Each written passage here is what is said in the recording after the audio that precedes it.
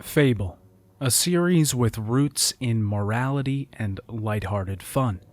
Games known for both great success and great failure. But how did such a great start end up so off course? Through this video, I'm going to explore the entire Fable series. I'm going to be diving deep into each of the mainline games and talking about everything else in between. We'll look at story, mechanics, development, and try to figure out what happened to the series overall. For this video, I played Fable Anniversary on PC, Fable 2 and 3 on the Xbox Series S, and Fable The Journey on the Xbox 360. I'll also be talking about the cancelled Fable Legends, the shut down Fable Fortune, all of the tie-in books in between, and finally, the upcoming Fable game. Towards the end of the video, I also talked to some Fable creators who had their hand in the Fable community. Skyrion, the Fable Historian, and the Salt Factory, so stick around to see what they had to say about Fable. I'll be spoiling all of the projects listed above, so spoiler warning for everything Fable. Also, last note, if you've seen me talk about the 3 Fable games previously, you can skip to the last section to see me talk about Fable The Journey, Fable Legends, and all that stuff. Hey Dad, it's me, your favorite son, and today I want to talk about Fable.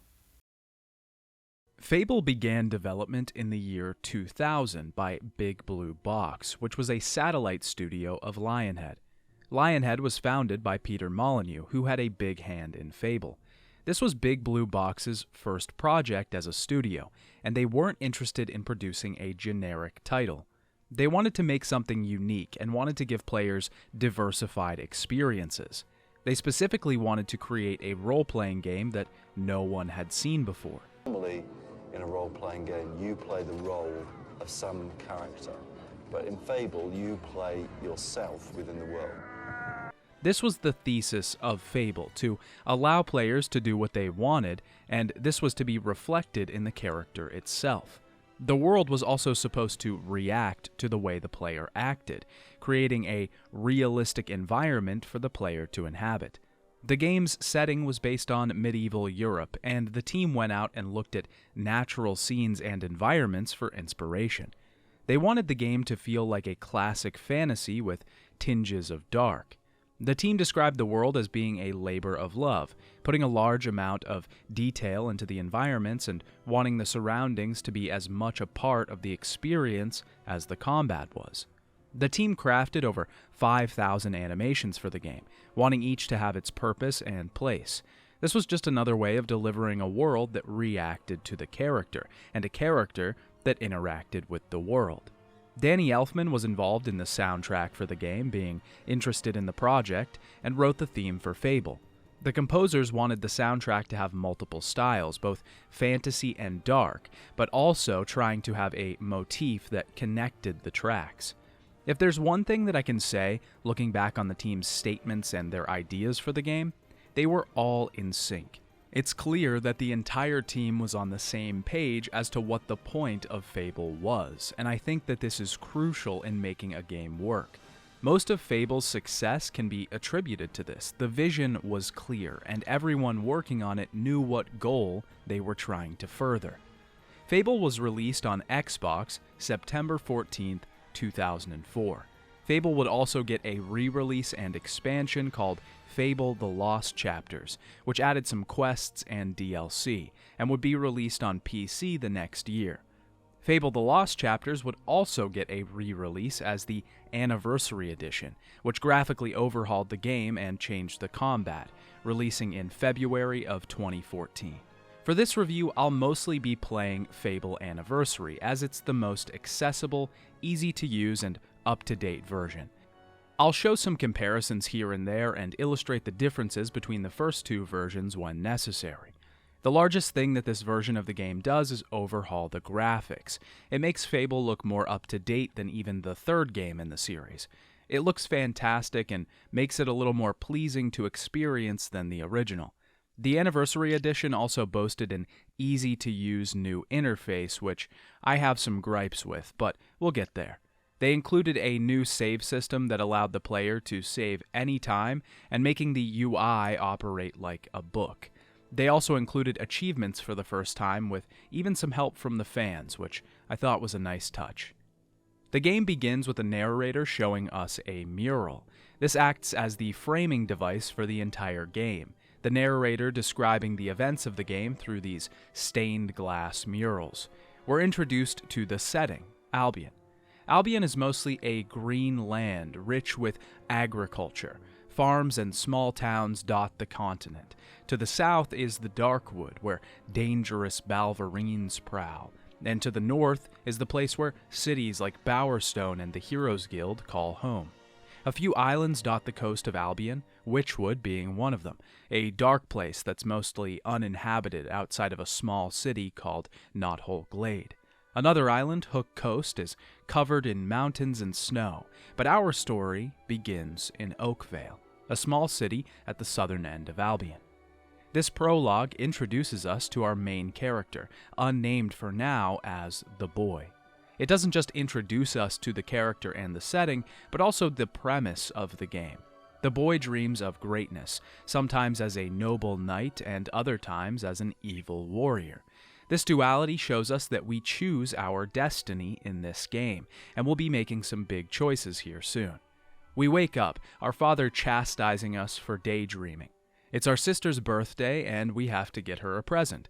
Our father will give us a couple gold coins if we do some good deeds around town. There are multiple things we can do around town. I chose to snitch on a cheating man, return a little girl's doll, defend a boy from a bully, and protect a man's crates. A good day of helping Oakvale. In the process, though, I accidentally hit a child younger than me. This caused me to be chastised by one of the guards. His words rang through my head. If you were older, you'd be apprehended and fined by the town guards. You need to decide if behaving like that is worth it, my young friend. You need to decide if behaving like that is worth it. It wasn't. It only got in the way. Doing good or bad deeds in Fable earns you alignment points. This either takes your alignment more toward good or evil. The alignment system in the first game is pretty elementary and would be expanded upon greatly in the later two games. The Anniversary Edition has 3 scales that represent your character. Alignment, which is not only affected by your deeds but also your appearance and the spells that you use. Renown, which is increased by interacting with people, showing off trophies, and doing heroic deeds. And Attractiveness, which is affected solely by your appearance. The higher your renown, the more known you are across Albion as a hero. More people will recognize you, and you'll also have access to more expressions, actions that can be used to interact with others. Your alignment will control your physical experience and what spells you're able to master. Having fully good alignment will see you with a halo hovering over your head, and having fully evil alignment will seeing you have red eyes and glowing veins with gray skin. The more attractive you are, the more people will be willing to talk to you or even marry you. The more scary you look, the more people will scream and run away when they see you. My character wanted to be a hero, though. He dreamed of it, and this cemented that in his mind. He scrounged together enough money to buy some chocolates for his sister, exactly enough money, 3 gold. I bought the chocolates and took them to Teresa, but as we left, tragedy struck. Bandits arrived in the town, stealing Teresa and the boy's mother. The father fought to protect his kin, but he was no warrior, and fell mortally wounded. The bandits ripped the house apart, but could not find the boy. Through torture and threats, his mother and sister remained silent, and their furious attackers took them both.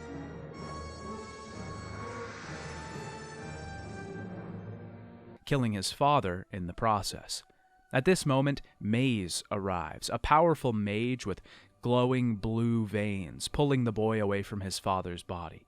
Maze saved him and offered him a place at the Heroes Guild. His life had been ripped away from him, but Maze represented power. The power to be able to protect the ones he loved. The power to save everyone. I thought you'd have a stronger stomach than that. Come on. Save your energy, boy. It's not me you want to fight. You might not realize it, but I just saved your life. There's nothing left for you in Oakvale. And if you'd stayed, you'd be as dead as the rest of them. Come with me. The boy accepted and met the guildmaster, the one who would be responsible for his training. He gets a dorm of his own that he shares with another student. After the guildmaster leaves, he cries. Waking up the next morning, we're introduced to Whisper, our dorm partner. We race to meet the guildmaster and begin our training. There's a large training arc here introducing the mechanics and aging the character forward a few years. The guildmaster trains us in the way of sword, archery, and will, which is the magic of the Fable world. This whole chapter of the game is pretty long, which at first I found annoying, but I realized that it's quite central to the narrative. Over the course of a couple hours, we naturally learn how to find side quests and complete quests on our own. We're also getting comfortable with the controls and systems. It's a good way to slowly deliver multiple systems to the player without throwing them in our lap all at once. It also serves to gently familiarize you with the world and the characters, making you grow closer to them. It's the best way to let the player identify with a character who's being trained in a hero school without just skipping over the whole thing. We train with the guildmaster and fight Whisper as our final test. We win, of course, and Thunder, a legendary hero, watches over our practice, revealing himself to be Whisper's brother. The combat systems in Fable are pretty simple, and we'll get in depth into them later, but for now I just want to give you a brief synopsis. In Fable, you have three types of fighting: melee, ranged, and will. Melee is simple: swing your sword and hit the enemy. You can lock on or freely attack like most everything else. After you get a small combo going, you can use the right mouse button to activate a flourish move. This does more damage and normally knocks the enemy down or breaks through their block. You can also block with your weapon by holding the middle mouse button, or roll out of the way by clicking the middle mouse button. Archery is pretty simplistic, using the same lock-on system and letting you control the power of your shot by holding the left mouse button longer. You can also right-click to go into a manual aim mode. Will is by far the most expansive of the combat systems because it also can affect the other systems. You hold shift to bring up a secondary menu of spells and can cycle through them. There are a ton of spells in this game which we'll get into, but you start off with only lightning, which will do light damage to enemies repeatedly. All three of these combat systems are pretty basic, but that doesn't mean that Fable doesn't have interesting combat. There are a ton of options for you to build your character around and a lot of different ways to go with it. It's really up to you to decide which of the three you want to specialize in, and this decision is made really by just using that system more. The only problem with this is that all of the systems don't feel equal. We'll see in a bit that melee and ranged can definitely be used on their own. They're self-sufficient. Level them up enough and you'll be slashing through enemies and bosses like it's nothing. But will doesn't really have the same luxury. It definitely feels weaker than the others, and I mostly used it to complement them rather than act as its own source of damage. Before we get to our tests, the Guildmaster asks us if we'd like to continue with training, and the story advances a bit, aging us up what looks like a few years. After training with the Guildmaster in these three disciplines, we take graded tests for each of them, and being exceptional grants us some great early game weapons. Before we graduate, we go with Whisper to spend some time in the woods. There she spots some bandits, and the two of us take them out. Fledgling heroes ready to deliver justice upon the world. Before we can graduate, Maze gives us our final test, having us attack him with each of our combat abilities. Yes, quite impressive for a novice. Maze tells us that our abilities were impressive for a novice. The powerful mage that saved us from the bandits, giving me his seal of approval, was all the motivation that I needed. I would be like him one day. Whisper and I graduate together, receiving our guild seals and the ability to take on quests for ourselves. The Guildmaster tells us that our choices, good or evil, will change the fate of Albion forever. Of thousands, or strike fear into their hearts. These are dark times. The shadows of Albion are stirring, and strange winds are blowing. Your choices, whether they lead you down the path of good or evil, will change the face of the world. He echoes the words of the guard from Oakvale. At this point, we're introduced to the quest system, which is surprisingly robust. You can take on new quests from the map table in the Heroes Guild. These can be main quests, which are gold, side quests, which are silver, or bronze quests, which are the same as silver, except they are obtained from people and not the Heroes Guild. Whenever a quest is received, you may take boasts with it. Boasts are an incredibly interesting system that I've never really seen in another game, at least not like this. These allow you to stand outside the Heroes Guild and brag about your future heroism. This will see you accepting additional challenges by wagering gold, and if the challenges are completed, you receive additional renown and gold. If the challenges are not completed, the gold is lost. These boasts can be anything from doing the quest with no armor to not taking any damage. This really incentivizes the player to focus more on combat and be more engaged in the quest itself. It also encourages replayability in the game itself, knowing that there are more challenges to be undertaken. It's inherently a risk-reward system where your reputation in Albion is on the line. I take my first quest and head out. Wasps are attacking the picnic area outside of the Heroes Guild.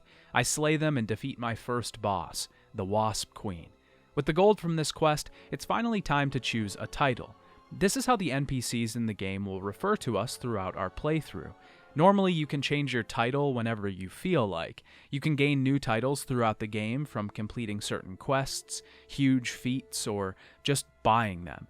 I decided to pick one title for each of my characters and use that to refer to them throughout the video. I chose Saber, because I felt like this most represented the journey that I wanted this character to go on. A sword in the darkness, a protector, a peacekeeper. We also gained some experience, and it was time to level up. The experience system for Fable is an incredible high point for me, and I feel like it does what it's trying to do very well. It's pretty simple. We have 3 specialized types of XP: strength, skill, and will. The 4th type of experience is general. You gain general XP from doing most things, completing quests, killing enemies, all that. You gain specialized XP from attacking with those specialties. For example, if you attack an enemy with your bow, you'll gain skill XP. If you attack an enemy with your sword, you'll gain strength XP. I always love seeing these types of systems in games because you're leveling up your skill by using them. This means that for the most part, you can't become a badass mage just by using swords. You can't funnel all your experience that you gain from combat and never use a spell. Now, there's a caveat to this. When you level up, you spend this experience to buy or upgrade abilities and stats. If you're upgrading a strength skill, you'll use your strength experience to buy this upgrade, until your strength experience runs out. Then the overflow will be charged to the general experience. If you have no strength experience, you can just use general experience to buy an ability. So this is kind of the best of both worlds system. You're rewarded for using the type of combat you want to upgrade, but you can also use your general experience for other systems if you please. I really like this system, and I think it finds a balance between the mechanics of things like the Elder Scrolls, where your attributes are only leveled by using them, and things like Mass Effect, where you can just get skill upgrades and spend them whatever way you please. Okay, maybe that wasn't as simple as I thought, but still a well-rounded and thought-out system. It also ties into the thesis of the game, which is your character reflecting your actions. The only thing I don't like about the XP system is the way you gather general XP. Specialized XP like Strength, for example, is automatically given to you. General XP appears as green orbs on the ground after you kill an enemy, which you have to pick up. This can be done easily by holding down Shift, which will pull all of the orbs towards you, but this seemed unnecessary and kind of an annoyance after every battle. If we're already being given the specialized XP automatically, why not extend that to general XP? When you get back to the guild, you meet Briar Rose, another famous hero. She's a little cocky, but tells us she's going to Knothole Glade. Oh, hello. You must be the kid Maze is always talking about. Can't imagine what he sees in you. Still, I suppose Maze knows best. The guildmaster informs me that Maze is looking for me, so I head to Bowerstone, Albion's capital. Each city has a few different shops, blacksmiths, tailors, general stores, and barbers. These work mostly the same as other RPGs, letting you buy or sell items, but Fable actively encourages you to use the game's economy to your advantage. Multiple tips in the game will tell you to buy items from one store and sell them to another for a higher price. I never really did this, but I thought it was cool to see the game recognizing this as a valid way of making money. The system's also kind of broken, so it was a little cheese for me. Maze tells Saber that there may have been another survivor of the Oakvale massacre, his sister. Teresa could be alive. Suddenly, the quest for revenge and Saber's development has become about something else, getting his old life back. Saber took a quest to protect Orchard Farm from bandits, helping the good folk of the farm to protect their goods. There's another quest that can be accepted here, the opposite one, to attack Orchard Farm. Why would someone want to attack Orchard Farm? What kind of life is that, helping bandits? When Saber arrives, Whisper is there to greet him, telling him that she might accept the quest to attack the farm. This worried me. What could Whisper be becoming? Is the hero's journey already corrupting her? I wasn't sure. All I knew was Orchard Farm needed a hero, even a fledgling one like myself. I protected the farm against bandits, and Whisper arrived at the end to fight me. She lost, as I expected. I accepted another quest to lead some traders through the Darkwood. This area is a shadowy place full of swamps, balverines, Wolverine-like creatures, and a temple boasting power for one's evil enough to worship a dark god. As Saber makes his way through the Darkwood, he comes across a trader, bitten by a balverine and asking for help. We're met with a choice, to leave this trader and potentially spare ourselves having to deal with another balverine, or take the chance. I thought the chance was worth it. The alternative was to ensure his death in these woods. At least this way there was a possibility of his life being spared. Unfortunately, shortly after this he would turn, and Saber would be forced to slay the man. In this moment, I realized that you couldn't save everyone. Just before exiting the Darkwood, the trader village of Barrow Fields on the other side, a golem appeared. This is one of many boss battles in Fable. We have to dodge around the golem's showers of thrown rocks and attack him at distinct moments. Most of the bosses are pretty simple, one or two prevalent mechanics. I wish that they had a little more depth to the fights. There's a few standout ones that we'll talk about later, but most of them are pretty plain. Arriving at Barrow Fields, the traders safely in tow, we're contacted again by Maze. This time he's asking us to meet him in Oakvale, Saber's hometown. When Saber arrives in Oakvale, he's confronted by a woman that he doesn't remember, until the thoughts come flooding back. So where have you been all this time? You do remember me, don't you? I was looking for Rosie, my teddy bear, just before the raid. After that day, my parents moved to Bowerstone, but I never really liked it there. Are you all right? I think I lost you there for a second. Anyway, I have to go now, but it was great to see you again. He's pulled out and Maze is waiting for him. Maze has a new tip on Saber's sister, a blind seeress who is the right hand to Twinblade. He says she might know something about the survivors of Oakvale. Twinblade used to be a hero but had no patience for the guild. He brought together 12 different clans of bandits, uniting them under one banner, sharing his name. Maze also tells us that he suspects Twinblade was behind the attack on Oakvale. In Oakvale, we find a woman lamenting her husband who's lost at sea. Journeying to the other side of town, we'll come across an entrepreneur who wants to get rid of a ghost from his property. The ghost happens to be the husband of the waiting woman, and wants us to return his treasure to her. I found it on the shores of Oakvale, and returned it to the woman. The ghost tells us where his stash is hidden in the cemetery, and moves on. Digging up this stash nets us a new great axe and a silver key. A lot of the secrets in Fable are locked behind silver keys. These can mostly be found by digging them out of the ground or fishing them out of the water. These silver keys unlock chests hidden around the world and usually hold great weapons, armor, or potions. Since the entrepreneur has his property back, he starts up his business again, a game of chicken punting. This game sees you kicking chickens and trying to hit specific spots on a dock. Chicken kicking is a staple of the Fable series and would become a recurring element in some form or another. Saber heads to the Twin Blade camp and, oh boy, this quest. I forgot about this until I was going back through footage and, man, this is a little rough. So, Fable, as much as I've spoken highly about it, is a little janky. It's originally an Xbox PC game released in the early 2000s, so that's a bit expected. Also, I want to give credit because this is a game with many different storylines and tons of different outcomes to your experience. I can imagine that whenever coding a project like this, things get complicated, especially with so many systems involved. This quest sees 3 bandits coming out from the camp to patrol the area. We have to sneak by them and get into the bandit camp. If they see us, though, they'll alert the guards and close the door to the camp. If this happens, a timer is set, forcing us to wait for the next set of bandits to come out, and thus giving us another try to sneak past them.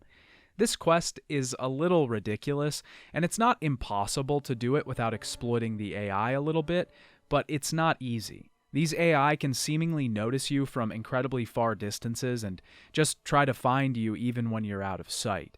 Your sneak also doesn't move very fast, so getting away from them while moving in the shadows is almost impossible. All of you are probably saying, "Son, your guile skill isn't high enough." Guile is an ability that increases how well you sneak, steal, and trade, but this main quest shouldn't be dependent on an ability that you have to have leveled up this early in the game. I had to actually look up a video on how other people did this quest to get it to work, but I have no idea how I would have done this naturally. Also, this is the only time in the main quest that you're forced to sneak, so it just seemed like a weird instance of pushing a barely used mechanic. Saber sneaks past the bandits and arrives at the gate to the bandit camp. Saber had to pretend to be a bandit to get into the camp, wearing their attire. This was something he was vehemently against. You see, for this playthrough, I tried to wear exclusively armor that was attractive and brought my alignment up, not down. The bandit gear made me appear scary and, frankly, like a ruffian. But a hero has to do what a hero has to do. So I donned the bandit attire and entered the camp. There we had to get into Twin Blade's tent, and there was multiple ways to go about this. Some assassins were offering me their services for 2,000 gold, but I wasn't exactly sure how moral that was. I always had the option of killing every bandit in the camp and entering that way, but it was a bit loud for my tastes. There was also the matter of the captives. There's 2 women caged in the back of the camp and ready for the bandits. If I freed them, the bandits would surely open the gates to try and retrieve them. It's risky, as I'm wagering the lives of 2 women on a chance that they get away, but it's well worth it. This got me into Twin Blade's tent, and he was ready for me. Twin Blade is a tower of a man, a hulking, massive brute, and he fights like one, swinging blades wantonly and often getting them stuck in the ground. This is when the time to strike is right. The only annoying thing about this fight is the circle of bandits around the arena. If you get too close to them, they start hitting you with their swords. Most of the fight is just repeating the same loop. Avoid Twin Blade, wait for him to stick his swords in the ground, hit him a couple times, repeat. This boss was fine on my good playthrough, but if you're not as powerful as I was yet, this fight drags out for quite a while. Twin Blade goes down, and just as we're about to give him the mercy of death, the Seeress shows herself. There you are. What's wrong? Don't you recognize your own sister? She turns out to be Saber's sister, Teresa. The girl is blind, her eyes sliced out by the leader of the Raiders of Oakvale. She crawled through the forest, found eventually by Twin Blade and serving in his clan. He took her by his side, accepting her prophetic whispers as truth. She spins one of these truths, telling Saber that he'll have to make a choice one day between the darkness and the light. In Fable, there's something that's just off with the line delivery. A lot of times when NPCs are speaking, they almost start the next line way too fast. I've seen so many things. So much killing. So much dying. I've seen you, little brother. In a ring of sand and blood. An arena full of secrets. I'm not sure if this had to do with syncing up to the already quick animations in the game, but it really feels disjointed and wooden sometimes. This is on full display with Teresa in this scene. This wasn't the case with every single character in the game, and a lot of characters actually have great performances, like the Guildmaster. Now, take your guild seals and venture forth as heroes. But when it did happen, it served to take me out of the game and lessened the emotional impact of a scene. Teresa unlocks a power in Saber that runs in their bloodline, and Twinblade asks for death. I choose to spare his life. He was not the one responsible for Oakvale, that much is clear, and he raised my sister as his own. Maze requested my presence to talk to me about my sister, but I had a quest to attend to. A woman lost her grandson, saying that he journeyed into a hob cave. Hobs are interesting enemies, and just one of the various monsters that grace Albion. Each creature has a pretty deep and substantial lore when you take a look at them. The Balverines were created out of a larger, more ferocious creature called Balvorns. These massive beasts would feed on thousands at a time. Only one man survived the slaughter that they would rack upon the world, and he became the first Balverine. I actually read an entire book about this subject, written by Peter David, called Fable, the Balverine Order. It was not very good. We'll get heavier into the external materials like this in the final part of this retrospective, though. Trolls were one of the first creatures to wander the lands of Albion, and were mostly hunted extinct by the Old Kingdom. The Hobbs have their own tragic backstory. Supposedly the first Hobbs were created by nymphs, by kidnapping wandering children and transforming them into these beasts. There's a lot of lore in Fable, a surprising amount actually for this game. But don't worry, we have a history lesson coming soon that will bring you entirely up to speed. I descended into the Hob Cave looking for the boy. In my pursuit, I found hundreds of Hobbs constantly swarming around me. I also found a man who was raiding the cave and got caught, his party members killed. I took pity on him and helped him, allowing him to join me on my quest. When I finally found the boy at the bottom of the cavern, he was being kidnapped by a nymph who needed a human sacrifice for her ritual. She told me I could take the boy as long as I gave her another human. I wasn't sure what to do in this situation. I could have surely killed the nymph and rescued the boy, but I wasn't sure how strong nymphs were. I hadn't fought one yet. The man I had with me was a bandit. He was stealing from this place, here to thieve and sell everything he found. An innocent child had to be worth more than that, right? Plus, I agreed. I had a quest to complete. I traded his life for the boy's and left. I couldn't look back because the decision had been made. There was no use pondering it now. This was a tough decision Fable presented me because I wasn't really sure what the right choice was here. I guess it only matters that I thought it was right. But was it? I returned the boy to his grandmother and he promptly left her home, saying that she wasn't suitable to live with. Maze tells me that there's a rumor an old friend of his, the archaeologist, is hiding somewhere in Witchwood. He's found something big that may be putting his life in danger. I head to Witchwood and solve a puzzle concerning the name of the demon door guarding the archaeologist. Demon doors are all over Albion. They are sentient beings whose origins aren't fully known. Some believe that they are men who were cursed with guarding great treasures or portals to other worlds. Regardless of how they were created, they require a challenge to be completed before entering. This could be something as simple as lighting a lamp in front of them, and could be as difficult as having a high evil alignment. This demon door required that I hit stones corresponding with different letters to spell out his name. Once I did this, the archaeologist greeted me, saying he's been studying the focus sites. He also says that Jack of Blades is interested in the same sites. These sites are structures placed around the world that we see throughout the game. He leaves us his journal for some context and heads out. Now, Fable has a bit of a lore problem. It's not terrible, but there's a ton of backstory to the world that isn't really fully fleshed out within the game. You don't absolutely need to know the lore to find out what happens in the story, but it provides some much-needed context. For that reason, we're going to have a bit of a history lesson and go over the story of Albion before Fable. The earliest history of Albion is mostly legend. The tales tell of three beings that came from the Void: the Knight, the Jack, and the Queen, all using the surname of Blades. They were known as the Court and wanted to take over the world of men, demanding rulership over them. The people of Albion did not go down easily, and the court scorched the earth, and the sky was filled with smoke. The second time the people of Albion refused to kneel, the court raised the ocean into the sky and flooded the land. The third and final time they refused, the court twisted their minds until they killed each other. Finally, the people of Albion bowed, and the reign of the court began. During this reign, a blacksmith and his wife had a boy named William. He had incredible powers of the mind and could protect his village while performing wonderful feats. These acts were the origin of the powers of will. William was determined to overthrow the court and bring freedom back to Albion. He found his way into the Void and stole the Sword of Aeons. This sword spoke to William and promised to help him defeat the court, but only if he bonded his soul to it. With the sword in tow, William scaled the peak of Ruan and challenged the court. William first destroyed the Knight of Blades, then destroying Jack's body, but his soul escaping into the Void. William battled the Queen last, and this went on for weeks, raising mountains and carving valleys in the land with their ferocious blows. William finally destroyed the Queen, and Albion was free.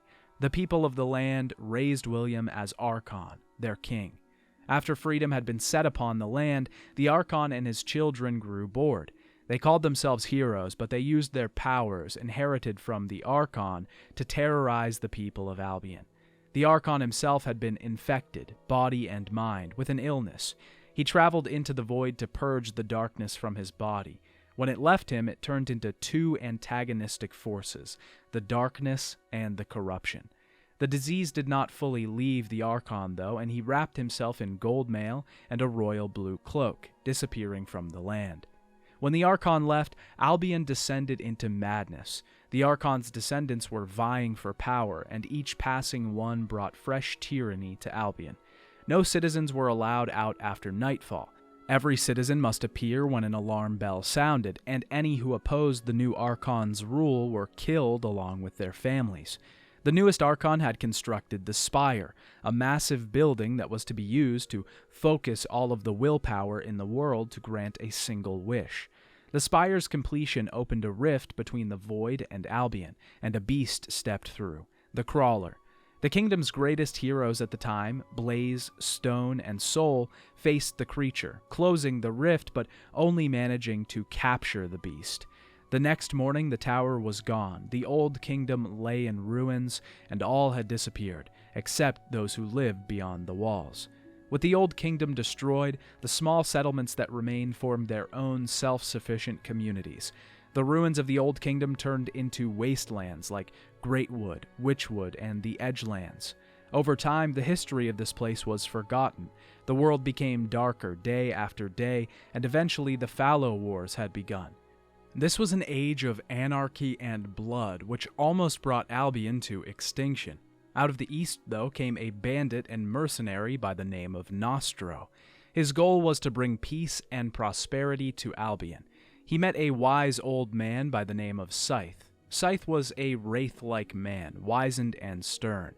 He carried an ornate sword and wore a tattered blue cloak with ruined gold armor, like that of the first Archon. He took an interest in Nostro because he seemed to possess the power of the first Archon's descendants. Scythe began to tutor Nostro in how to be a just man who was worthy of leading men. Nostro first formed the Heroes Guild, gathering men and women to be trained as true heroes. At the same time, he was being tutored by Scythe in the ways of will. Nostro forced peace upon Albion and created the Witchwood Arena, a venue where people could settle disputes in public. He also commissioned his blacksmiths to form the Tears of Avo, a sword that was meant to replicate the Sword of Aeons wielded by the first Archon himself. Nostro eventually fell under the sway of a courtesan named Magdalena. Her power-hungry ways saw the world change, the arena become nothing more than entertainment, the guild turned into a house of mercenaries, and Nostro himself descending into corruption. Scythe left at the sight of this, not being able to bear to see the fall of Nostro. At the end of his life, Nostro became aware of how corrupted he had become, and even his wife and followers had abandoned him. He was poisoned by an assassin and called on Scythe to sit with him in his final hours. He died and was buried in Lichfield Graveyard. There were also some wars that took place between two churches, the Church of Scorm and the Church of Avo. These two churches were formed by a traitor after finding two opposing fonts of energy. There's speculation that the deities themselves are false gods, but there's evidence that goes both ways. Either way, 200 years after these wars, we are brought up to speed. I know it's a bit of an info dump, and we really didn't truly cover everything, but we will in due time. I think it's important, though, to understand the history of Albion before we delve into the story moving forward. I went to Knothole Glade to help them with a Balverine problem. They have a special Balverine terrorizing the village, powerful, tall, and covered in white fur. He can only be killed with silver. The wife of the hunter who died fighting him gives me a silver augmentation to be able to take it down. She reveals that her husband is the Balverine, turned into one when hunting Balverines in the forest. Augmentations in Fable are pretty simple, but add a little bit of complexity and customization to the combat. You can apply them to weapons, adding an elemental effect, health regeneration, or even mana to the weapon. With the silver augmentation, I took down the white Balverine, gathered his head, and returned it to the Knothole Glade chieftain.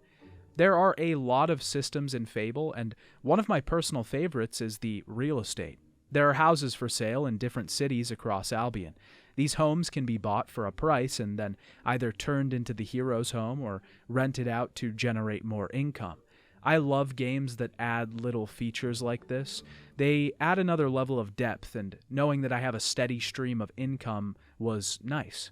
It gives you a way to make money aside from questing. You can also upgrade the decorations of the house to increase the amount of rent collected, or mount trophies on the walls collected from quests to do the same.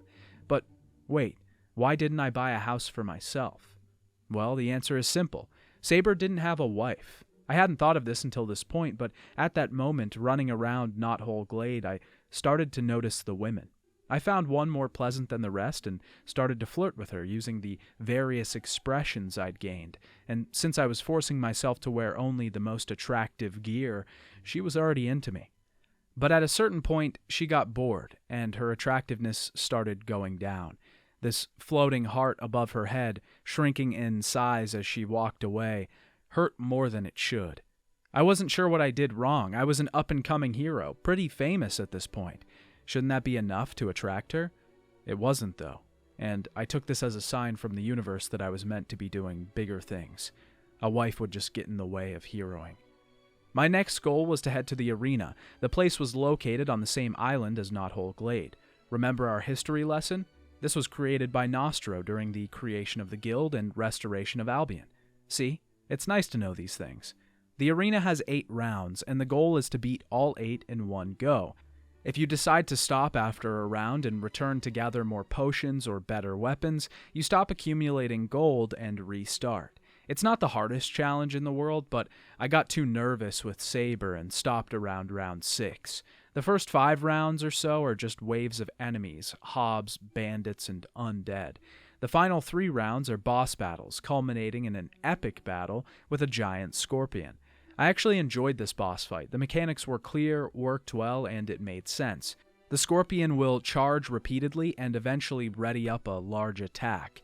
You use this moment to attack the scorpion in its weak spot while trying to dodge the charged attack. Halfway through the arena, Whisper joins us in our battle. She assists us through the last half of the waves. When the arena is won, I was told I had to battle Whisper. I did so, and won. She wasn't as powerful as me, she never could be, but that wasn't her fault. After beating her, Jack of Blades, who we know from the lore, is the head of the arena, and he wants blood. He wants me to kill Whisper to take home the gold I've earned. I say no. Whisper didn't deserve this. She's trying her hardest, and she won't die by my hand. Leaving the arena, I'm greeted with Thunder and Lady Grey. Lady Grey is propositioning me to meet her in Bowerstone. She's the mayor of the capital city, and Thunder is upset because he's pining after the mayor. Heading out, one of the guards tells me that I remind him of the old hero Scarlet Robe.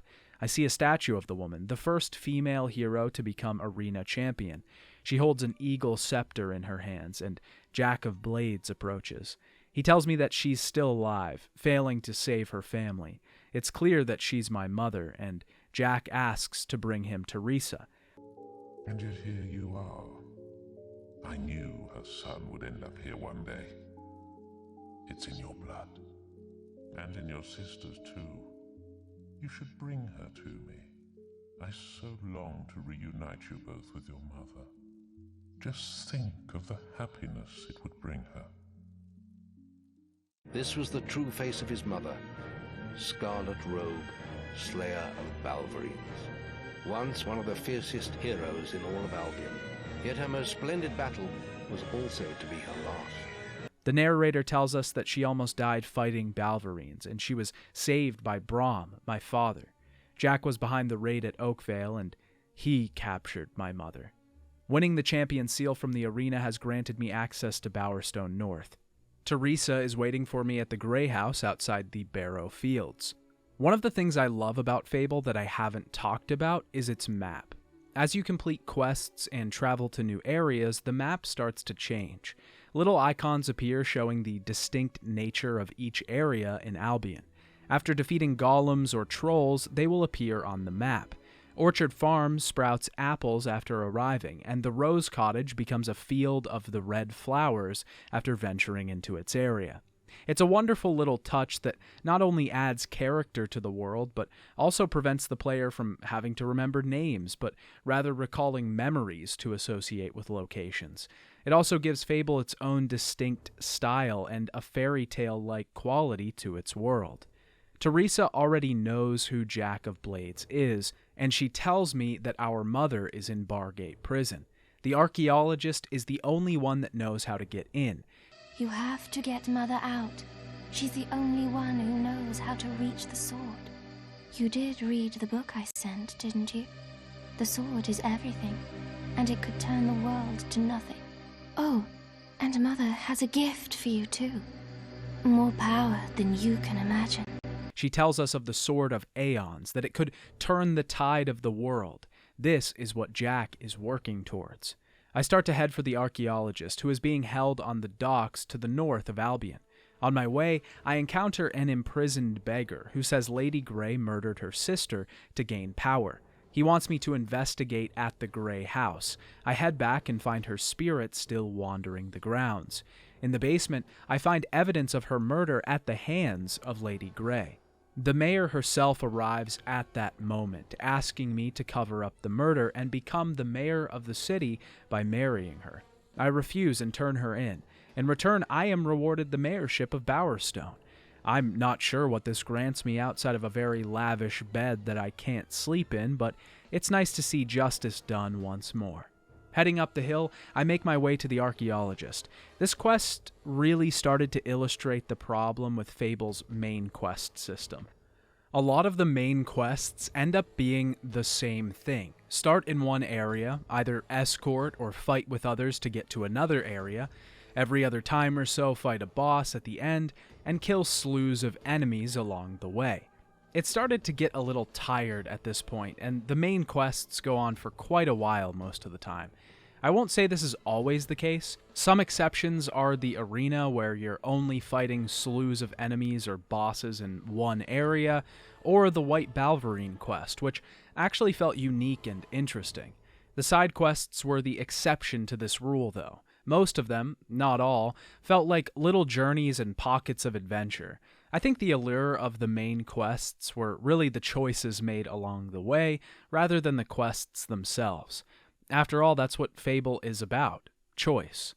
I rescued the archaeologist from being captured by Jack's minions. He tells me that the way into Bargate Prison is through the Litchfield Graveyard. I really want to talk about Jack's minions as an enemy type for a moment. They are separate in my mind from all the others for one reason: sound design. They have this specific noise that plays when they attack, when they move, when they rush at you.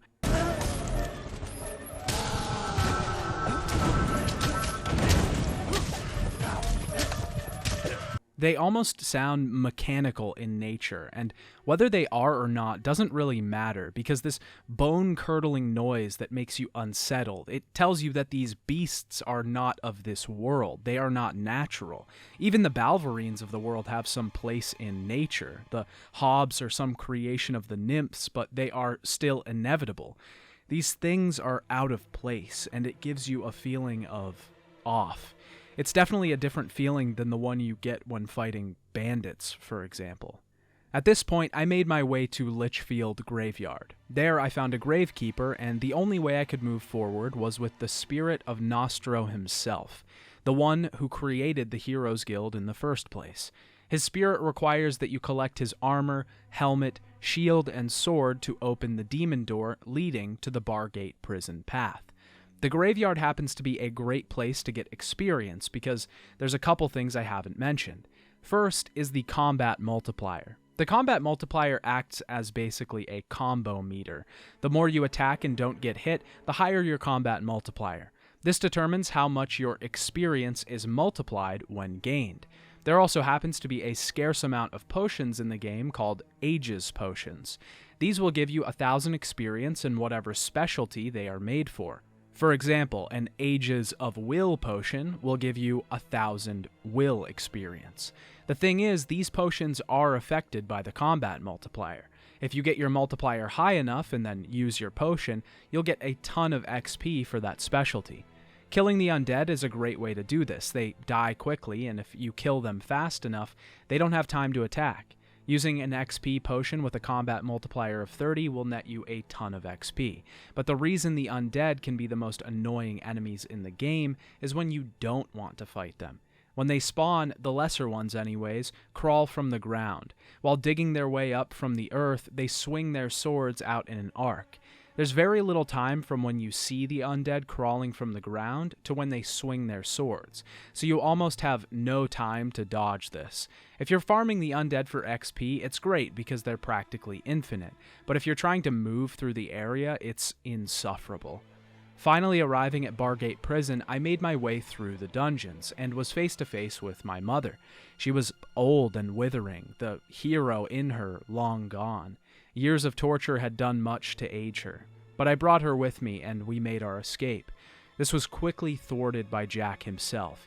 He used his minions to lock both of us up in Bargate. Sitting in prison is a solitary affair, but once a year the guards hold a race.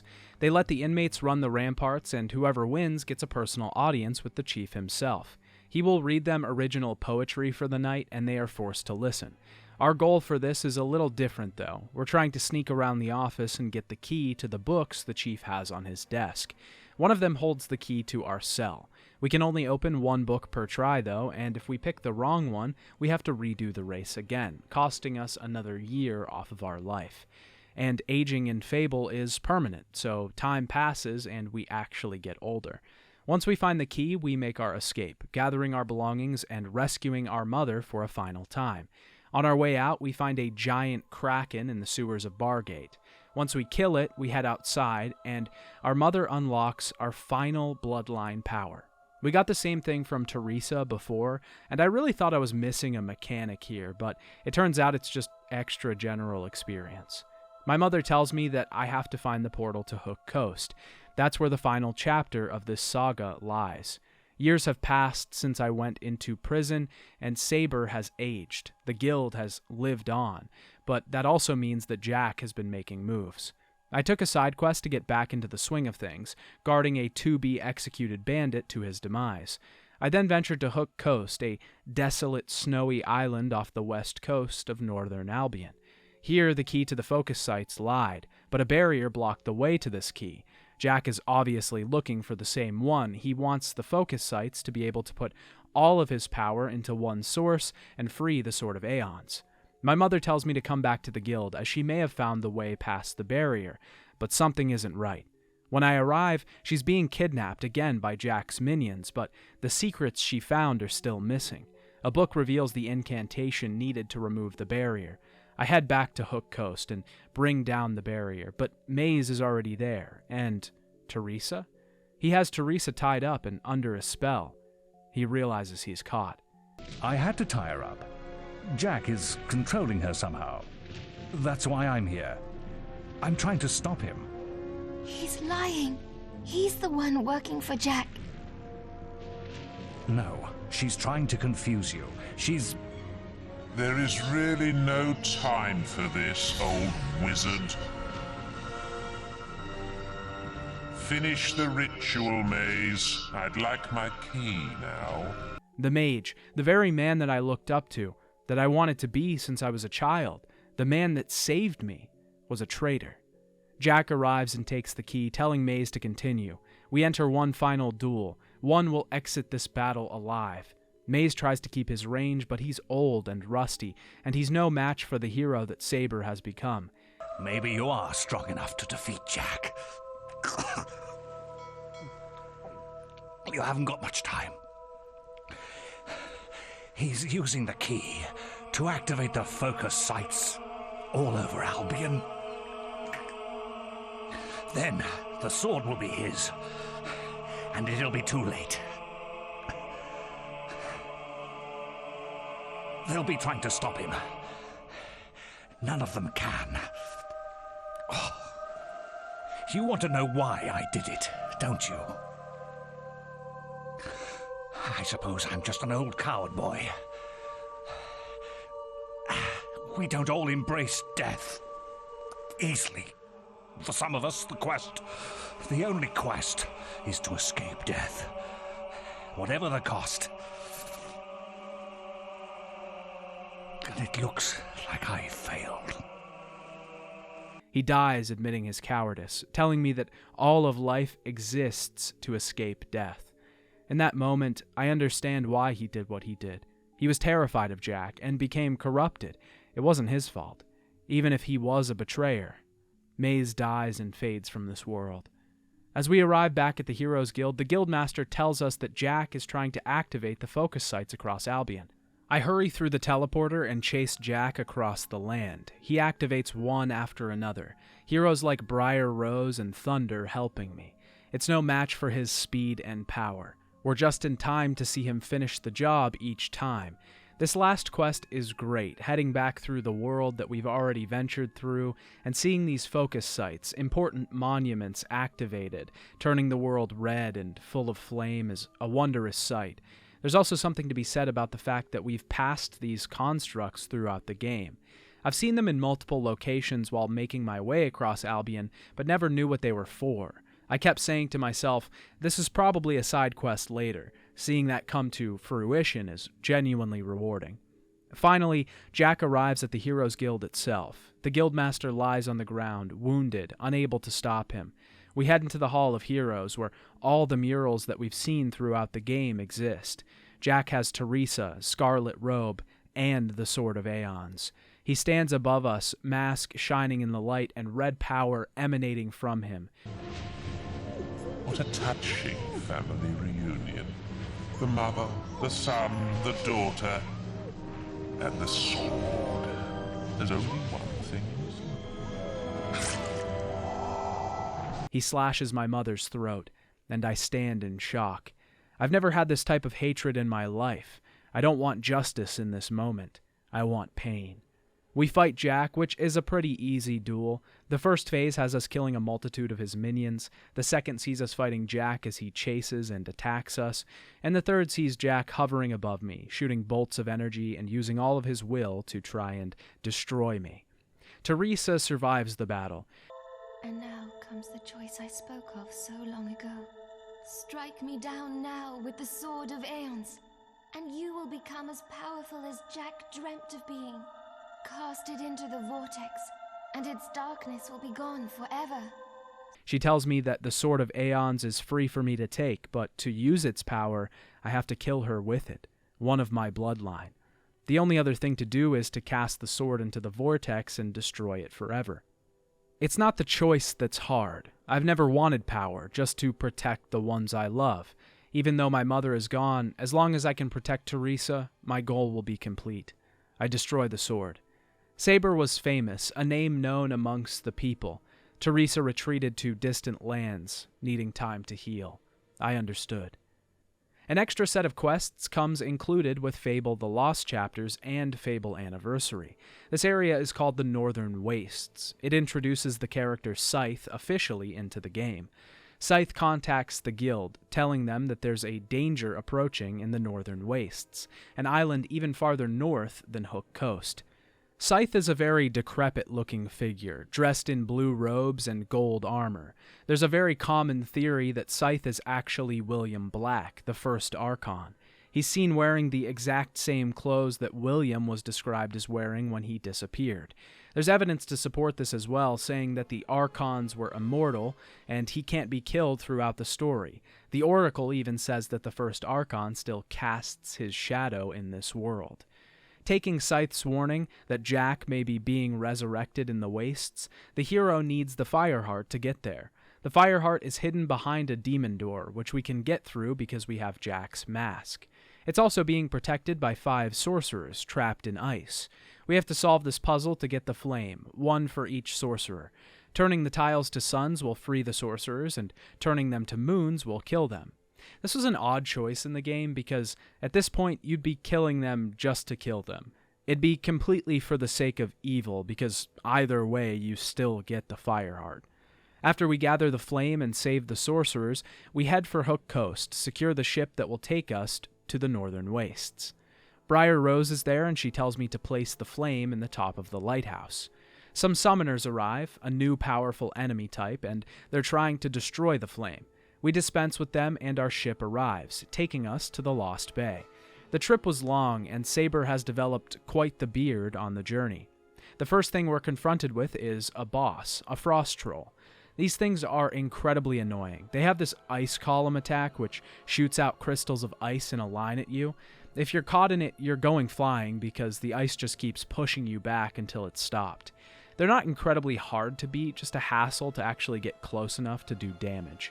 At the center of the island, we find a large construct. Briar Rose is doing some research to figure out how to get it working. This is the key to stopping Jack's resurrection.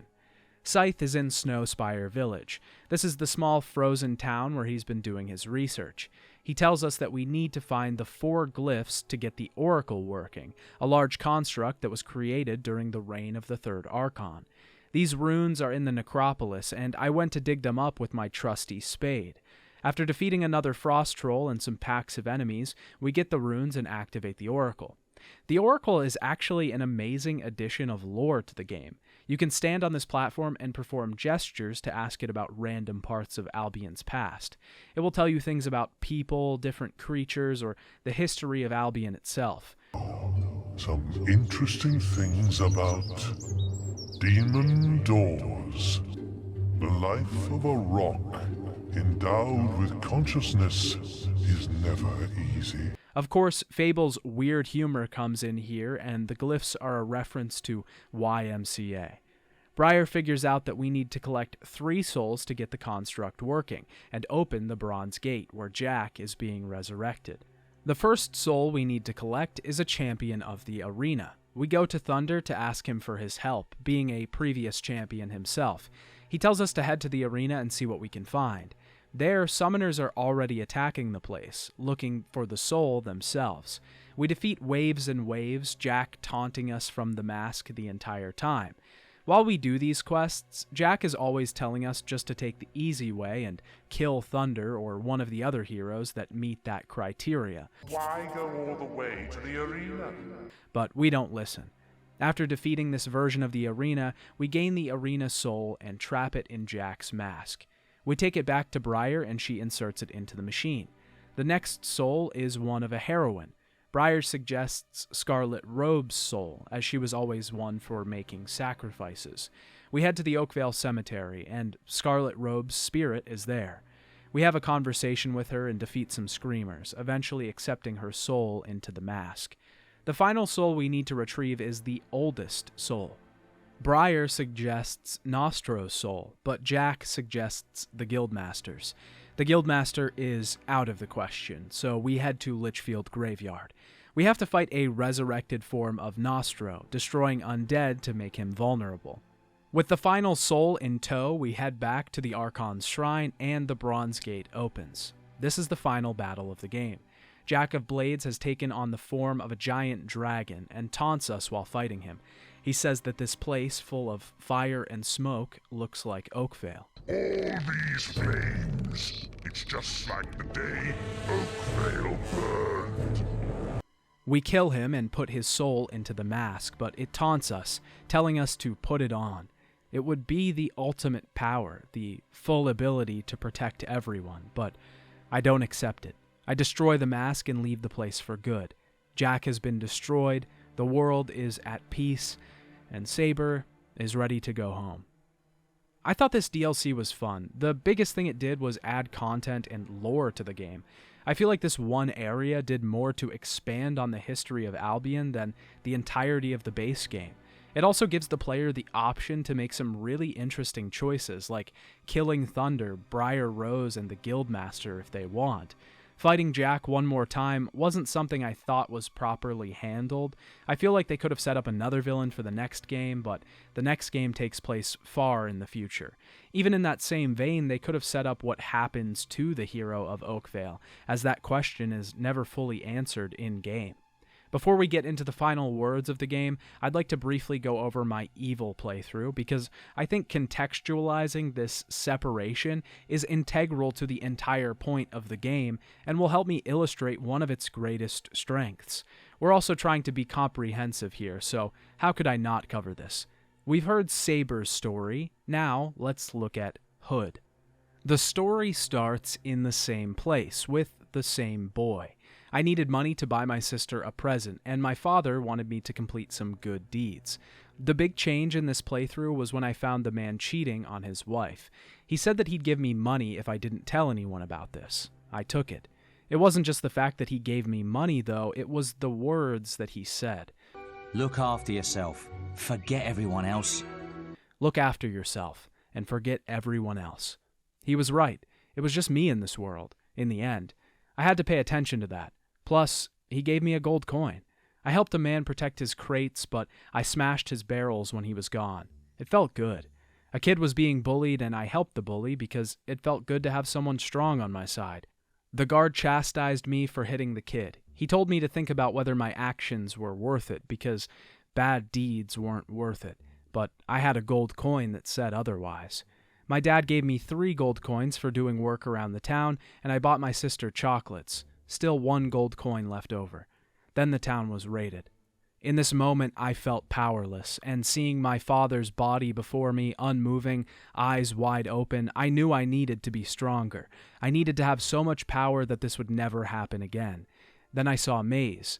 He represented that power in my eyes. As he took me to the Heroes Guild, I realized I would surpass him. I would become the most powerful hero ever.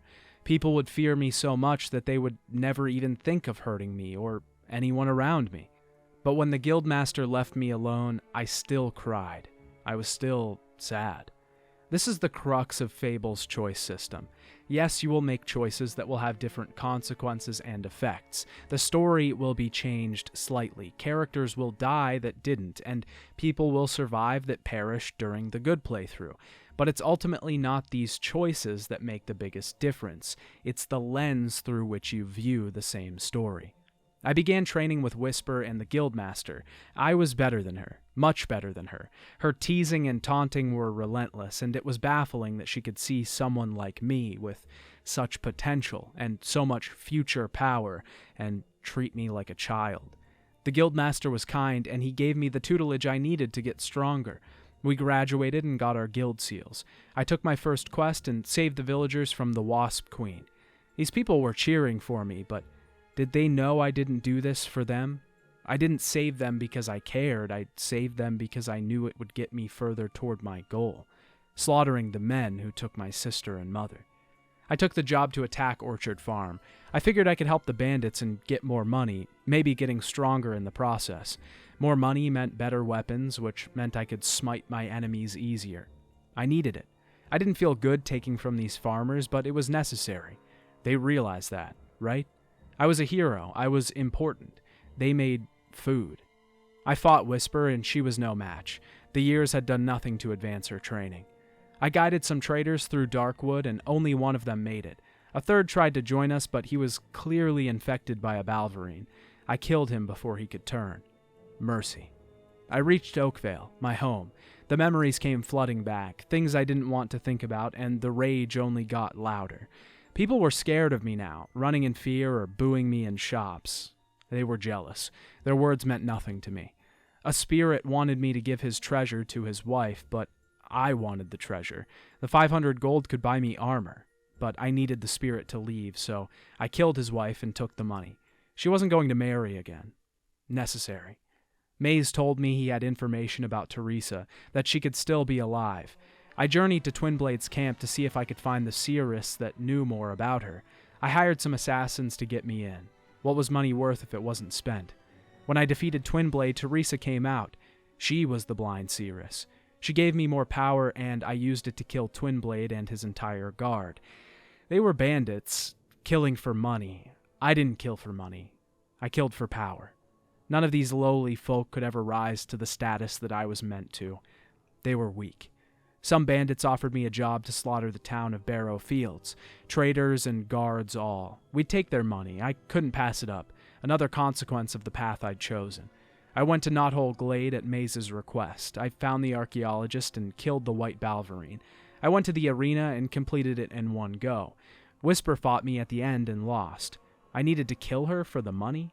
Wait, but it was a lot of money. Money that could buy potions, swords, armor, bows. Things like that would make people fear me. More power. The power would make it so that Oakvale didn't happen again. I could make sure it never happened again. Plus, Whisper had always undermined me. I could tell. I could see it in her eyes that she thought she was more powerful than I.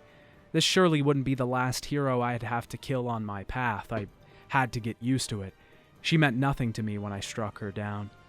Thunder chastised me for killing his sister, but he knew what she was getting into. This was the business. I met Jack of Blades. I wasn't strong enough to take him down yet. I needed to save my mother first. Lady Grey told me to visit her sometime, but I didn't have time for women. She would just get in the way of my duty, but would she? This woman seemed like a smart one, vying for power and moving herself up the ladder. Maybe that was perfect. She was cold and cruel, but no sweet woman could ever be with me. Look at me. I've become a monster. I went to see Lady Grey. I courted her, brought her gifts, bought a home. Finally, she wanted me to fight Thunder, her other suitor, to prove myself.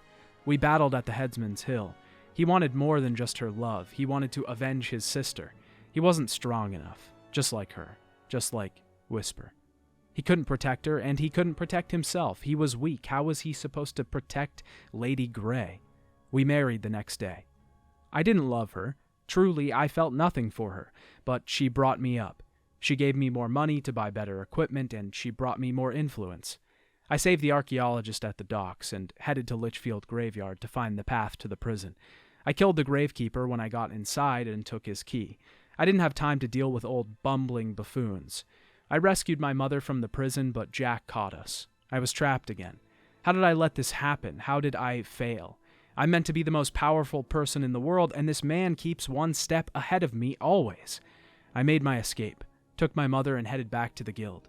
Hook Coast. That's where I'd stop him. Again, he captured my mother. At this point, I knew I'd make it to him before he could do anything. I was too strong, and he was a fool who had manipulated his way to the top. I'd take it by force. During this playthrough, I tried to focus on magic, going for a kind of evil spellcaster thing. This is when I realized the limitations of the will system. The best spells in the game are the ones that augment swords or bows. Spells like Berserker make your sword swings incredibly powerful for a short moment, and multi-hit lets you fire multiple arrows at once. I wanted to use only will during my playthrough, but it just seemed like fighting an uphill battle.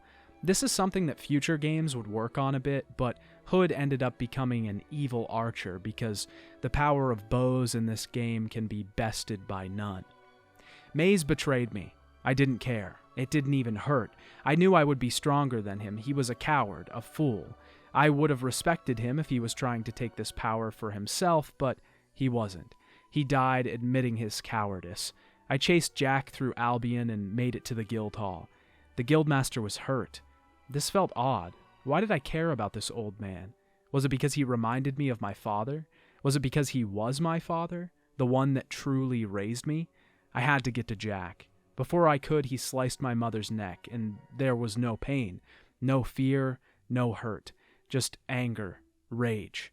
I had to kill him. This was my last test. I struck him down quickly. I always knew I was more powerful, and now I proved that. The most powerful man in the world, part of the court. I was stronger than William himself, the first Archon. No one could defy me. Teresa was speaking. She said I would have to kill her to receive the sword. I didn't want to. But she was neutral. She wasn't scared of death. Neither of us were. We were meant to die as children. The fact that she made it this far was a miracle, and she knew that it was necessary. I'd gone too far to turn back now. I killed her and took the sword. At this point, I was alone. I hadn't seen Lady Grey in months, and Scythe communicated with us. I took the flame heart by force. I felt nothing when I killed these old men. I didn't do it for money, power, or even to feel. I just did it because that's what I do. People know the name Hood. They fear the name Hood. This is what I'm meant for. I took the fire heart and headed on the ship of the drowned. Briar needed me to collect 3 souls. The first was an arena soul. I was powerful now. I could kill Thunder to save some time. I also let him go last time, and he needed to pay for that. I should have killed him already. He went down easy, and I took his soul into the mask. Killing these 2 just meant there was less competition. It wasn't a challenge, but I didn't need them rising up against me later. I took her soul as well. The last was... who? Not him. I went to the Heroes Guild. He tried to fight, and even tried to convince me in the end. You have been given too much power, and it has corrupted you. But it isn't too late to turn back. Stop this now, and there is still hope for you, for all of us. Please, let me teleport you to the graveyard. Take Nostro's soul instead. It was too late. I was beyond convincing. There were no morals in this. These people weren't anything anymore, just bodies with voices, mouths flapping, and I killed the man who raised me. I took the mask and fought Jack one last time. He was weaker than I expected. When the mask sat before me in my hand, I knew this is what everything was building to. This moment. Nothing else mattered. This was the final power. This was my ascendancy to godhood. I would do what no one else could. I would rule. Now that you've seen both sides, both stories, you see the difference. This is what this game is about. I genuinely didn't think the evil playthrough would be that different. I figured it would have a bad ending and you'd kill some people along the way, which you do. Killing the Guildmaster was actually particularly hard for me, if I'm being honest. But the point here isn't the changes made to the story, it's how you view the story, once you're in the shoes of a character with different motivations. It's how you view the same characters now that you want different things, and how just one goal, one action as a child can create these 2 different stories. This is the genius of the introductory quests as well. They set the tone and the atmosphere for everything that comes after. They're a micro version of the grand choices that you'll make later. It's not only introducing you to characters and mechanics, but how you make choices moving forward. Sure, you can be both good and evil and make contradictory decisions each time, but it's just not as fun. Fable, as a whole, did a lot for video games.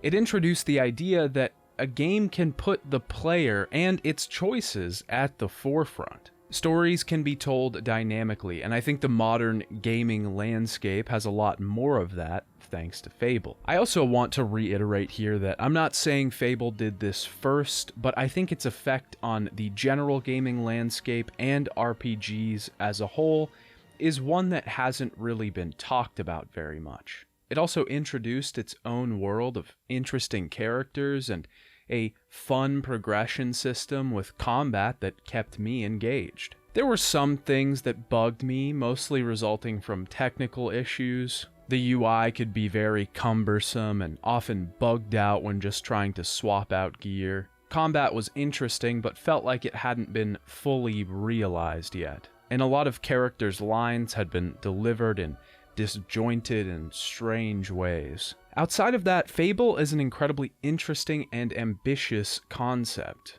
I think its lack of large characterization and basic narrative work to move its goals forward to provide you with a blank slate. Fable isn't supposed to tell you an interesting story. It wants you to tell that story yourself. It puts you in someone else's shoes and asks you to take the wheel narratively. This can create some amazing situations or some terrible ones, but that is up to you. This level of agency is what pulled me into Fable in the first place, and it excels on that point above the rest. I genuinely enjoyed my time with Fable. Obviously, my favorite part was making choices and playing both sides of the same story. Crafting my own narrative was fun, and seeing my effect on the world and the character were interesting. The things that bothered me with Fable were mostly fixed in future entries of the series, but those come with problems of their own. If you get the chance, I'd highly recommend playing Fable at some point if you already haven't.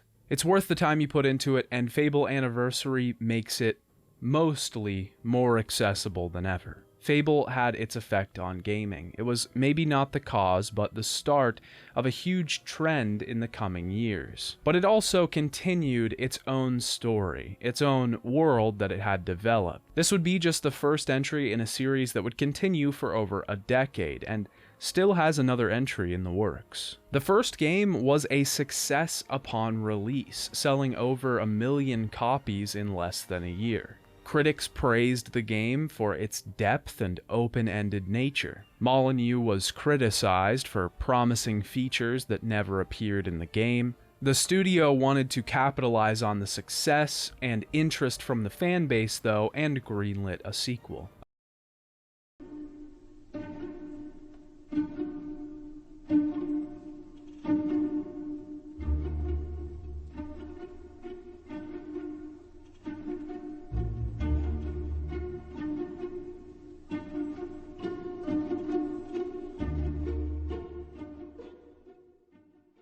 Fable II, the sequel to a highly successful and critically acclaimed RPG. The first game was a success, and fans wanted more, so this entry had its work cut out for it. The game was based around a similar premise as its predecessor, Choice, but this entry would lean a little bit heavier on the world and the story that it wanted to tell. The combat systems and RPG mechanics would also be upgraded and polished to appeal to a wider audience. All of these decisions would lead to a game that wasn't necessarily what the original Fable had set out to do, but it also didn't forego the idea of choice entirely. It landed somewhere in between. Fable II was walking in large footsteps, but could it fill those shoes? Fable II was announced in 2007. Lionhead Studios would return as the developer, along with most of the original team. A majority of Fable II's development story was detailed through a video diary released on Lionhead Studios' website. These interviews with various team members reveal exactly what the team wanted the game to be. One of the largest new features that the team wanted to implement was an expansion upon the emotion system. They wanted players to feel that the NPCs in the game were genuine and that the interaction with them was genuine. This was something the team felt that they couldn't accomplish with the previous game and wanted to really hammer it home here. Peter Molyneux was also involved with the sequel and specifically wanted players to be able to read the emotions of characters and understand plainly what they were feeling. The team's biggest approach to combat was the philosophy of one-button combat. A lot of people have said, you can't put combat on one button. What I hope this video diary says to you is that you can. This was the idea that you would be able to do multiple different things with one button, and thus make the control scheme more approachable. Clearly, their idea here was to make the game easy to pick up and more palatable for the general public. They also wanted this to extend into the magic system of the game, making spells easier to choose and use. The team also wanted the world to seem a bit more colorful this time around. They wanted to age the world forward and get away from the full medieval age, introducing the game to some slight technology. One of Molyneux's bigger focuses was co-op. Introducing the ability to be able to pick up a controller and play with friends was a focal point for the team. Overall, it seemed that the team wanted to expand on the things that Fable had done, but also take some new risks and introduce quite a lot of new mechanics. Fable II released on October 21st, 2008 for the Xbox 360. Fable II begins by introducing us to the game's all-new cinematics. These rendered scenes actually look pretty good for the Xbox 360. I was playing this on the Series S, but for a 13-year-old game, you can't be too mad.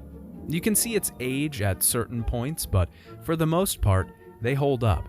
It was also a nice change from the previous game, actually having cutscenes that weren't just models from the game half obscured by the camera.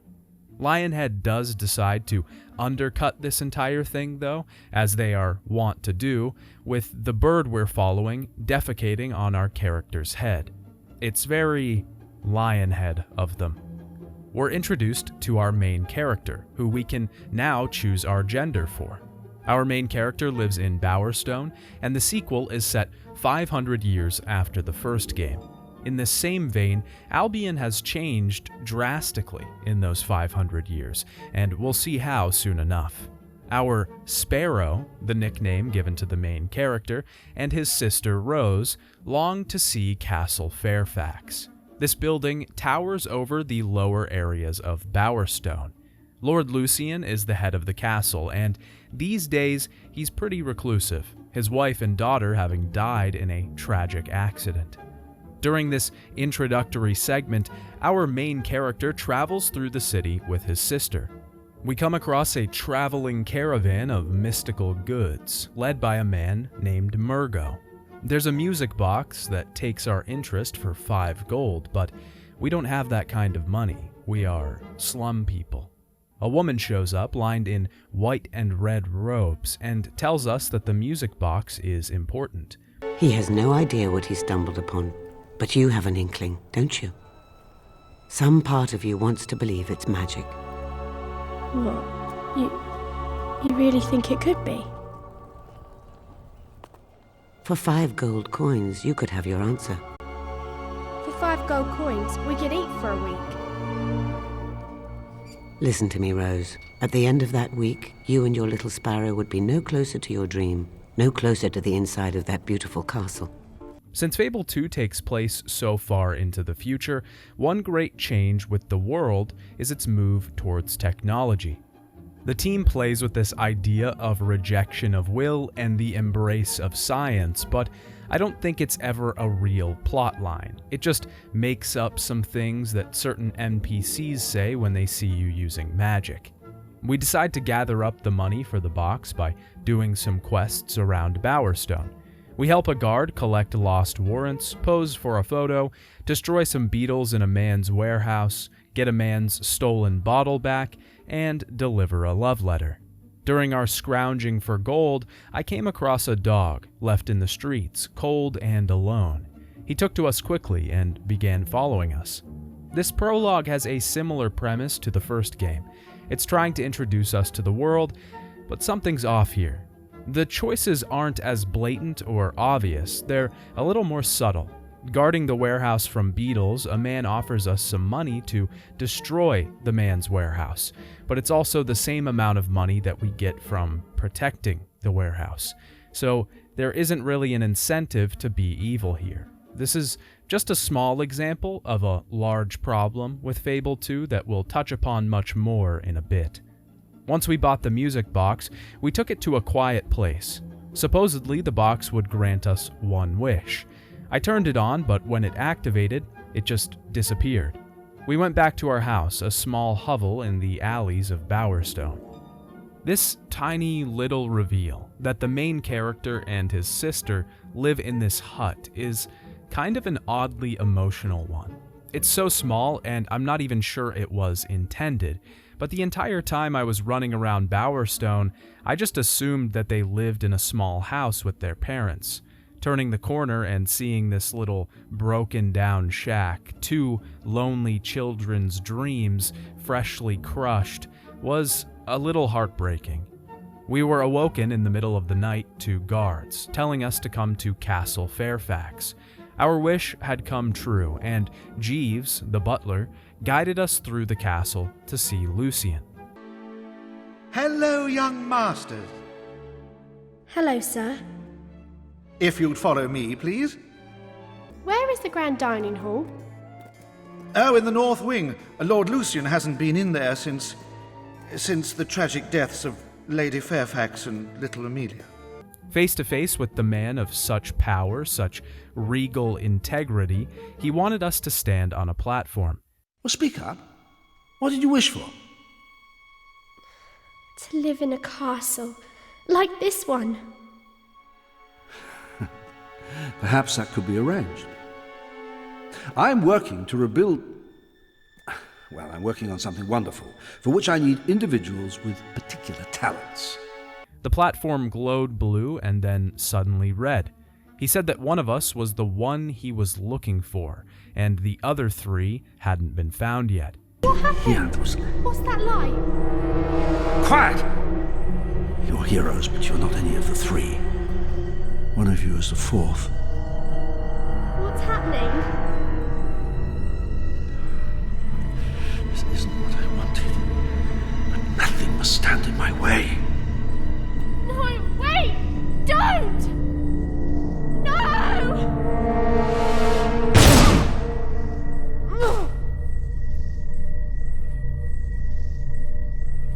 I can't allow you to live either. I'm sorry.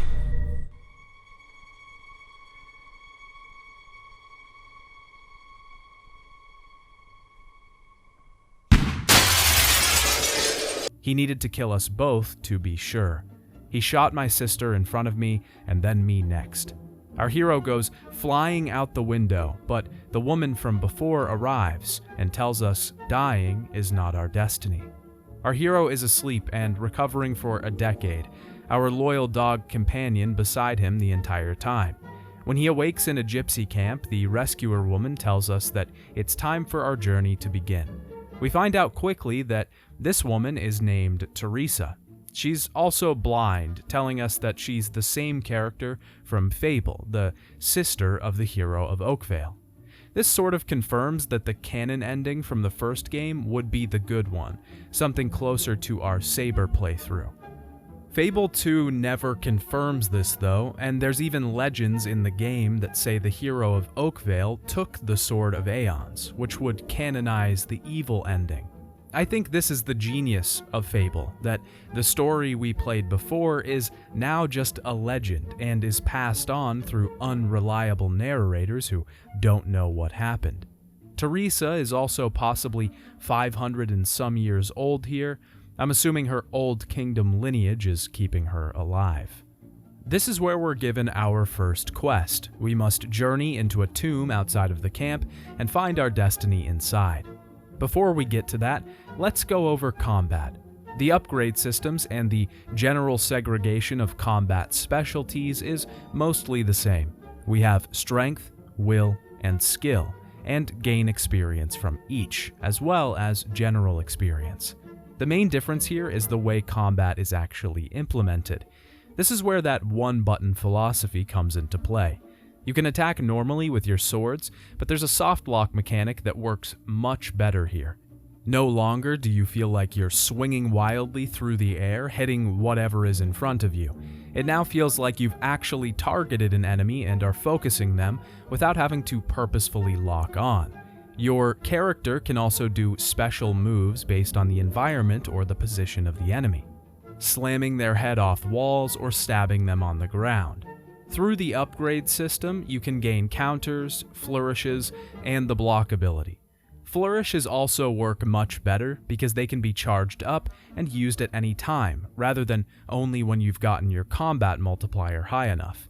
Skill is greatly changed as well with the introduction of guns into Albion. During these last 500 years, Albion developed gunpowder and flintlock mechanisms from technology acquired in the eastern country of Samarkand. This means that we don't have to charge shots anymore. Ranged combat is pretty simple, and upgrades can provide aimed shots. Will is still our magical skill, and we have a great variety here just as before. Pressing the B button will activate the spell you currently have selected in an area of effect attack. Pushing the left stick in a direction when pressing this button will target one enemy. Holding the B button in either case will charge the ability, and if you have it unlocked, cast a more powerful version of the spell. You can equip different spells in each slot, effectively being able to time your charges and cast multiple different spells each time without having to switch. This works so much better than the previous system and actually made me want to use Will more. They've also done away with the mana bar, which I can't say I loved. This would make you think that Will is incredibly overpowered, but they've also weakened the spells considerably, so it's not that much more viable than anything else. Spam casting spells is a viable option of gameplay, but each hit with first level spells does so little damage that it just takes forever to kill anything. I will say the combat balancing was done a lot better in this game. Previously, skill was incredibly overpowered, and it really didn't make sense to use anything else. You could level it up so fast and just one-shot most enemies, especially with the multi-shot spell. But now, each specialty feels like a viable option to use in any situation. The negative side of this is that even though most of the systems are on an even plane, they all just feel weak overall, at least at the beginning. And I didn't really feel like I got to a point where I was incredibly powerful. It seemed like the enemies were always scaled to a certain amount with me, and were always just on my level, and don't get me started on my bad playthrough. The other change with XP-related systems is the way you gain experience. Somehow they made it even more cumbersome than it was before. Now all XP, including specialized XP, that's the strength, skill, and will experience, is dropped on the ground. Not only do you have to collect all of your experience by holding down a button, but you can no longer move while doing it. I truly have no idea why this change was made. I just know it seems incredibly pointless. The team has also made swapping in and out of weapons mid-combat much more smooth. You can attack a few times with a sword, fire off a couple shots, and cast a couple spells without really having to be slowed down. The combat just in general feels much more smooth and less chunky. It honestly made fighting that much better in this game, and I found myself not minding when I was being barraged with groups of enemies. We head out to the tomb with our dog in tow. I've named him Perry. The dog is a great feature that Fable introduces that we'll talk a lot more about later. He always follows you around and can find hidden treasure or dig spots for you to search. He also assists in combat and can be upgraded. You can interact with him, play fetch, praise him, punish him, or teach him tricks. It's incredibly easy to fall in love with this digital animal. I mean, you put a companion dog in a game and people are gonna love him. That's just how this works. He has his own opinions of you though, depending on how often you praise or punish him. Who would want to punish this dog though? I journeyed into the tomb, finding it to be the ruined remains of the Heroes Guild. After the defeat of Jack of Blades and the dissolution of the grand evil of Albion, the Heroes Guild became lazy. They became selfish, and with the discovery of guns, citizens rose up to change the hierarchy. They revolted against the heroes and destroyed the guild itself. Even though the heroes were gone, this ushered in an age of great philosophy and technology, changing Albion forever. Cities grew much larger and more vast, and new dynasties rose. Some heroes survived this, but the days of heroes and magic are long gone, at the beginning of Fable II, at least. Inside the guild, we find the Chamber of Fate, the murals of the hero of Oakvale's story gracing its walls. We gain the ability to use experience and to use Cullis Gates. These work mostly like before, as a fast travel system. But now, we can use our guild seal, given to us by Teresa, to travel anywhere, anytime. It's incredibly convenient and makes traveling a lot less arduous. As we leave the guild, Teresa wants us to head for Bowerstone. She tells us that Lucian, the man who tried to kill me, is at the Tattered Spire. He plans to rebuild the tower, to channel its immense power to grant his wish. This is the same tower from our previous history lesson, the one that was built by the Old Kingdom. If you haven't seen my video on Fable, then you're missing out on some pretty important lore that you should probably go check out. Our main goal and the framing for the entirety of the story is to recruit 3 powerful heroes. These heroes don't know what they are yet, but under the Reformed Guild, with Teresa as a tutor, their power may be unlocked. These are the hero of strength, the hero of will, and the hero of skill. Our first target is the hero of strength. But before that, we have to make it to Bowerstone, and to do that, we have to take out a bandit camp nearby, opening the roads.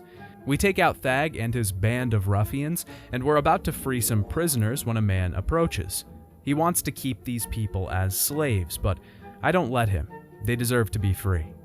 As you can probably tell by now, alignment has returned in Fable II. The system has been expanded upon in many ways, but the core mechanics are the same. If you do good things, your alignment will shift towards good. Do evil things, and it will shift towards evil. This will affect your appearance moving forward and how people react to you. Along with the original alignment, renown, and attractiveness scales, Fable II added 4 more: purity and corruption, funny and scary, love and hate, and wealthy and poor.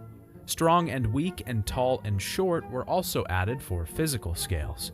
I thought that these were interesting and served to add to the subtlety of your character, but overall, I didn't notice too much of a difference without actually diving into the systems and trying to change my character's stats. The purity scale is actually the one that most affects the gameplay, because along with base alignment scales, it affects your appearance. Your purity is not really changed much by your choices, more by the things you do outside of your main quests. Having sex, charging too much for property rent, or drinking a lot will make you more corrupt. Eating vegetables, doing jobs, and having a happy family will make you more pure. Your dog's appearance is also reflected by your choices in the game as well. The interesting thing that I found was that different combinations of purity and morality can have different physical changes, and can award you with titles to use in-game. If you have high good on your morality but high corrupt, you'll have pox marks on your face, bags under your yellow-green colored eyes, and gain the decadent title. If you have high evil but high purity, you'll have red eyes, gray skin, and black hair, but gain the fanatic title. It's interesting that playing this game less extreme has become a viable option here. I think overall the upgrades are good and serve to provide some complex feedback for how your actions alter the perception of yourself to the public. Ultimately, I think that to the average player though, most of these won't really matter. It does further the original goal of Fable though, to have the world react to the player and their actions in an even more intricate way. When I got to the city, I needed to make the fated decision, my title, and the hero's name for this playthrough, Blade, a successor and callback to Saber from Fable.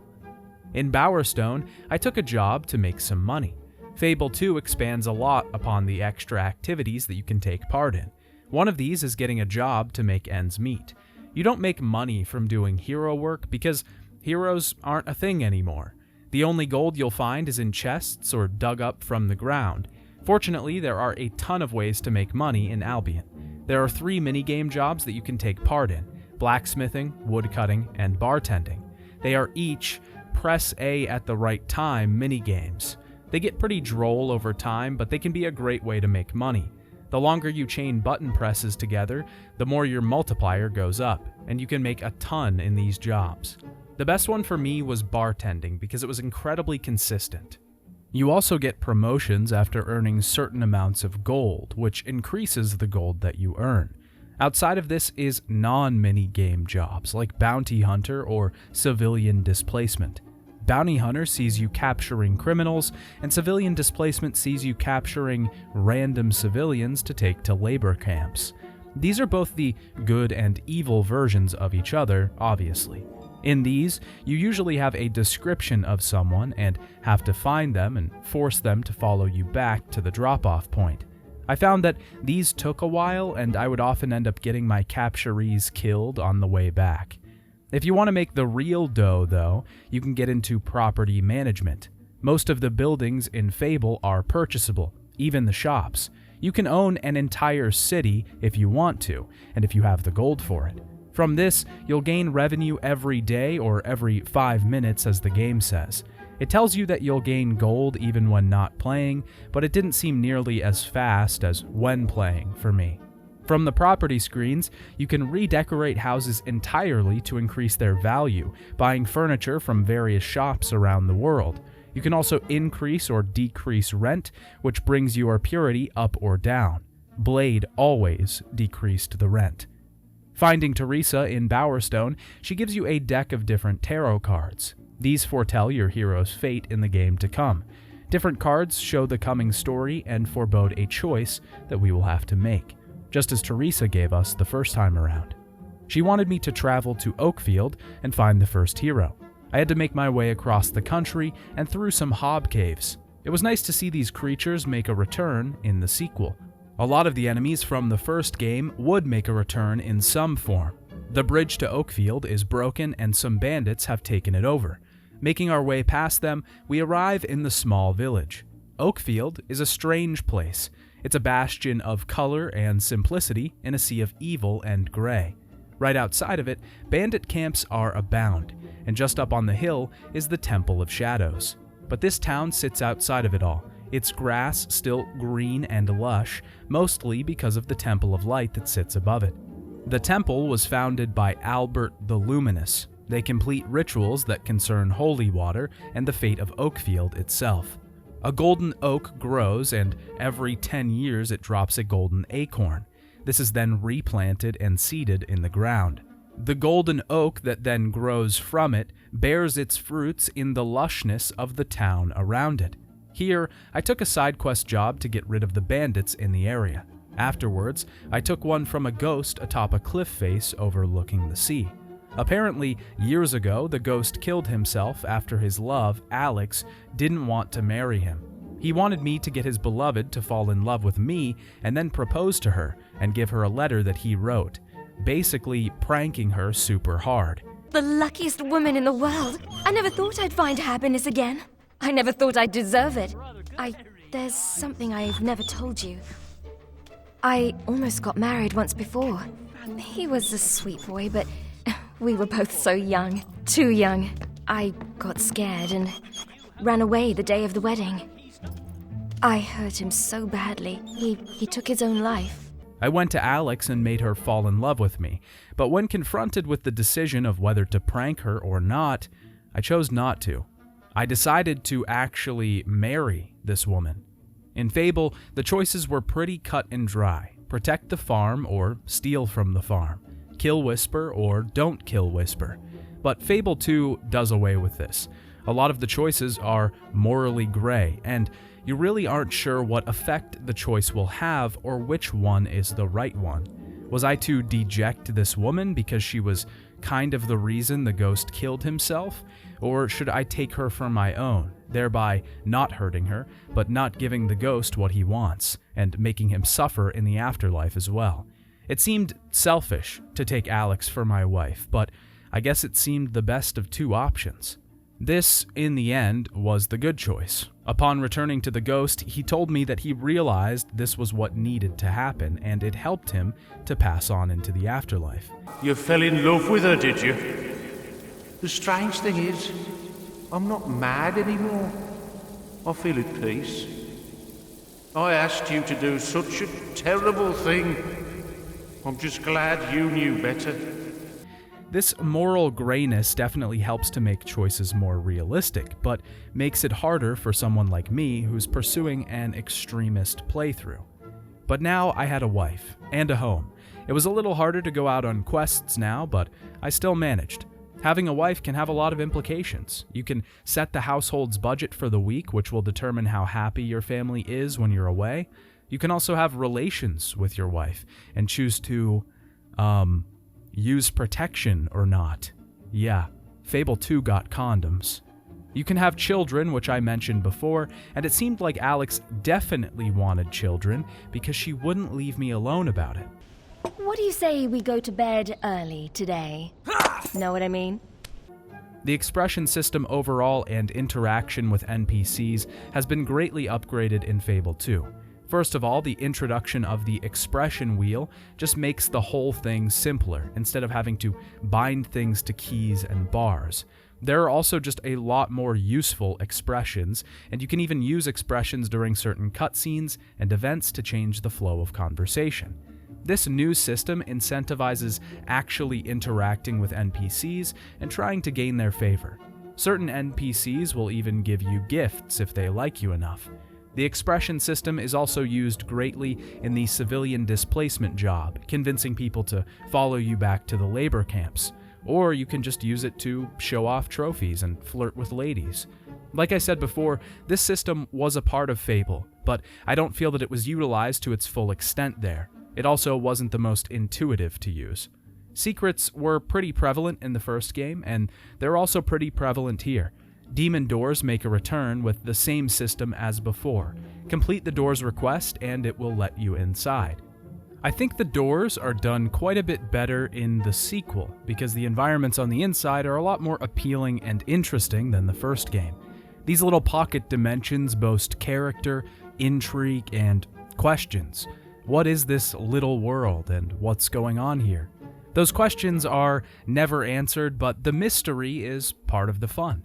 I can't really say that the rewards live up to this though, because most of the demon doors didn't really feel like they were worth going through the trouble to open them. Another secret that's been added to the game is gargoyles. These little stone rascals will hurl insults at you all over Albion. You have to find where they're located and shoot them. There are 50 in total, and you'll be rewarded for destroying them by heading to their lair under Bowerstone and collecting the loot in increments of gargoyles nullified. These rewards, again though, are not worth the trouble you're going to go through. Most of Fable 2 is like this, and going out of your way to find treasure and secrets rarely feels like it's worth your time in the end. Eventually, I met up with the abbot in Oakfield. He's the senior member of the Temple of Light. It's time for their ritual. Once a decade, the order must send 2 monks into a cave to water the golden acorn. One of the monks is the abbot's daughter, and he wanted me to go with her. Now, nourishing the golden acorn is done with holy water from the wellspring of light. But the spring is located in a nearby cave, which is said to be quite dangerous. His daughter's name is Hammer. She's a large, red-haired monk who is completely passive and doesn't want to fight. So we're going to do the fighting for her. We protect her in the caves while she transports the water. Once the ritual is complete, one of the temple monks comes rushing in and says the abbot is being attacked. Hammer runs back to the temple, but she doesn't act quickly enough and her father is killed. You let him go before I break you in half! No! Don't make me kill you too. Oh! We don't see most of this scene, just hear it as we're trying to catch up to Hammer. The whole thing is timed perfectly though, as we walk through the door just in time to see Hammer swing her weapon at the man who killed her father. This scene is pretty cinematic for a game this old, but every part of it hits perfectly. Hammer has to forego her passivity in anger to avenge her father. This changes her character and gives us the hero of strength. We skip ahead to the abbot's funeral and Hammer is conflicted, sad, and angry. Is that it then? My father's gone. The golden oak is flourishing again. So now life just goes on as before, does it? Teresa shows up to bring her back to the guild and give her purpose. She's almost reminiscent of the hero of Oakvale at the beginning of Fable, and Teresa is taking on Maze's role here. One thing Fable II upgrades in great force is its story.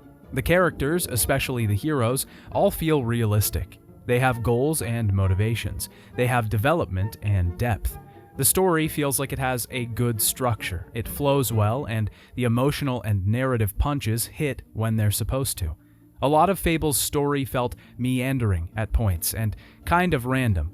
but Fable 2 corrects this. I'll get more into this later and why I think it's actually a detriment to Fable's original concept. After getting hammered to the guild, I went home to visit my wife and make some more money. I took on some extra jobs. I helped 2 brothers out to get rid of a curse they accidentally released and headed to find the second hero. The hero of Will lives in a tower where he researches his magic powers. I went to find him, but Lucian's men beat me there. I seeked out Jeeves, Lucian's former butler. He had stolen Lucian's notes and gave them to me for 1,000 gold. I had to fight a troll to get them, but it worked out in the end. I want to vent about the bosses in Fable 2. I don't think that they're a large upgrade from the previous game's boss encounters, as they're just as simplistic and pretty droll. They do have some more complex mechanics, like only being able to hit the trolls at certain spots on their body, but this doesn't really make anything more challenging. The other thing that Fable 2 has against it is that it reuses bosses quite a bit. We'll fight this same type of troll a couple times, and after fighting it once, the little novelty that was there has worn off. These extra fights usually aren't story related, but just environment encounters. You just happen upon them when you're going to another quest, but it seems pointless. I would rather another pack of the same enemies I've been fighting than the same boss I fought hours ago.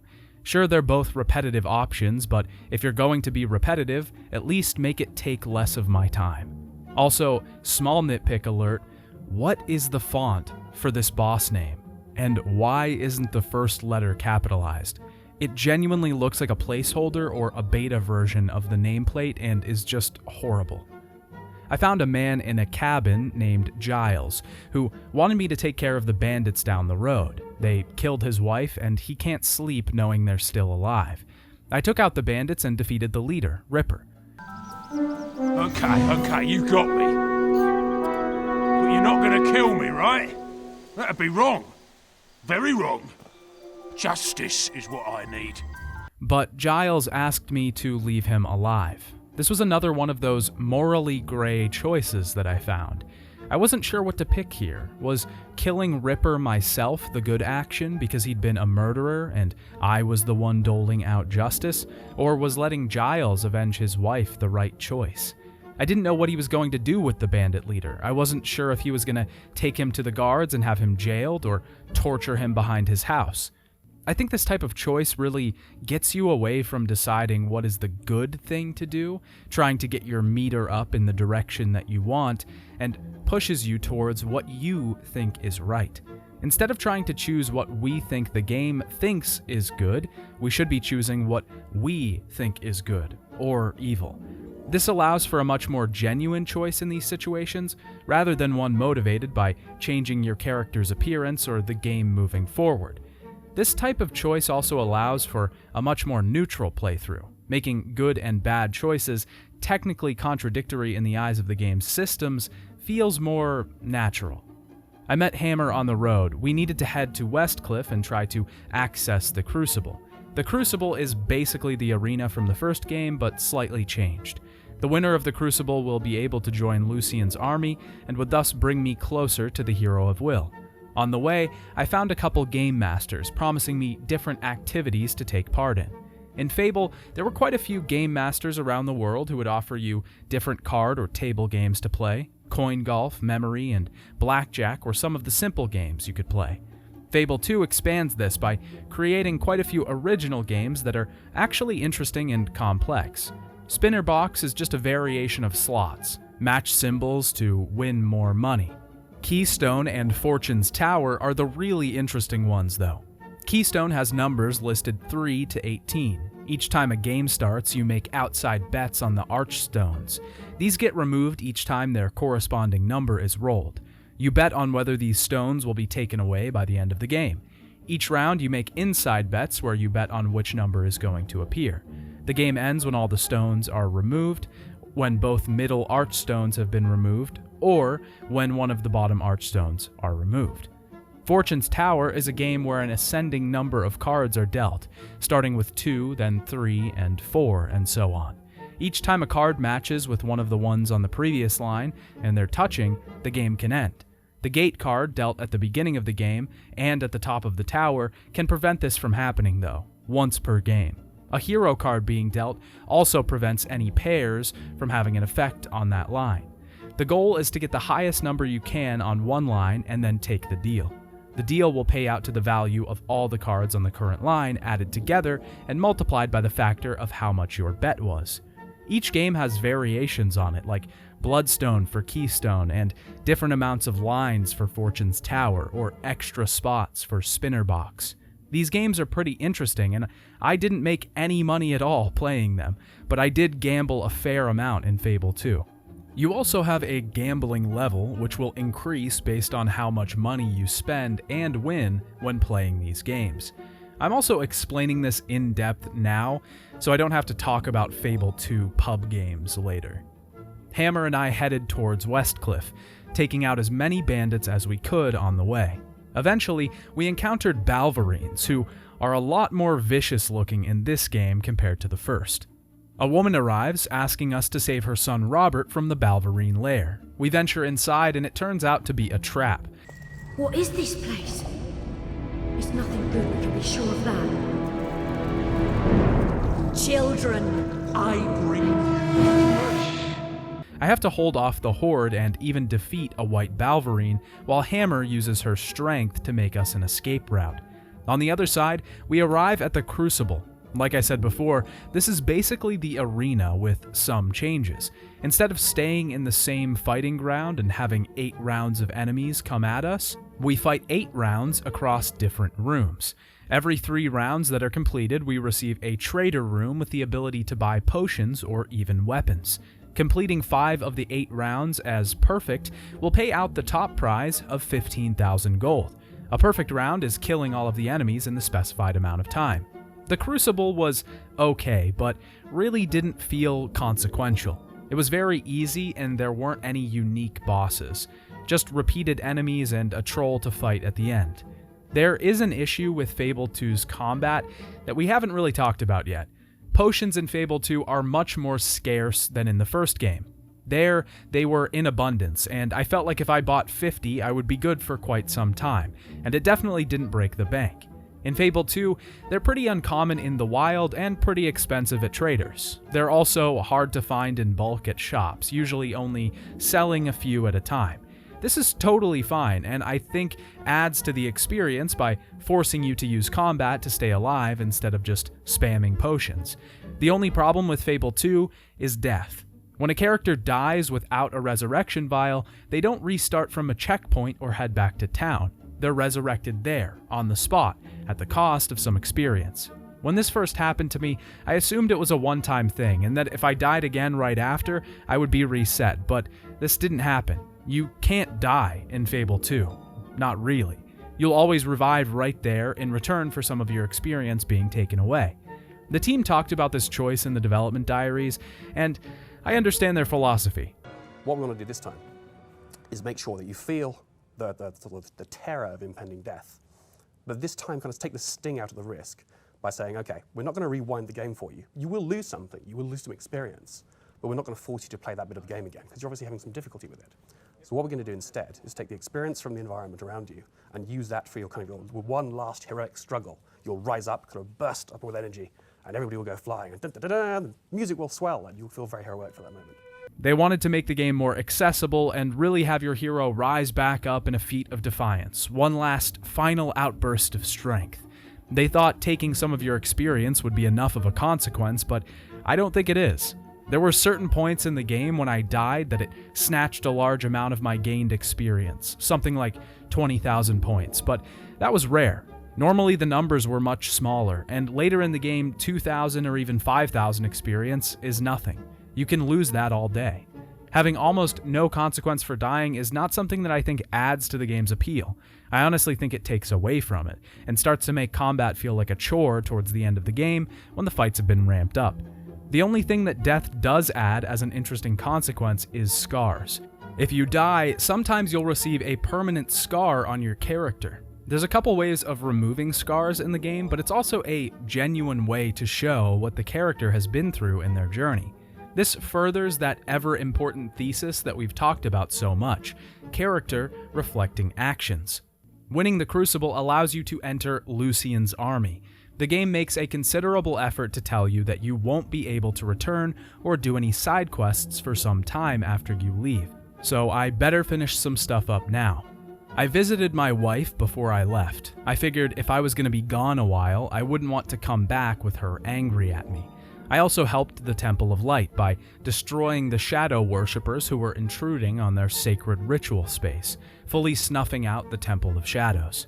Fable 2 gets kind of annoying to look at after a while because of the god-awful HUD.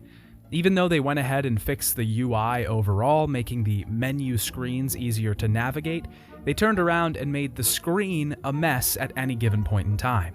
There's just always so much stuff going on that doesn't need to be.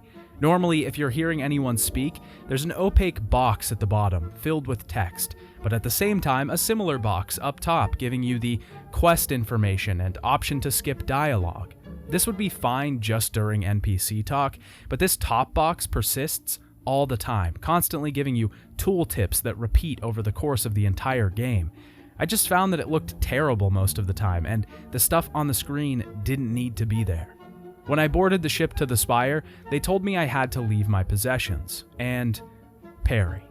Perry didn't like this, and neither did I, but I knew it was necessary. I left him and Hammer on the beach, hoping to see them again soon. Arriving at the Spire, there's an obvious noise, one that will penetrate the ears, a droning. It's the humming of the device itself.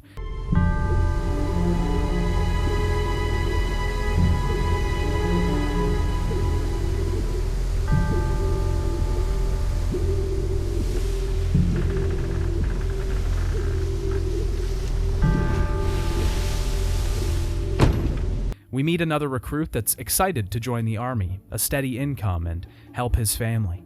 His name is Bob, and he will become our best friend at the Spire. Lucien gives a speech to all of us before we're allowed in, and this was one of the cutscenes that actually shined for me. The world outside these marvelous walls is a corrupt, rotting husk. Reason is absent. Instead of order, there is only chaos. Chaos does not punish evil, nor reward righteousness. Chaos cuts innocent lives short, and we're to accept this as fate.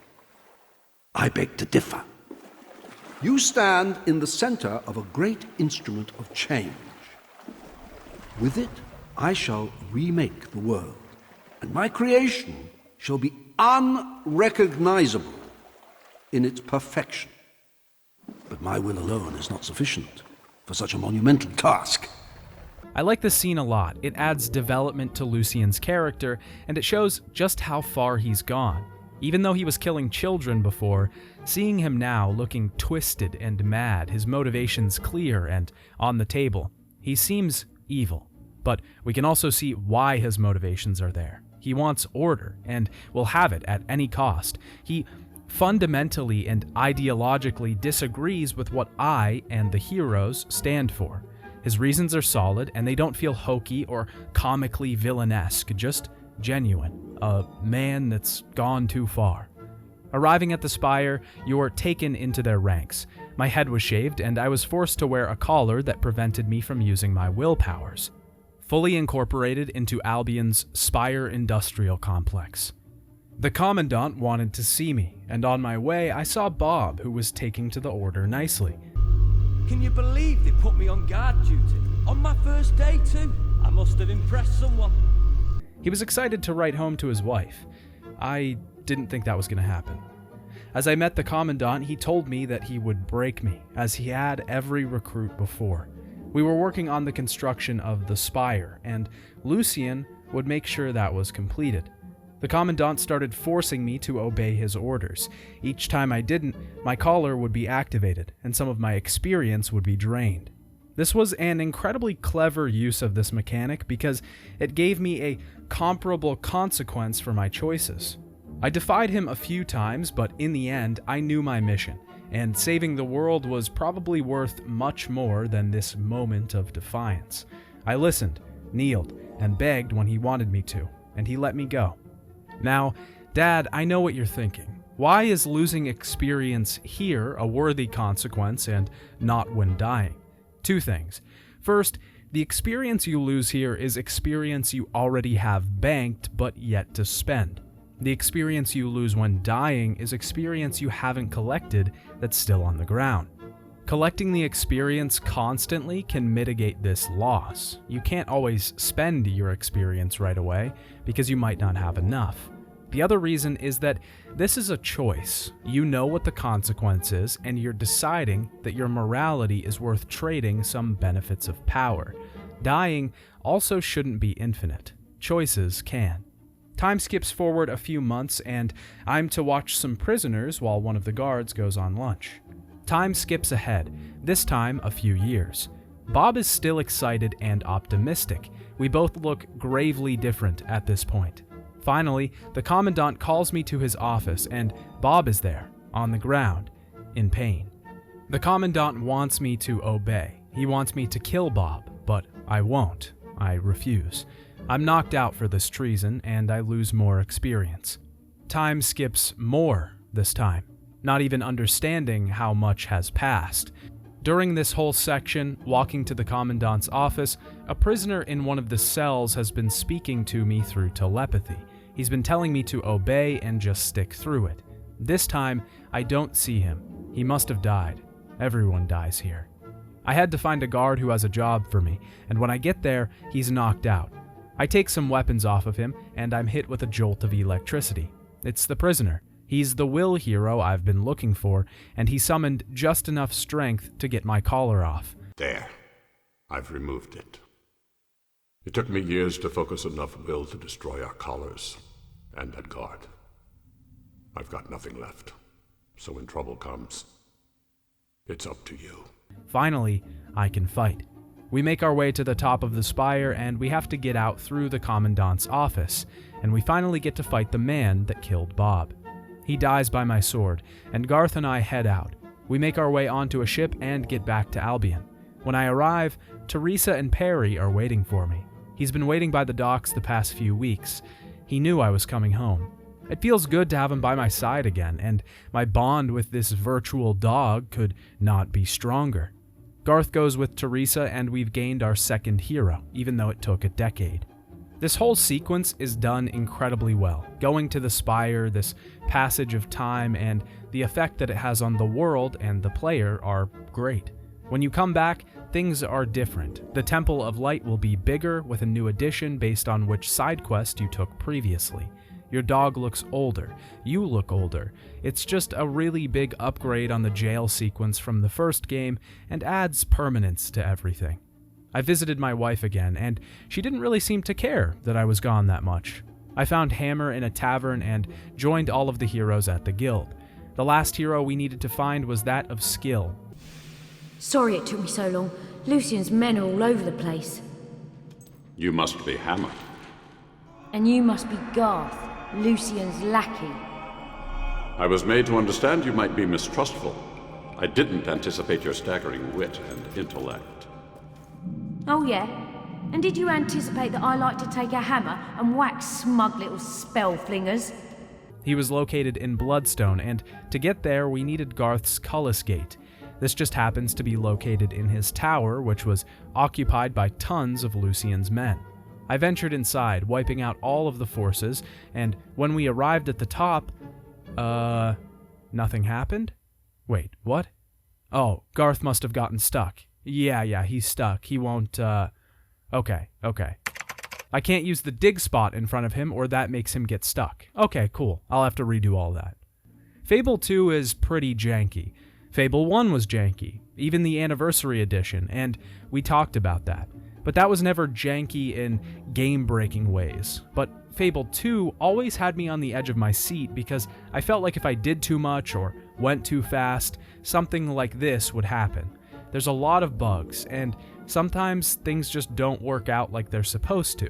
It's a little frustrating, but again, I think bugs come with the territory on games like this. I do think back to a specific moment in the Lionhead video diaries, though, when they're complaining about having the worst month for unresolved bugs in the development cycle, and it seems to me that a lot of those never got resolved. I think bugs at the moment, some rather nasty grouping bugs in the editor, which are taking some serious investigation.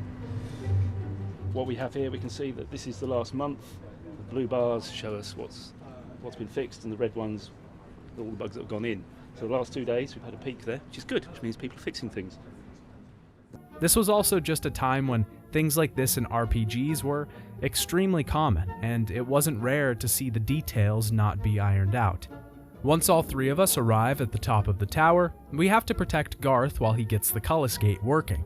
I just want to say here, I love the general aesthetic of Lucien's men, the spire, and everything that comes out of it. It has this brutalist, dark architecture design, and it serves really well as an antithesis to the heroes of Albion. They are represented mostly by magic, nature, leather outfits, all pretty rooted in medieval. Lucien is represented by large, towering mechanical structures, brooding blackened stone, and glowing red collars. It's an incredible dynamic. Once Garth has the Cullis Gate unlocked, we step through, but Hammer and Garth don't come with me. I end up in Wraithmarsh, but get kidnapped by a random slaver. Perry saves me, luckily, and gets the keys. This seemed super unnecessary, as this whole sequence lasts for maybe 2 minutes, and the player doesn't do anything, but whatever. I guess it served to involve Perry more in the story. I'm not sure what the motivation was here, other than to make a reference to the mighty Boosh by naming this man Old Greg. Traveling through Wraithmarsh, we encounter another boss that we're going to have to fight a lot through the rest of the game, Banshee. The Banshee is pretty simple. She spits out some minions and we have to kill them before we can damage her. We have to move away while killing these minions though, because she'll slowly move towards us and try to drain our health, recovering hers. The interesting thing about the Banshee is that she'll taunt us while fighting her. What would Rose say if she could see you now? Most of the things she taunts us about are specific to the character. She was mostly taunting Blade about his wife and family. The Banshee goes down, and we head through Wraithmarsh. The place starts to look familiar, and Teresa tells us that this place is Oakvale. We'll find out why Oakvale looks like this in a bit. For now, we arrive in Bloodstone, looking for our fated third hero. Fable II introduces this little golden trail that I'm sure you've seen by now. It guides you to the next main quest, but can be changed to focus on side quests or jobs. I don't think this addition was necessary at all. The game definitely doesn't need to tell you exactly where to go. The world isn't that large that I can't figure out how to get around, and it honestly ruins the fun of some side quests like the Archaeologist. She'll give you papers that describe a general area and have you look for an artifact in that area. This is totally destroyed by just using the golden trail to lead you exactly to the point of the quest.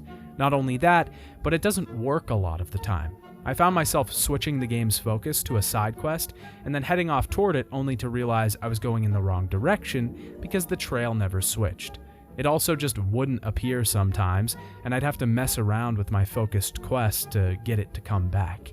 We find our third hero, sat upon the most regal building in the city. Bloodstone is a seaport. It's located by the ocean, and most of the people are fishermen or have fishing-related occupations. Before I met the final hero, I took on a few quests. The first was to help a man find some various artifacts around the city. He's supposedly part of a church called the Temple of Benevolent Yokels, or Toby for short. This is one of Fable II's standout side quests, and it has many. We have to collect things like the Mutton of Eternal Hope and the Wine of Forgiveness. Eventually, you bring him back a Woman of the Night, and you realize you're being scammed. Here, you can scare the man out of town or kill him. I couldn't scare him because I just wasn't scary enough, I guess, so I kind of had to kill him, but that was okay, right? Another standout side quest is Treasure Island of Doom. You have to journey to a cave to find an old dead pirate's treasure map. Once you do, you fight him and take his ship to Lionhead Isle, where you search for his 10 treasure chests. These little side adventures were a lot of the times more interesting and fun than the main stories that the game itself was pushing. This is all too common in RPGs, and I think that this is because it's easier to tell these self-contained tales with little stakes and interesting premises than it is to commit to them over the course of a 10-hour narrative. That doesn't mean that Fable's story isn't interesting and doesn't have a ton of concepts that draw you in. I just think these side quests can be incredibly good and lighthearted. The side quests were also where Fable II lets its English humor come through. Through the first game, I was definitely thrown off by how the game didn't seem to be taking itself seriously sometimes, but in Fable II, it seemed refreshing. Lionhead knew the places they needed to lighten the mood and the times they needed to darken it. After gaining enough renown, I headed back to the manor to talk to Reaver. He wants me to do him a favor before he'll come with me, return a dark seal to a temple in Wraithmarsh. The Shadow Court now rules over the place that used to be Oakvale. They're the reason that Oakvale was destroyed in the first place. When Reaver was young, he accepted the gift of eternal youth from them. Once a year, he has to keep his end of the bargain, bring one of them a sacrifice. We, of course, don't know this upon journeying into the tombs, but regardless, we find a young girl who's wandered in there, and we're faced with a choice. We have to sacrifice our appearance and a permanent degradation of our life, or let this girl die. I just couldn't do that. This had interesting consequences.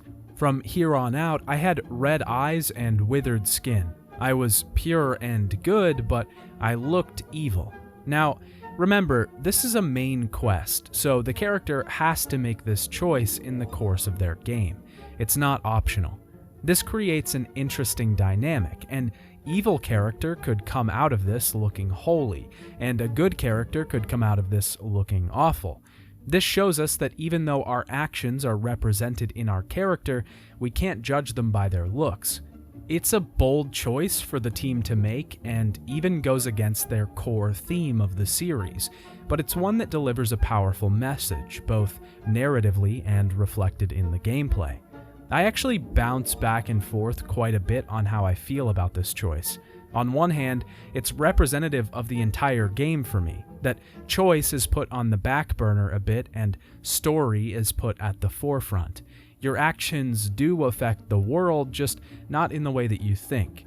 On the other hand, it's an incredibly daring choice to go against that core belief, one that would have been expected from the fans at the time.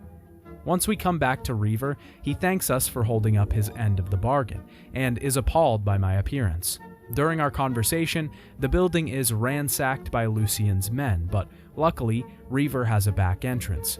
We escape through a hole in the wall behind a bookshelf and head out to the beach. The rest of the team joins us, and we are cornered by a great shard. This is a creation of Lucien's, a child of the Spire. We destroy it, and Reaver reluctantly agrees to join our cause. I'm teleported back to Heroes Hill above the Guildhall with the team. Teresa begins the ritual that we've been working towards. All three heroes are lifted up, their powers funneling into me. When it's completed, something is wrong. Lucien's army shows up. He takes Hammer, Garth, and Reaver and traps me. I should have gone out into the dark and found your body that night. But I was hasty. I let the bloodline flourish. And you have flourished. But this time is different. The last of the heroic blood will flow out onto this hilltop, just as it now spatters the walls of your family home. Your wife is dead. I would have left it to one of my soldiers to do the unpleasant deed. But past experience tells me one must be absolutely certain of these things.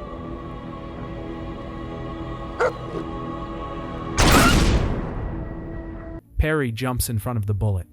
Our dog is gone, and I'm not sad. He delivers a powerful speech before shooting me one final time. Then we're in a dream, back as a child. Rose is alive and we're living on a farm. She sets up bottles around the place, and we have to round up chickens. When the day is done, we go to bed, but something keeps me up. The sound of music. I can hear the puzzle box coming from outside the farm, and Rose tells me not to go looking for it, but I do. There's nothing fun to do here now. Where are you going?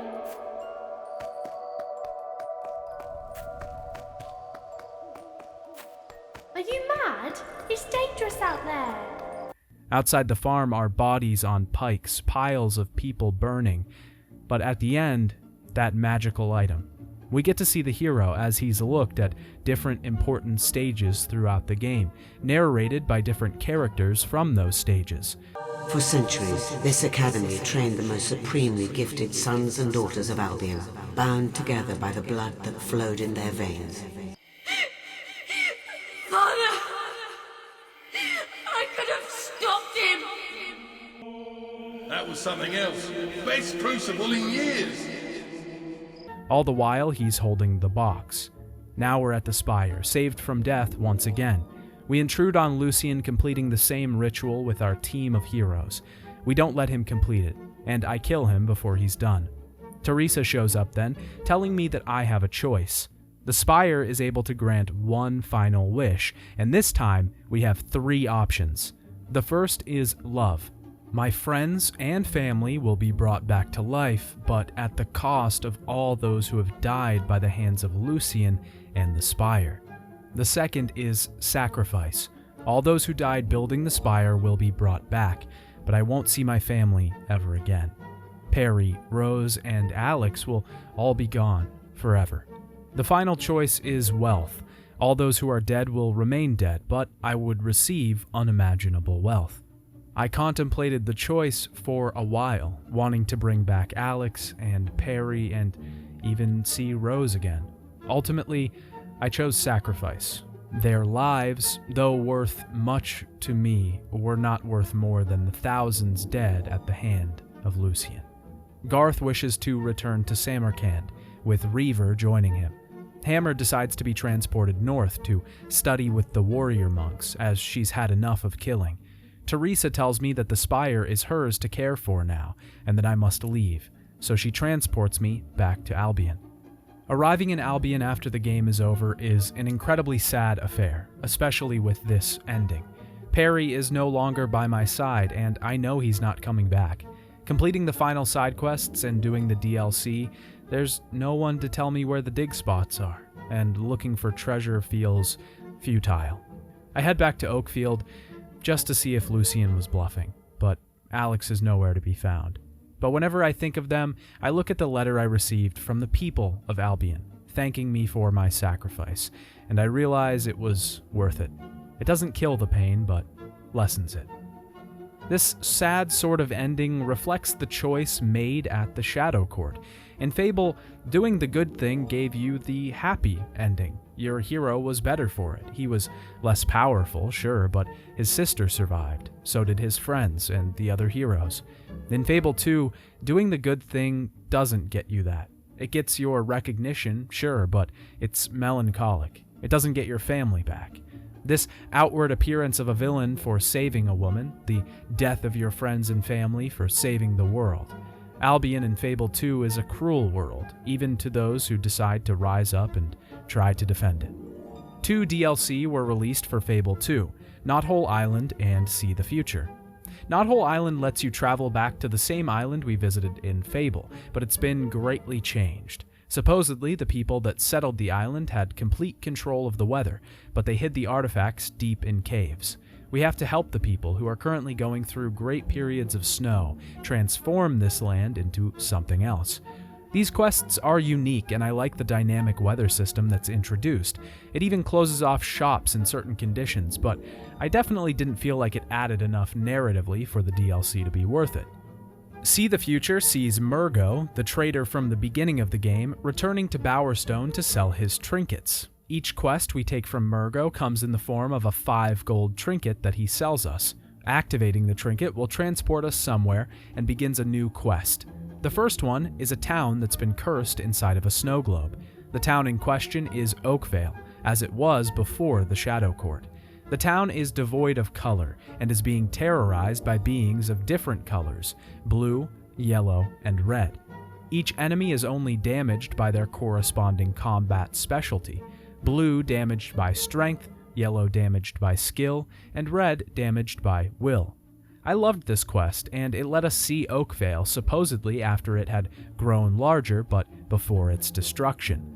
The next quest was simply a skull that's trapped a necromancer in the Celestial Keep.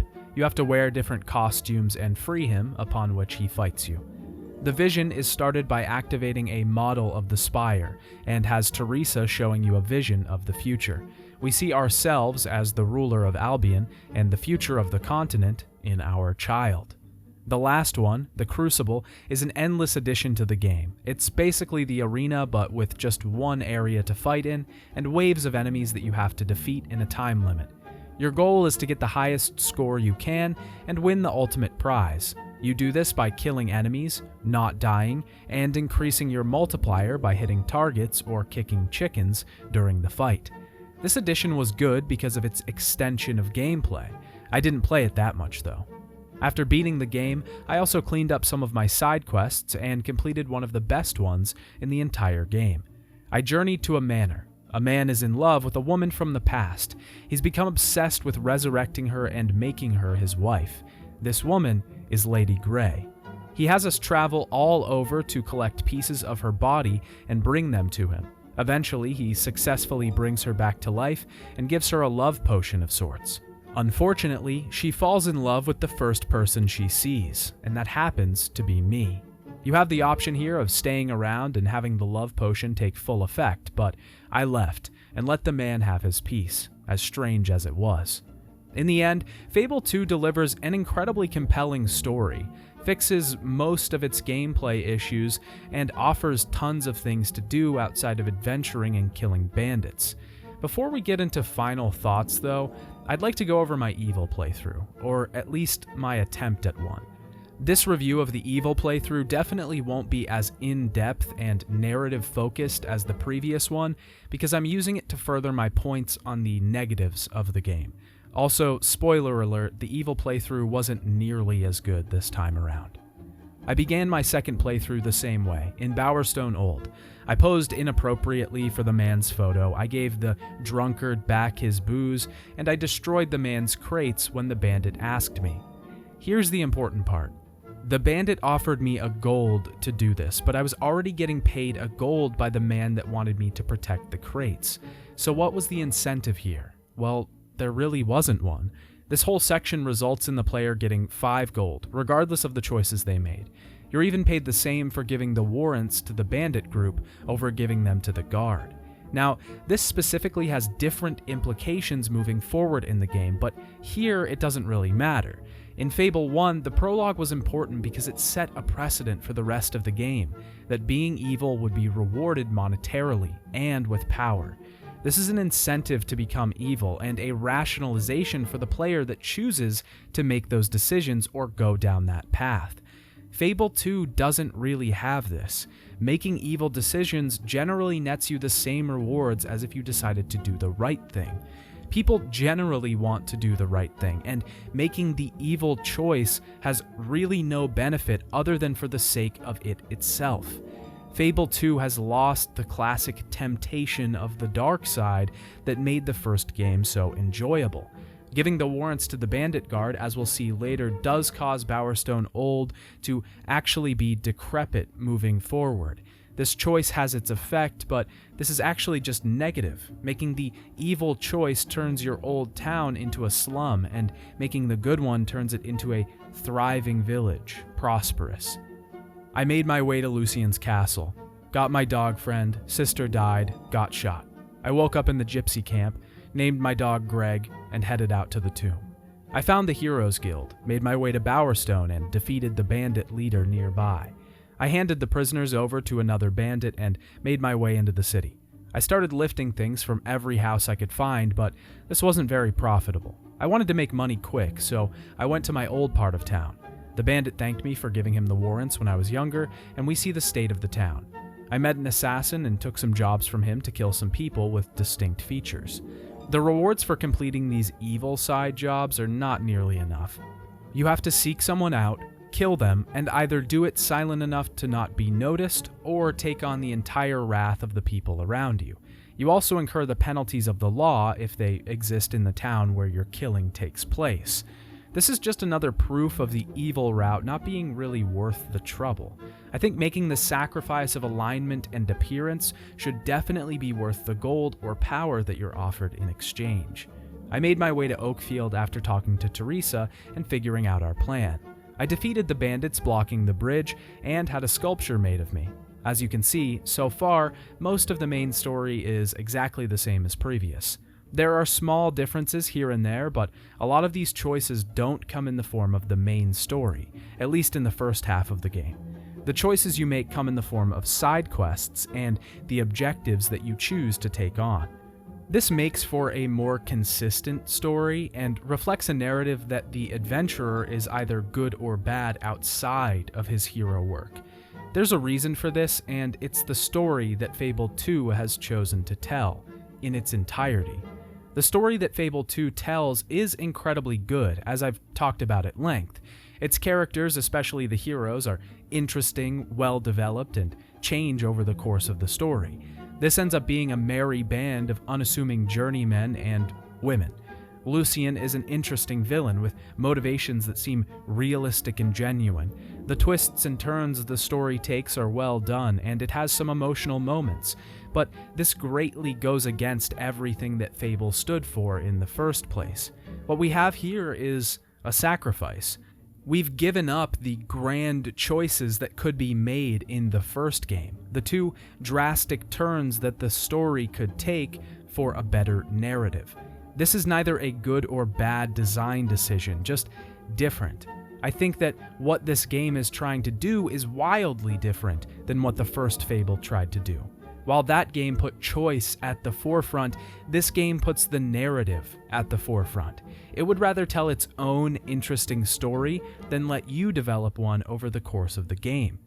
One of the biggest advantages of my bad playthrough in Fable was that I allowed myself to wear whatever I wanted, because I wasn't restricted into wearing attractive gear. I could get the best benefits from the best armor, even if it made me appear scary to the rest of the public.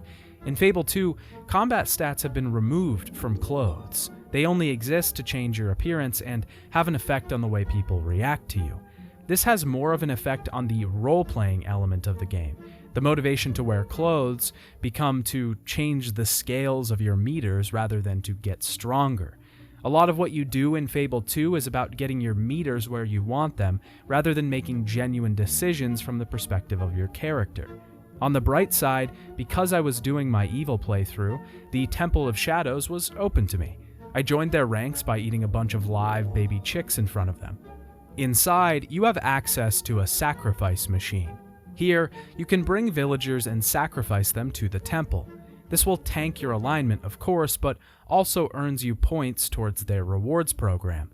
Completing this questline requires you to earn a certain amount of points and then sacrifice your wife at a certain time. You earn a sword called the Maelstrom when doing this, but comparing it to other legendary weapons in the game, it doesn't really come close. There's also a counterpart to this weapon that's the exact opposite, called the Rising Sun. This is obtained by doing the opposite quest for the Temple of Light. I helped the ghost who wanted to prank Alex super hard. This time, I pranked her super hard. What? I don't understand. It was all a trick? No, it can't be true. It can't be true! No! Turns out this definitely was the evil option because she ends up killing herself and confronting the ghost in the afterlife. I went with Hammer to complete the ritual and her father died. Afterwards, I went to Garth's tower. So, during this playthrough, I pursued another magic-focused character like I did in the last game.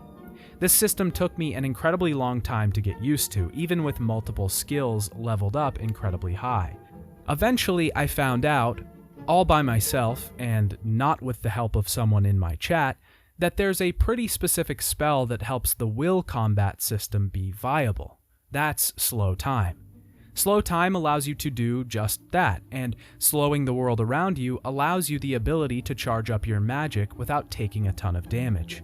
If you have certain spells leveled up enough, they can one-shot most enemies.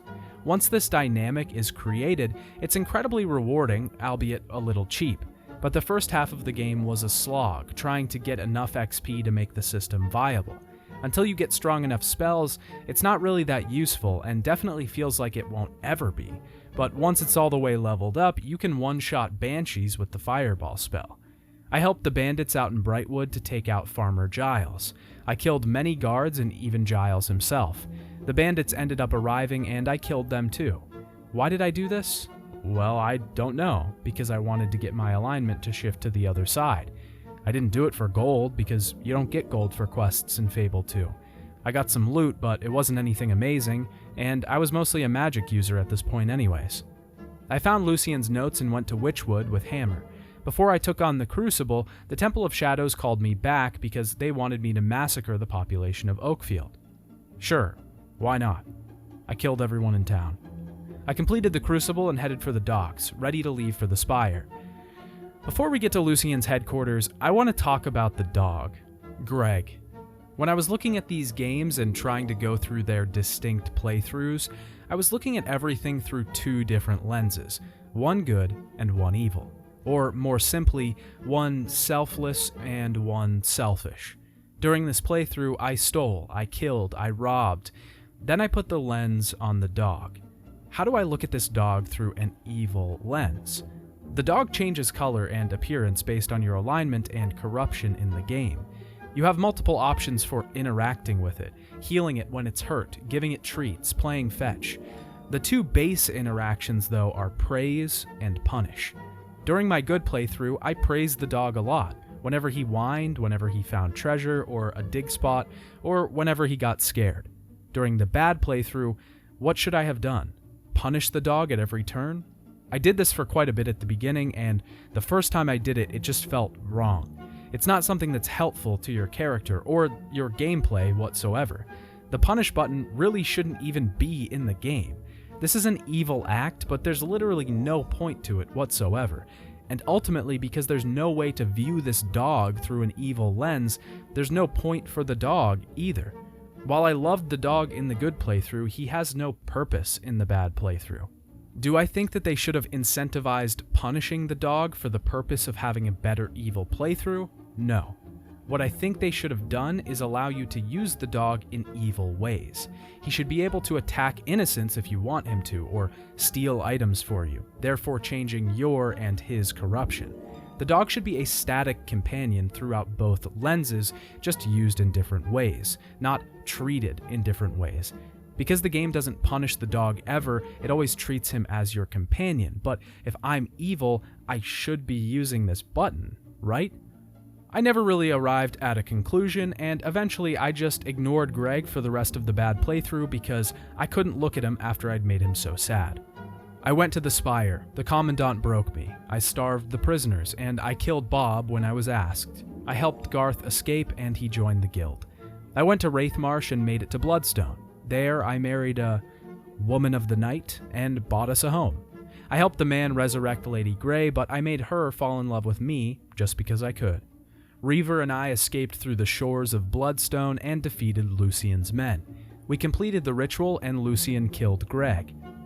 It was still sad, damn it. He shot me and I got the puzzle box back, defeating him. Teresa gave me a choice, and I chose wealth. Why not?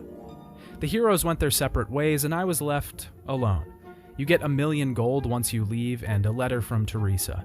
I used the gold to buy just about every property in Bowerstone and Bloodstone. I didn't bother going back through the DLC this time because they didn't really implement anything that would have been affected by choice. Choosing the third option, love, resurrects your family and your dog. You get Rose's letter upon arriving back in Albion. This states that she is in a great big forest with lots and lots of trees, and she describes a man there that knows their family. This man is clearly Scythe and is taking care of Rose. The biggest problem with this whole playthrough was that Fable removed most of the allure of replayability. The choices weren't that much different, and when different choices did start coming into play, it was later in the game. Fable 2's choice system did ramp up the effect that it had on the character's appearance, but this feature in the first game was secondary to the narrative that you were creating as a player on the stage. Playing through as an evil character cements this because there's really no reason or motivation to be doing the things you're doing. After you've beaten the game, there's no reason to really see the other side, outside of seeing what you think you'd look like while doing it. It's kind of disappointing because Fable II excels in so many other ways. It improved the combat system, developing a much more fluid style of fighting that was mostly genuinely enjoyable and satisfying. It also fixed most of the story problems with the first game, crafting a genuinely interesting narrative around characters that felt well thought out and developed. It even introduced a changed Albion that felt like a place that was meant to be lived in. With so much to do and so much to see, jobs to work, buildings to buy, and items to sell, it's easy to get distracted. But when you look outside of these upgrades, you realize what has been sacrificed for these upgrades just isn't worth it. For every area that Fable II improves upon the previous game, it moves backwards in another. I don't think I can realistically compare this to the first game though, even though I know that's what I've been doing the entire time. I think these games are two totally different beasts with incredibly different motivations. Fable was writing your own story, and Fable 2 was living in a better written story. I did try to pursue a neutral playthrough, making judgments and choices along the way, and not caring about what happened to my status meters. This was a very similar experience to what I had before, and it really isn't worth talking about too much. Ultimately, Fable 2 was a good experience the first time through, but once the twists and introduction of new mechanics are over, the luster wears off. You realize that there isn't that much under the hood that makes this entry special. Sure, blacksmithing will gain you more money if you have more physique, and you can flip people off, but it's not worth what was given up. I just think overall, I didn't have as much fun with Fable 2. I did like the game, but it just wasn't what I wanted it to be. It was technically better in some areas, and ambitiously a little bit of a reduction. Fable 2 was critically praised on release. Eurogamer loved the little glowing line that guided them to their quests, and PETA praised the game where you can emotionally abuse your best friend for being animal-friendly. The game sold hundreds of thousands of copies in just the first week, and it would go on to sell 3.5 million copies in its first year and a half. It was a hit with fans and critics loved it, so a sequel, of course, was not far off. But it would be the last mainline entry in the series before a slew of interesting projects. Fable III was originally announced at Gamescom in 2009. This showed a cinematic trailer slowly zooming out on a crown, and Teresa declaring that the race for that crown had begun. Fable 3 was developed again by Lionhead Studios. Peter Molyneux would return as designer, and most of the team stayed the same. Looking into promotion for the game and the development diaries gives us an insight into what the thesis for a game is. This is an integral part of critique because we can speculate all day, but having words straight from the mouths of the people that worked on the game is the best we can get. A lot of what Molyneux said about Fable 3 was based on wanting change and not wanting to be stagnant. If all the rules have been established and all you offer is a new story and a handful of locations, people will start to lose interest. He also spoke on the inspiration for each game. If in Fable the inspiration was folklore, and in Fable 2 the inspiration was King Arthur and Robin Hood, then Fable 3 is definitely the rebels and monarchs, both modern day and historic. It's clear from these talks that Molyneux wanted to do something interesting with the game, move toward more of a ruling mindset for the main hero rather than one fighting in the woods. The development diary also focused quite a bit on extreme morphing, the new morphing system that would change your appearance with your morality. We've totally looked at the morph system, thrown it all away and started again. And the first thing that we've got is something called extreme morphs. Now, these extreme morphs are on an expression. This also extended into the weapons, morphing with your personality and the way that you use them. Throughout the development diary, it seems like Fable 3 took a turn. Molyneux himself says this. It's such an exciting time. And you know why it's so exciting? It's because we're actually changing Fable 3. We're moving more towards the action-adventure and we're diminishing a little bit the RPG. I can't ever be entirely sure if this was an afterthought throughout the development of the game, but it sure seemed like one. You'll see this change reflected quite a bit in the game itself, and was one of my largest critiques on my first playthrough. The other thing that's a huge change from the first two games is the exodus of menus from Fable 3. We'll talk about all of this in depth in a bit, trust me. But I think Molyneux crossed some sort of barrier between Fable 2 and 3. He just seems a little full of himself here, and I can't help but roll my eyes a little when he talks. The cast of Fable 3 has been majorly upgraded, adding Ben Kingsley, Michael Fassbender, John Cleese, Nicholas Hoult, Bernard Hill, Simon Pegg, and Stephen Fry returning. I mean, the cast is absolutely stacked, and it shows throughout the game. Lionhead also released a mobile game in conjunction with Fable 3. It was called Kingmaker and was only available for a short period of time. It let the player go to locations and mark them on a shared map for their respective factions, Rebel or Royals.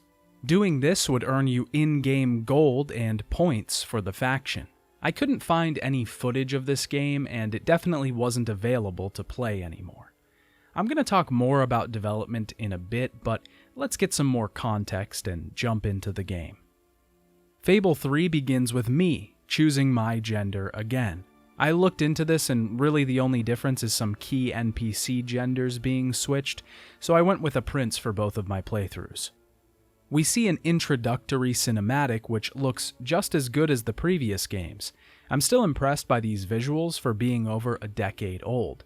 Though I kind of hate this cinematic that starts the game off. It shows a chicken being chased throughout the city with Teresa narrating the scene. Where those who dare to speak out are punished. And those who dare to hope find nothing to hope for. He's eventually killed, and this is alluded to his uprising, the consequences of someone standing out from the pack. It's kind of odd, but also very Lionhead. Our hero is awoken from bed, a prince of the kingdom. His butler, Jasper, is getting him ready for his day. We have a choice between two outfits, one princely and formal, the other adventurous and casual. I chose the fab-looking one because I'm all about fashion and I need something to attract the ladies. Lady Elise, my love interest, is waiting for me in the courtyard. I go to see her and I choose to kiss her. She tells me there's an uprising and everyone is upset with the king, my brother.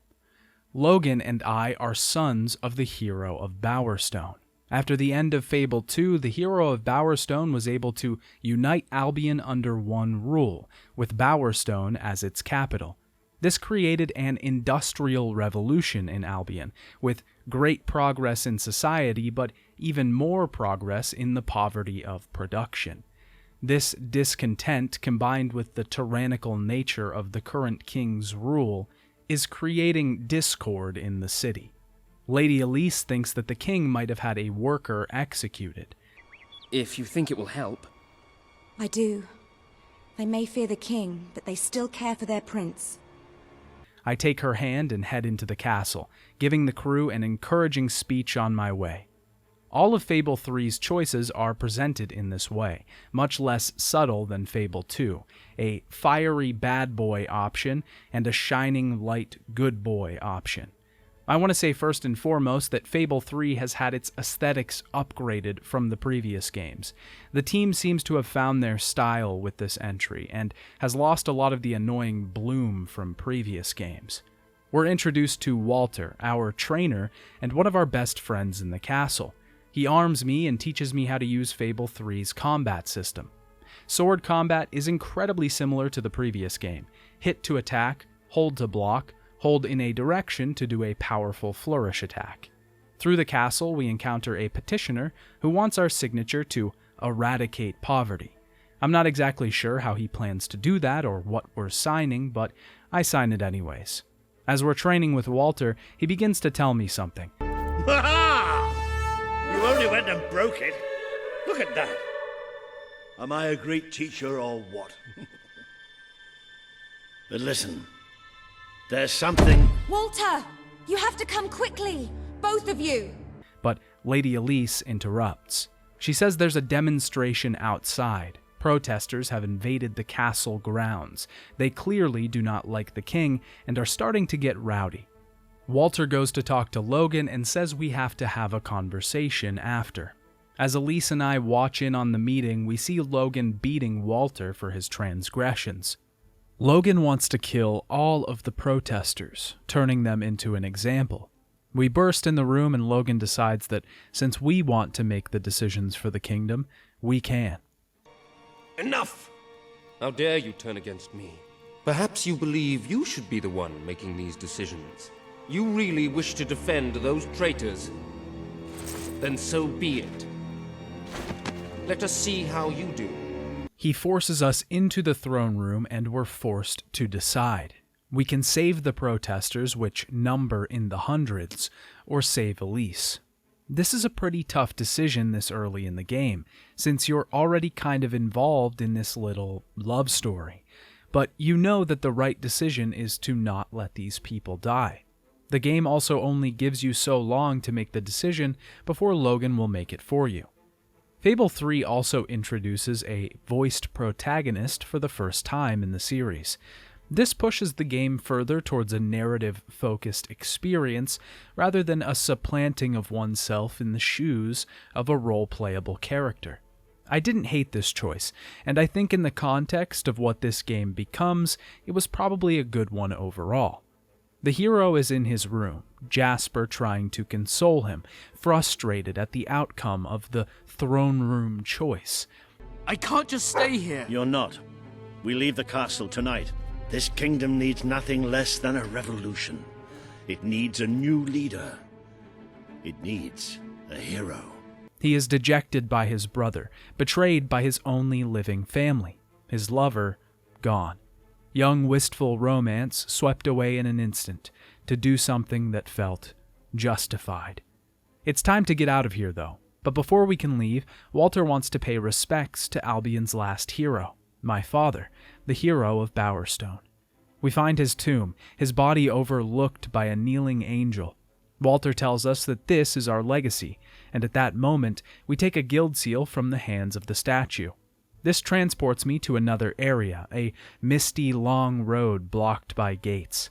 Teresa is there. She tells us this long road is the path we are destined to take, and we must unlock the gates by gaining followers.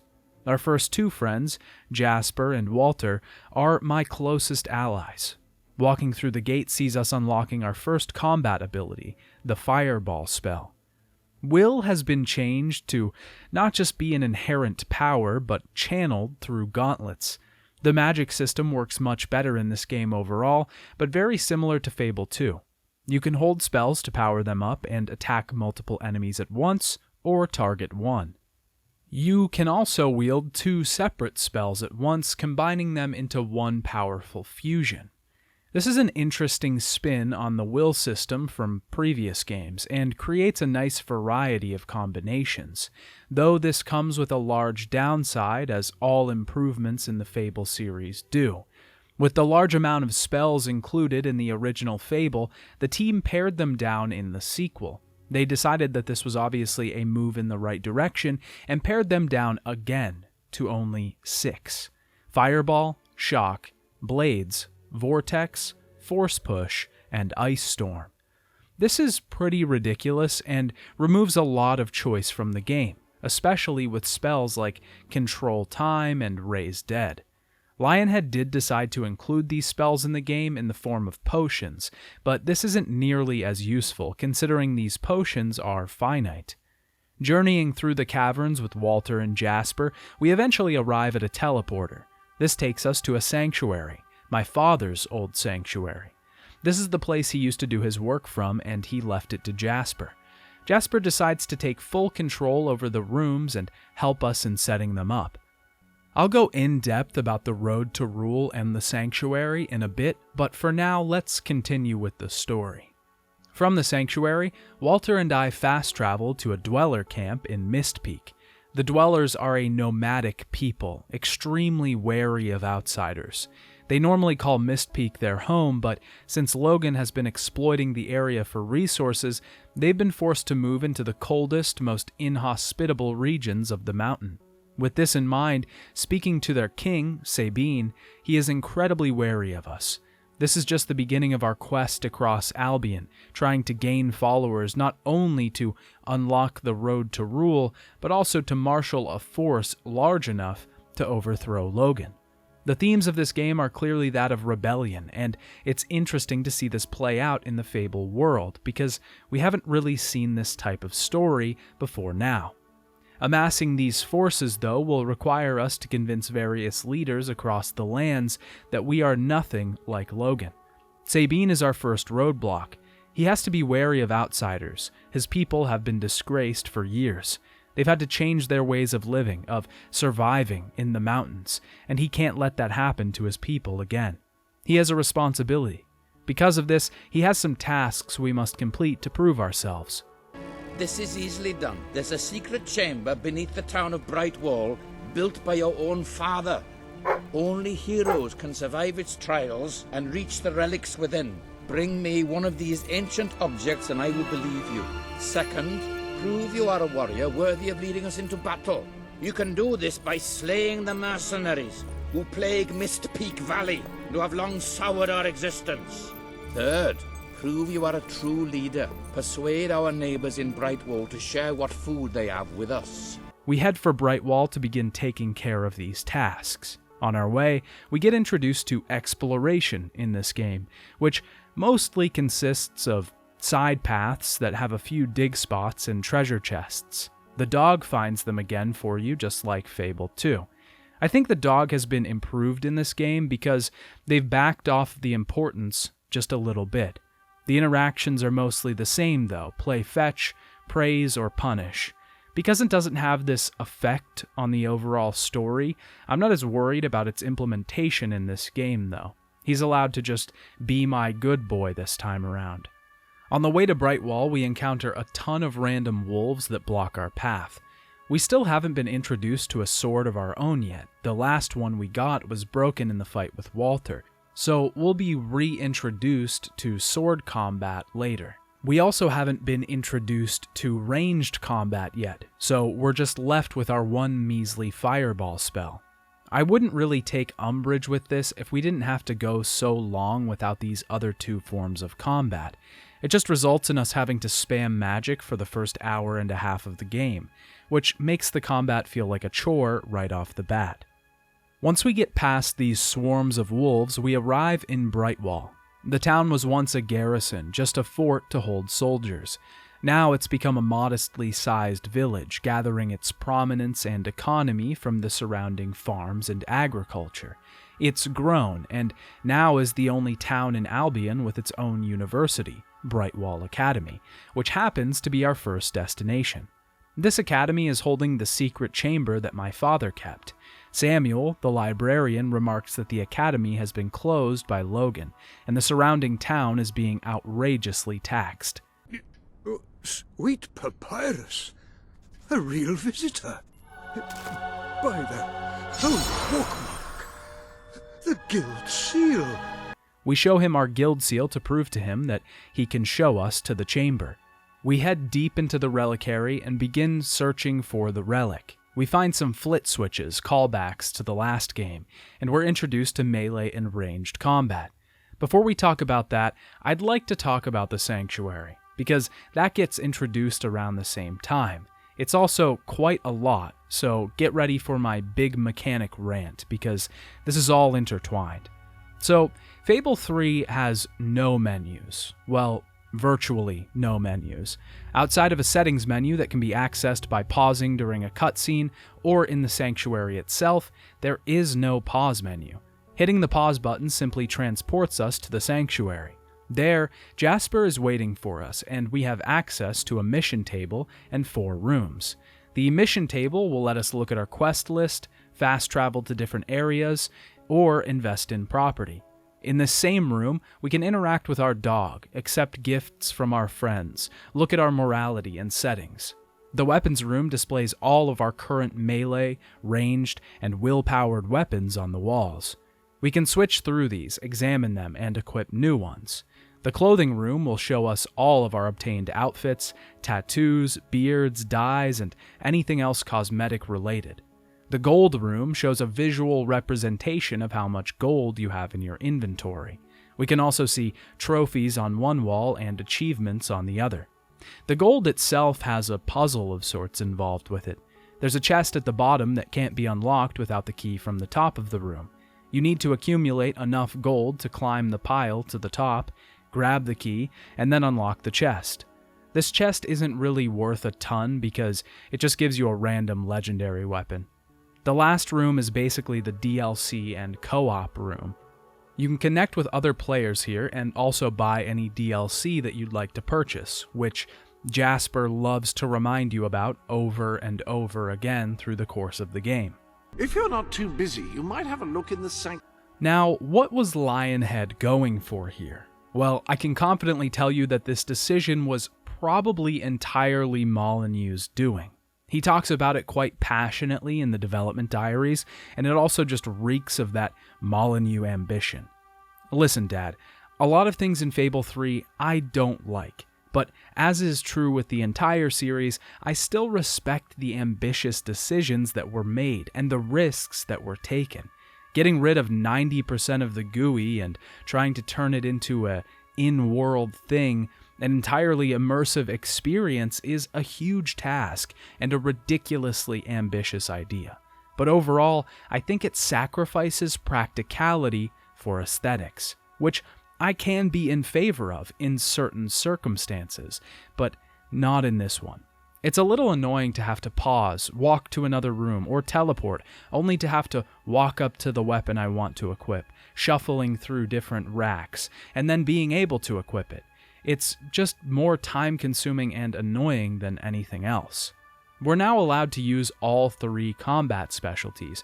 Ranged works similarly to the previous games, except they've added a flourish to ranged, which is genuinely just a through and through good change. It adds some complexity to the ranged specialty, which has always needed some sort of spice to change it up. Combat in this game does feel similarly fluid to Fable II. It takes a similar stance to that game and sees you jump back and forth between enemies, blasting away, slashing at bodies, and casting spells. One of the really interesting things that's been changed is the fighting style. Frequently, if you're shooting or slashing in another direction than the one your character is facing, they'll slash behind them or throw their gun over their shoulder and shoot behind their own back, which is just undeniably badass.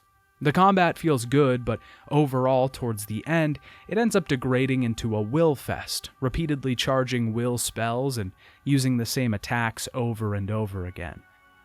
This relic chamber is designed very well, though, I have to say, albeit a little long. I did enjoy going off the beaten path and trying to find extra items, even if they didn't feel very worth it most of the time, a common problem with these games. Reaching the final chamber, I find an item that we are familiar with, the music box. When we find it, Teresa summons us back to the road to rule, the long road filled with gates that we must open. Attaining the music box has proven to Teresa that I am truly a hero. We see a vision through the box of what Logan is planning. Cities will bow to my law, or they will burn. Its mountains will bend to my will, or they will fall. This is my Albion. Its people will do as I say, or they will die. Logan vows to see Albion destroyed before he surrenders it to another. This shows us what our movement is about, why we truly need a revolution. We need to gain our first ally, but before that, we're allowed to open our first gate on the road to rule. The Road to Rule is an interesting system, an extension of the ridding of the user interfaces common in RPGs and the previous games in the series. This basically acts as our skill upgrade screen. We're allowed to use our experience to open chests and upgrade our melee, ranged, or will abilities. We can also unlock new spells with experience. This isn't anything entirely new from what we've been seeing, just an extension of the crusade against menus in Fable III. But there's more. Just about everything is also locked behind the Road to Rule.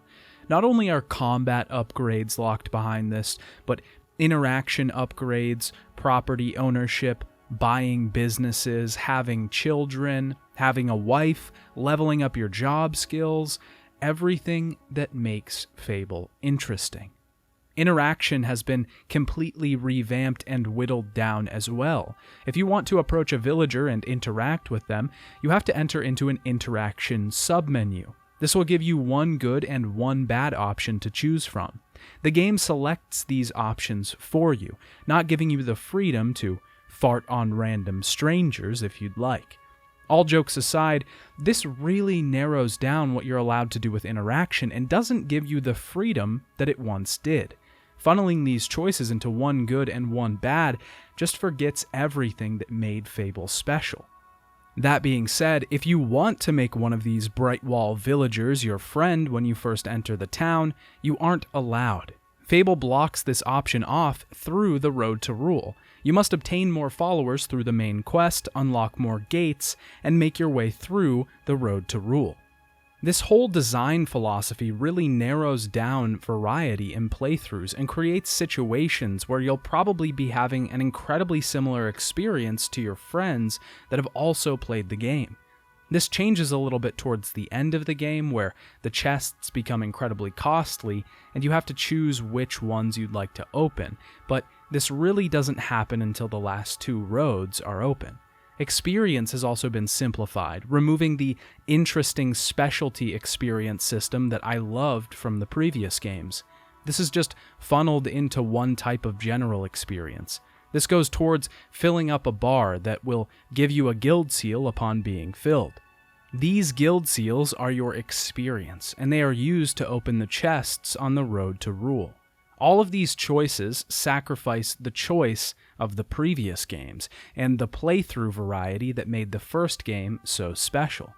This creates a game that is much more accessible to consumers, but is not necessarily one that will be enjoyed by fans. If I can say one positive thing about the Road to Rule, it's that each time you open a gate, you see a statue of your likeness at the time of opening the gate.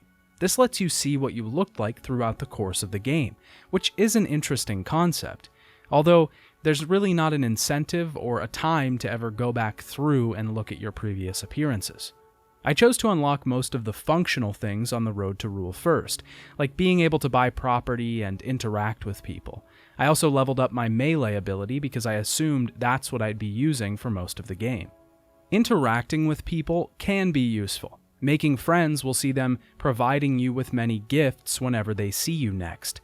It's a bit of a tedious task though, because bringing them up from neutral to friends requires you to complete a fetch quest for them, usually in another town.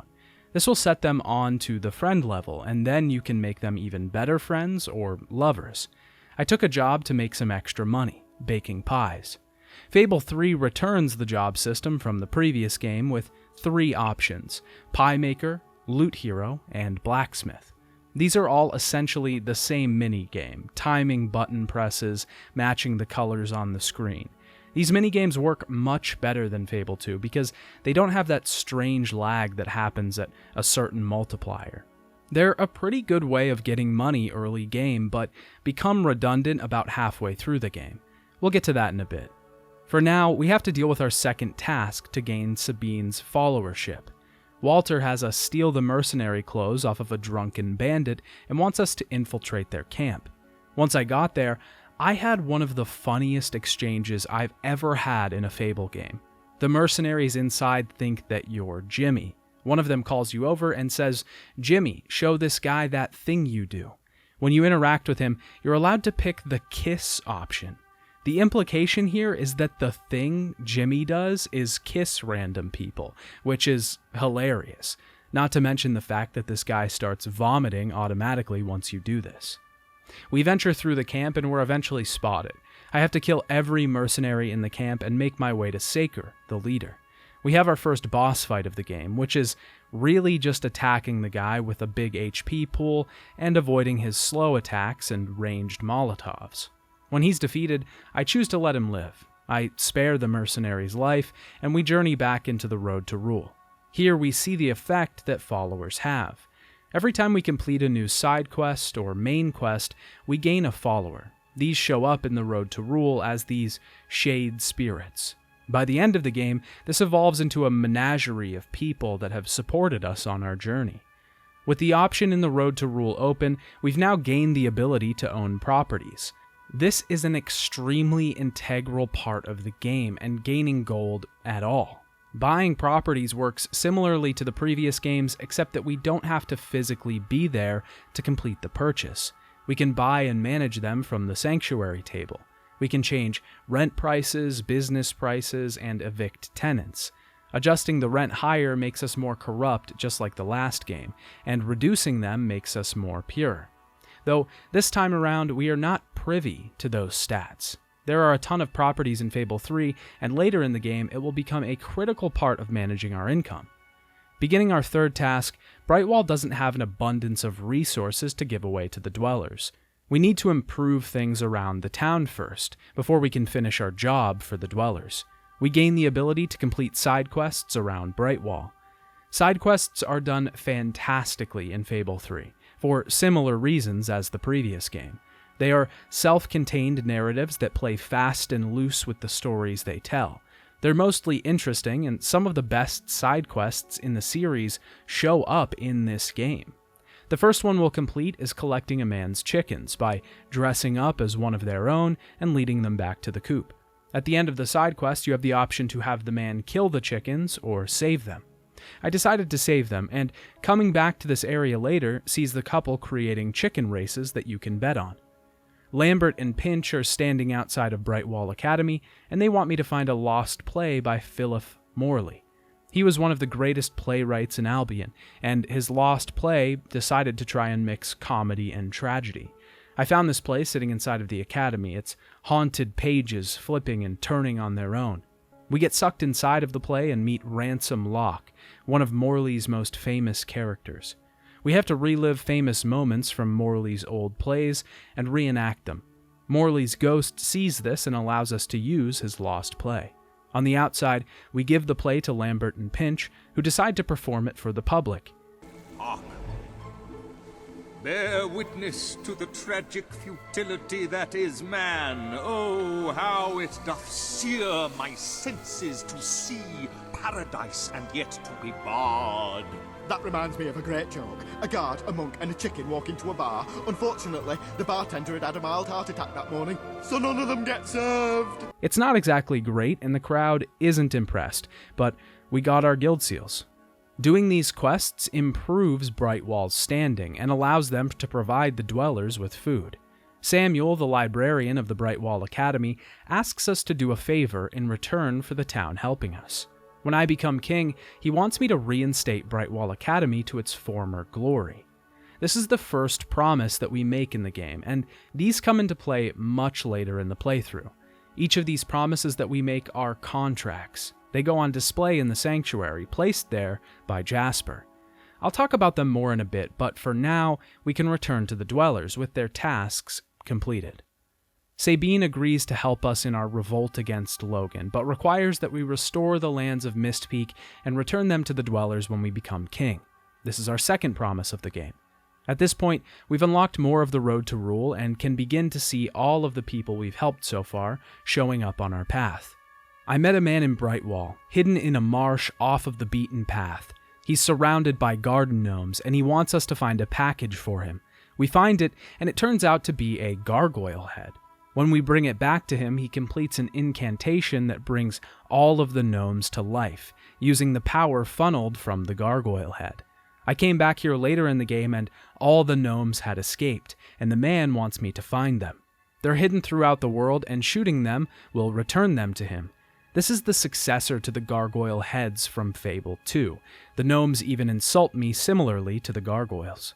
I have similar feelings about this little quest as the gargoyles. It's an interesting collectible that was added, but the rewards generally aren't worth the time and effort of going after them. I do like the extra effort put into the quest line, though. One of the guards in Brightwall wanted me to apprehend a criminal that was roaming around town. Fable 3 has a really odd hand-holding system. You can hold hands with most characters in this game, and this is used in the prologue when you're heading to the castle with Lady Elise. This can also be used, obviously, when going out on dates with women, but it's also used when apprehending criminals or bringing traitors through dangerous areas. It's really odd to just hold a grown man's hand to guide him to his destination. Molyneux really harped on this idea and made it out to be one of immersion and bringing the player closer to the reality of the game, but I just found it kind of strange. And we're giving you the ability to touch things. Now this may sound strange, but imagine this, being able to reach out and touch your girlfriend in the game. Being able to hold, persuade, pull, push, all that can be done dynamically.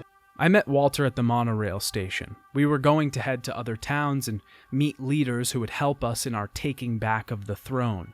This plan is thwarted though, as the monorail crashed when it enters the station.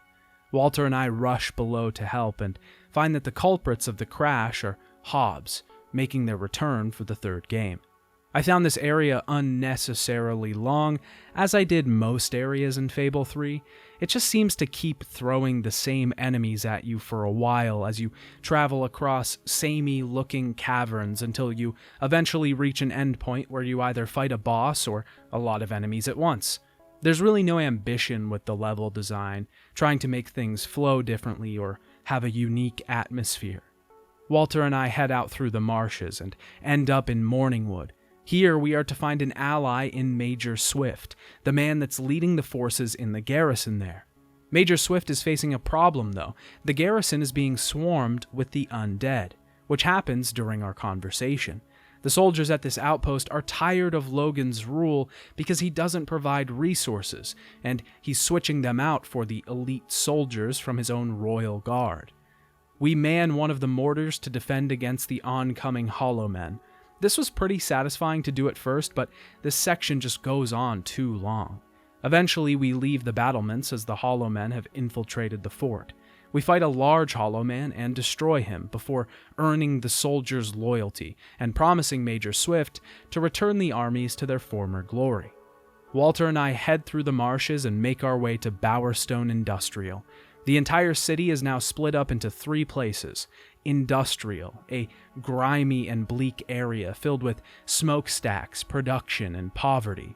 Market, a more proper area, burgeoning with economy, resources, and the more high society. And Castle, this is the king's high seat, the place of the top of Bowerstone's royalty, and the spot where court is held. There's another area of Bowerstone called Old Town, which we'll talk about more in a bit. Entering into the industrial area through the sewers, we're introduced to a character from the previous game, Reaver. He has now used his eternal youth to create an industry in Bowerstone. He uses his power to rule over the citizens with an iron fist, forcing them to return to work with the threat and use of a pistol. The rules that will govern what I like to call the Reaver Team Spirit Award are these. Firstly, any worker that so much as murmurs another complaint will be cut. Reaver has obviously completely gone off the rails here and has been totally taken over by greed and power. We saw tinges of this in the last game, but it definitely wasn't this full in force. Now he's virtually a tyrant gone mad, drunk with greed lust. Walter and I head into the sewers, where the head of the Bowerstone Resistance lies. We meet the leader of the Resistance, Paige, who wants me to prove myself by completing tasks helping the folks of Bowerstone out. This is another side quest block where we're forced to do some activities to gain the trust of a leader. This is a common thing that happens throughout the game and makes the side quests feel less unique and special. Most of the bigger side quests have a disproportionate amount of guild seal rewards for completing them.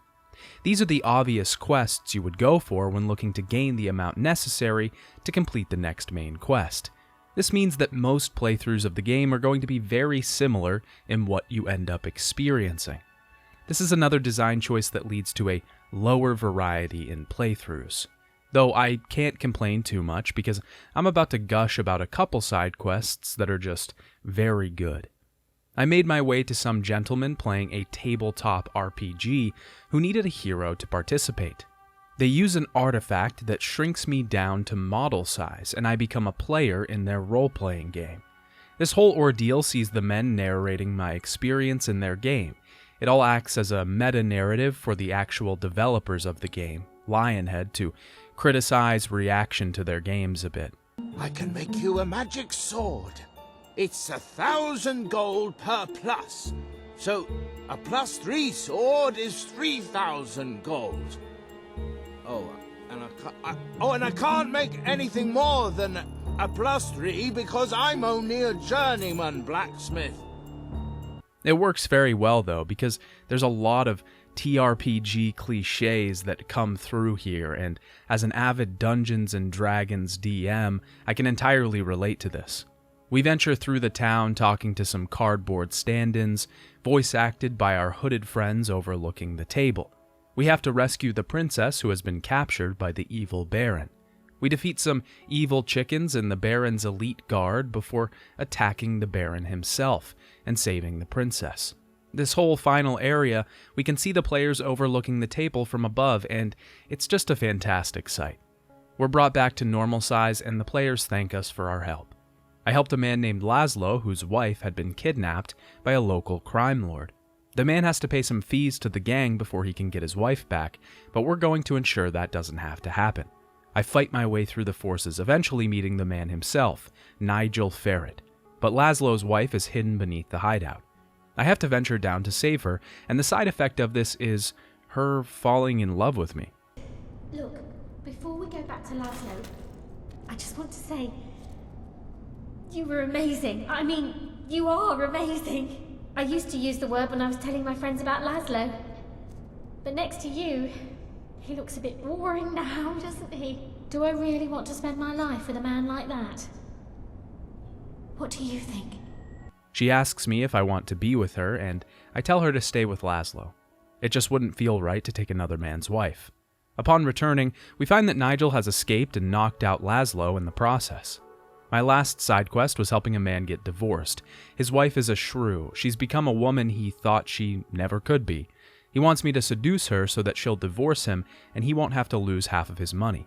I do this, and when confronting the wife, she asks me to kill the man so that I can marry a wealthy widow. I decide to leave these two to their business and go on my way. All of these side quests are interesting. They've always been Lionhead's strong point. They flow incredibly well, and they insert Lionhead's own brand of humor, which is generally lighthearted and fun. Lionhead also decided to add another collectible to Fable III, books. You can pick various tomes up throughout the world of Albion and return them to their proper place in Brightwall Academy. This will eventually garner you rewards after so many have been collected, and it's incredibly interesting on its own to see this physical representation of the ones you've collected throughout the game. This is the place where I think Lionhead's in-world representation design philosophy comes through. While I don't think it works for things like inventory and gold, I do think it works very well for collectibles. Collectibles are things that you want to display and see physical representations of, and you're willing to sacrifice practicality to see these things. I'm not willing to sacrifice it for simple things like inventory. With all of these tasks completed, we've proven ourselves to Paige. I head to the Bowerstone Resistance. On the way, I see Major Swift, who tells us he's been infiltrating the Royal Army. He's trying to foment insurrection from within the ranks and create inside men. Another soldier we met at Morningwood is named Ben Finn. He's also working with the Resistance and will become one of our greatest allies. Paige has a new plan and has decided to infiltrate Reaver's mansion. He's been bleeding the city dry for a while now, and a group of soldiers went to his home but never returned. He's having a party, and Paige and I are going to dress the part, infiltrating his shindig. I met Paige in front of the manor and we headed inside, disguises in full force. Inside, Reaver is holding one of the soldiers in a cage, and he's using the same wheel that the Temple of Shadows used in Fable II.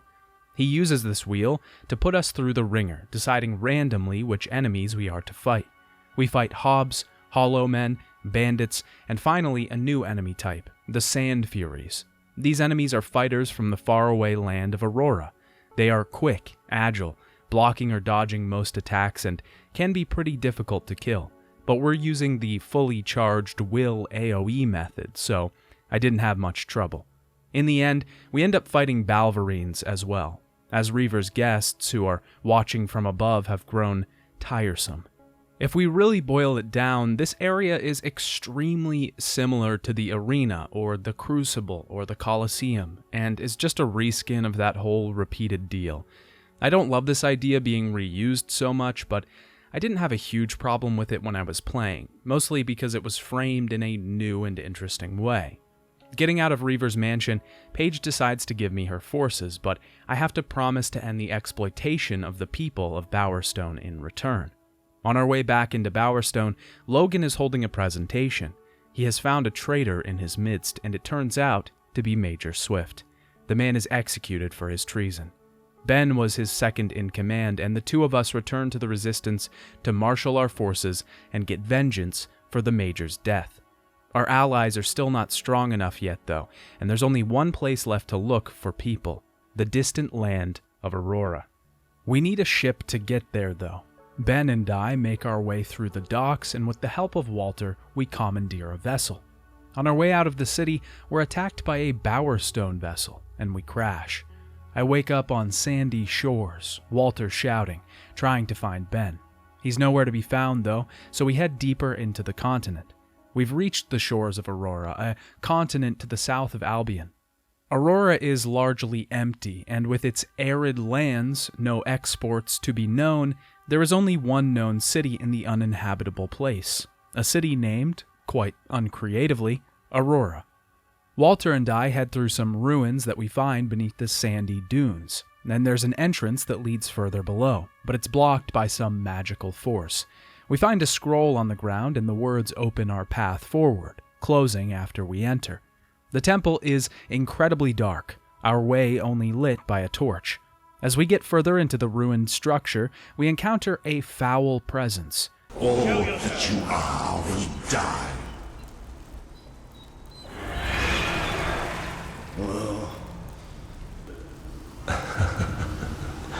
The children are here to play. Scores of shadow beasts attack us, narrated by a looming voice. We try to make our way out, but end up face to face with the head of these forces, the Crawler.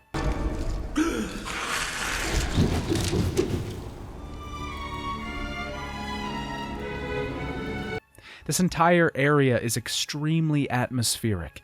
The dank, dark halls of the temple, chased by the Crawler, his haunting voice only saying, "We are coming," over and over. This whole sequence does incredibly well to introduce these characters to us and their impending doom. We continue to slay scores of these shadows, but the Crawler binds Walter in the process. Journeying to the sanctuary at any point during this sequence will see the darkness infiltrating it, Jasper nowhere to be found. With Walter blinded, we have to lead him out of the temple, into the desert sands. We reach a certain point where we have to make a grave decision. We have to choose whether we want to keep moving forward with Walter or leave him behind.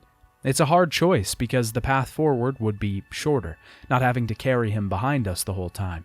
This choice ends up ultimately not mattering though, because he gets left behind anyways. I decided to take him as far as I could, but I ventured to get help. The Crawler was showing me mirages, visions of Walter scorning me for leaving him behind. I had to fight a shadow of him and face his ridicule. I eventually collapse in the desert and am saved by the people of Aurora, and Ben, who is still alive.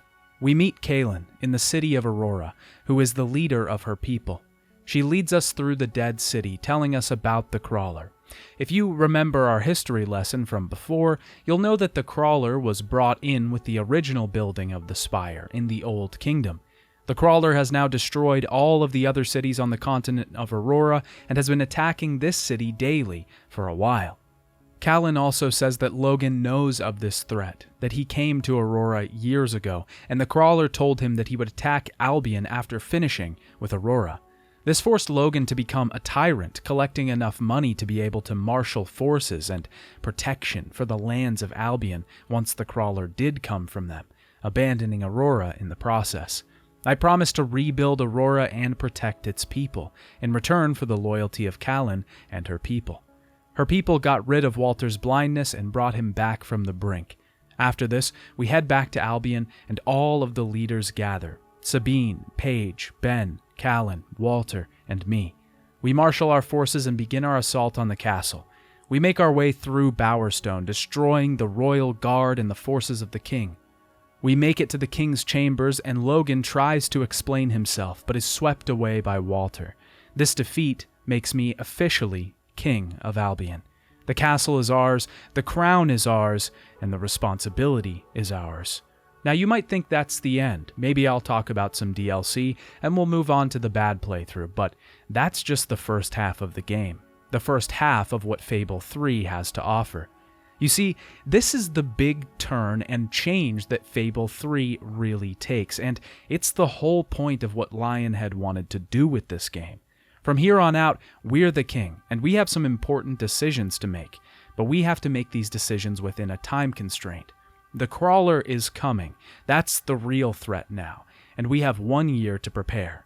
We need 6.5 million gold in Albion's treasury before the year is up to be able to afford the defenses to ensure no civilians are killed during the attack. For every gold that we are under this amount, 1 civilian casualty is expected. We're still free to roam, complete side quests, and do everything we did before, but we'll always have a royal task list. These are things we must complete before we time skip ahead a month or so. These tasks are usually hearing proposals from the people of Albion and giving our ruling. These choices are similar to all the other ones in this game, a very clear good and a very clear bad choice, though this time there's real consequences for each choice. Take, for example, the first choice we're forced to make by Hobson, our new financial advisor. Logan had incredibly high taxes throughout his rule. We can lower these, taking 400,000 gold out of the kingdom's treasury, or raise the taxes, giving the kingdom 200,000 gold. We can also just keep the current tax rate, which won't do anything to the treasury, but won't sit well with my popularity as king. I choose to lower the rate, and as this was my good playthrough, I generally took the good option every time, costing me a lot of money. Just about every choice you make in the throne room that's morally right costs the treasury money, and this forces the player to have to compensate for this by providing their own funds to the treasury. This whole switch in gameplay is honestly an incredible one, and it was a change that was unexpected and loved by me. I didn't expect this either, because starting the game out, all I could see was more narrowing down and appealing to wider audiences by Lionhead. But once I got to this point, I realized that they were actually taking a great risk with this new style. It was all in service of delivering the concept of the weight of the crown. But it's one that is so well done and so interesting. Making good moral choices hurts the kingdom's finances, which in turn hurts the people in the long run. But making poor moral decisions might make people hate you as a king, but also might hurt the people now only to try and save them in the long run. It's an incredibly interesting dynamic, and every choice made as king generally feels like there is something great at stake. The other thing that comes into play with these decisions is the promises you made when trying to take back the kingdom. The people you made these promises to will be coming back to make sure you fulfill them. These promises cost quite a bit of gold to fulfill, but as a good king, I knew I had to keep to them. The only thing I didn't really care for in this whole thing was Reaver. Every single decision you make generally has Reaver playing the devil's advocate against whatever proposal is being made, and it just seemed really weird to have the same character in there every single time speaking against the good decision. I felt like they could have switched him out a few times to divvy up the decisions, but he just kept showing up. Also, I hate Reaver's little e-girl face tattoo. Upon becoming king, you also gain the extreme morphing that we talked about in the development section.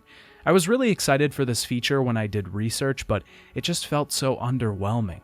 First of all, you only gain it this late in the game, so you're using it for a large portion of the game where you aren't even really fighting that much, so it doesn't get that much use. And it's also just not really that amazing. You get wings that sprout from your back when you do a flourish, and that's about it.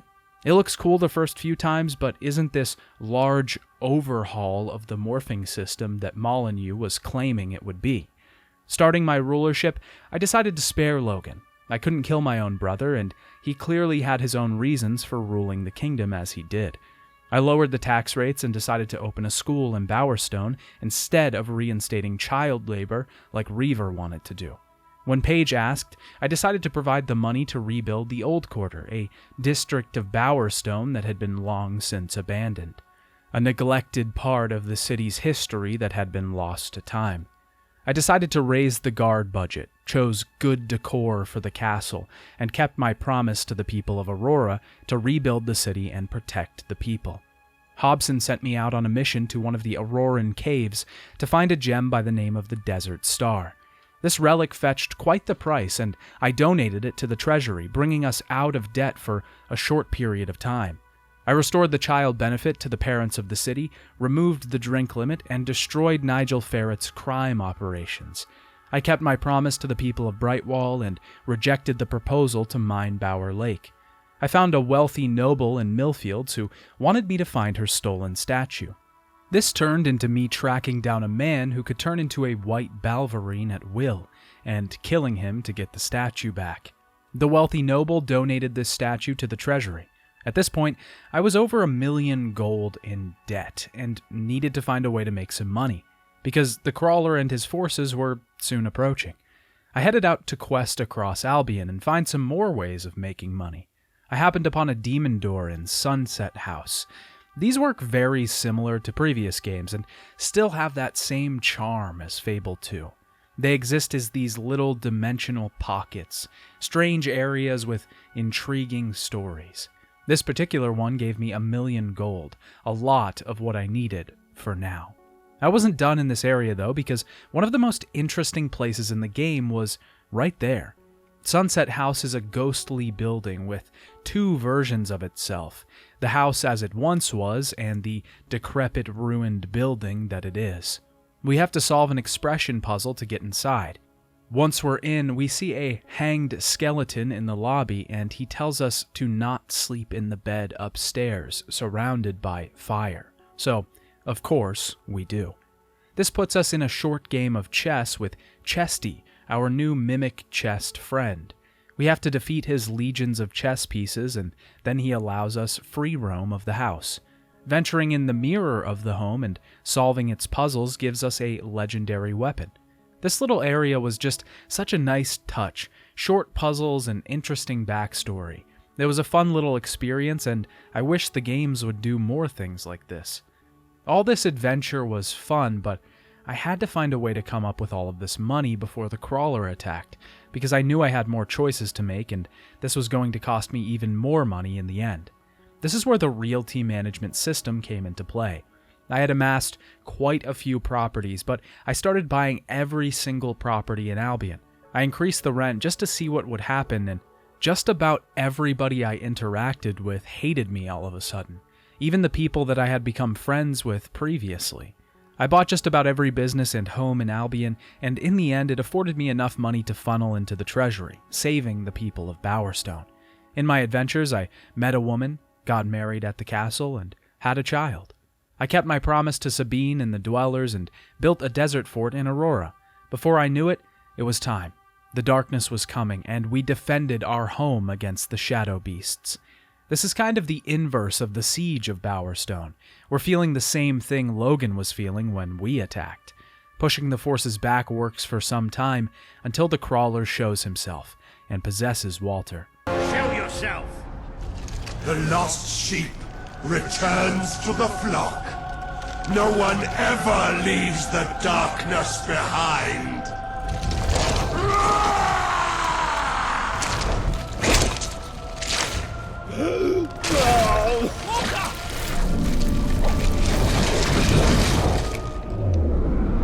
Do you see? Do you see what you have allowed? We are all shadows now. Our final battle of the story is against the possessed Walter. Defeating him is simple, but it wasn't something I wanted to do.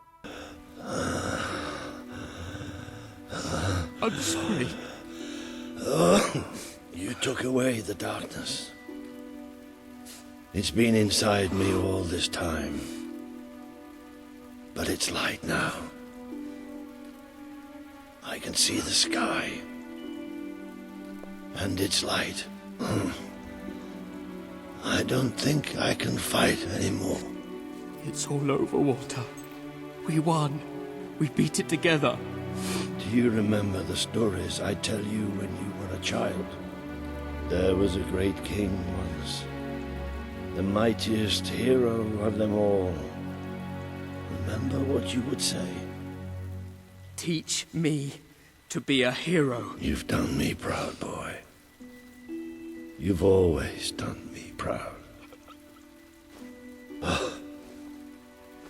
Oh, Walter.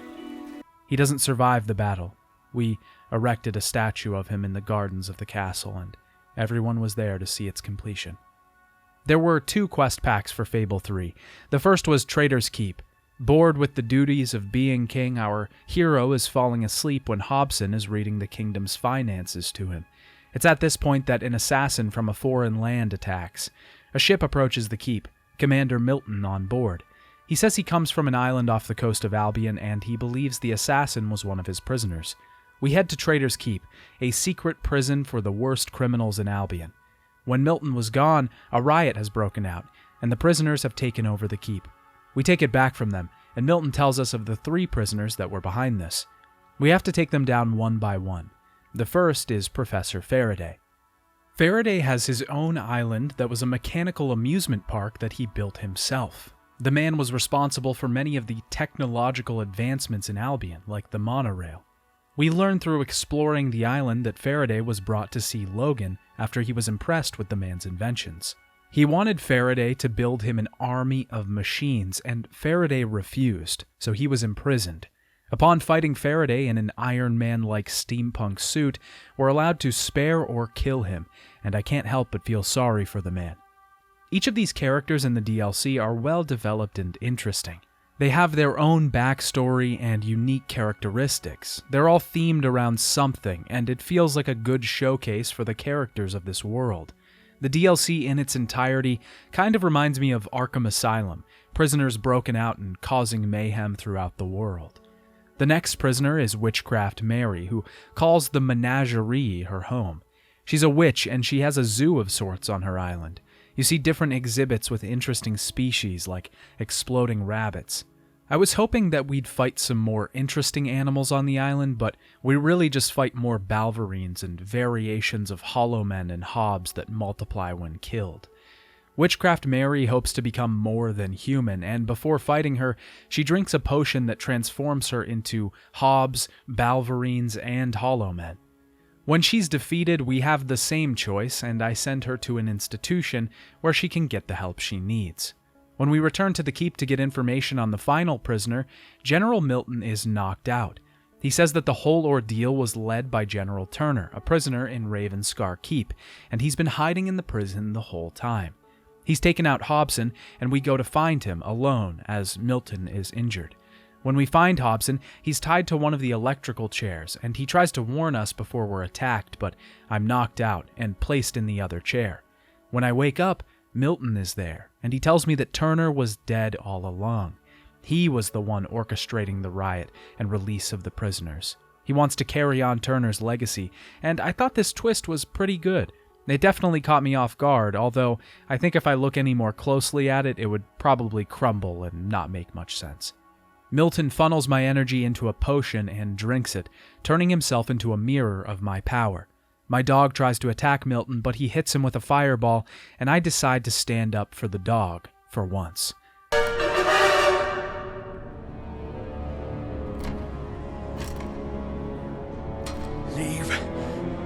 my dog alone.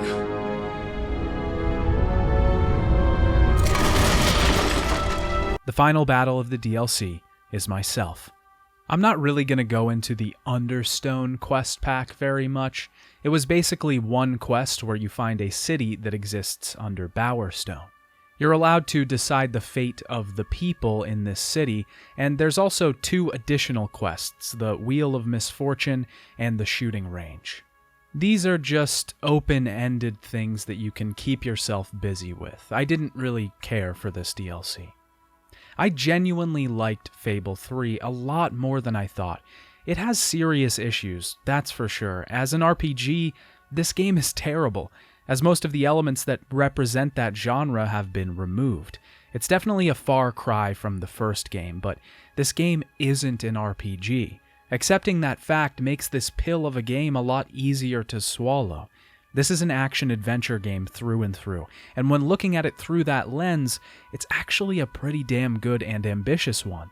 I still don't love a lot of what this game does, stripping back the leveling elements, making everything immersive and in-world with the Sanctuary and Road to Rule, reducing interactions to 2 options that have been chosen for you by the game, but the twist that Fable 3 presents in the middle of the game, turning everything you expected on your head, is a really ambitious risk that, at the very least, you have to respect.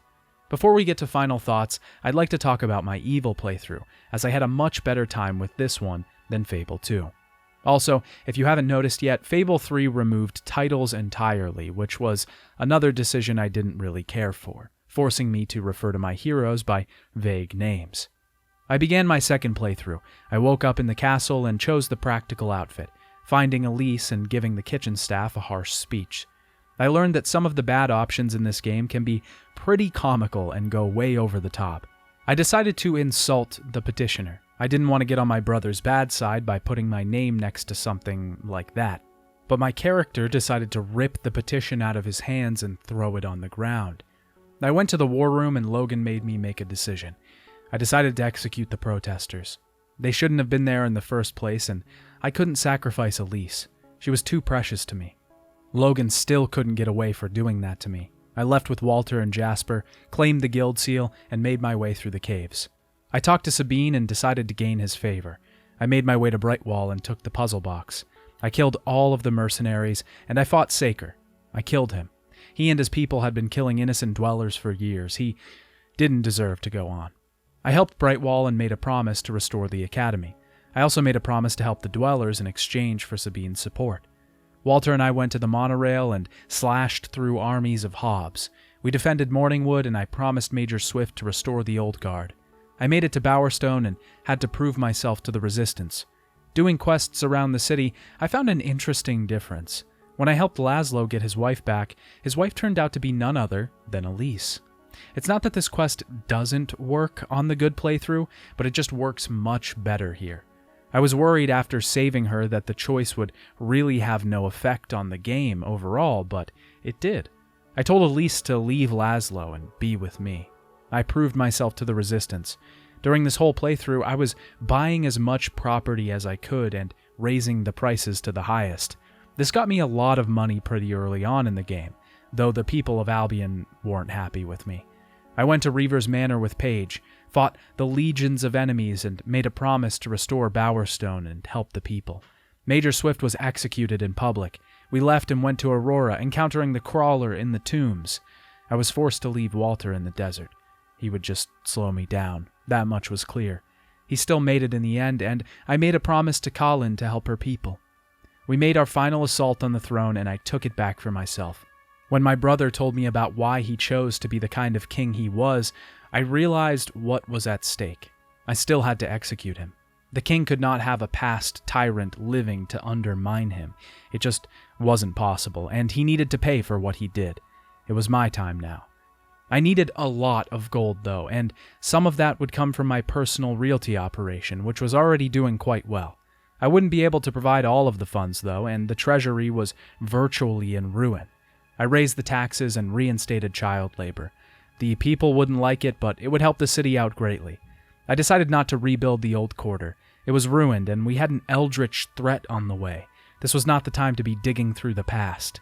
I lowered the guard budget to gain some more money. I chose evil decor.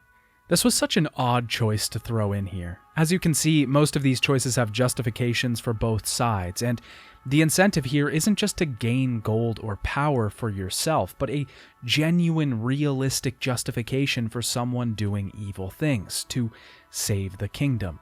This evil king does the things he does because he wants to prevent casualty.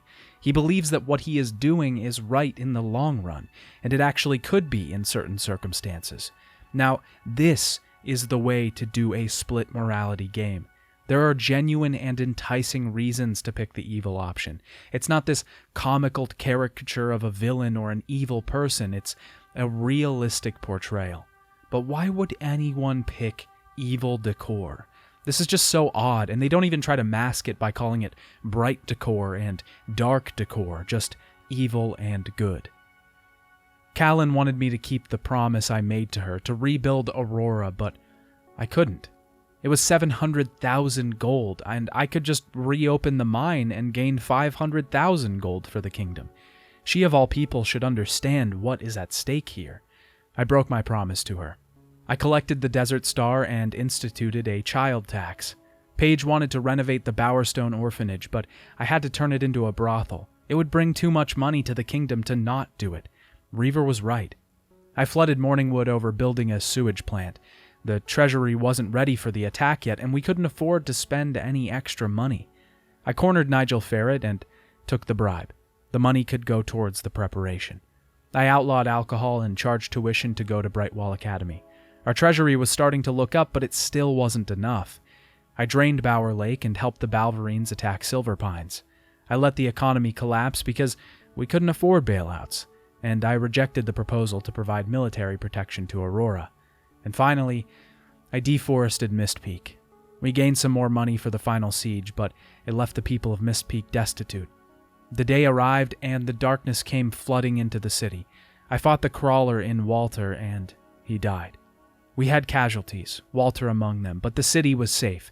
I did what I had to do. I protected these people. They were my people, and this was my city, my Albion. If they had to hate me for me to save them, then so be it.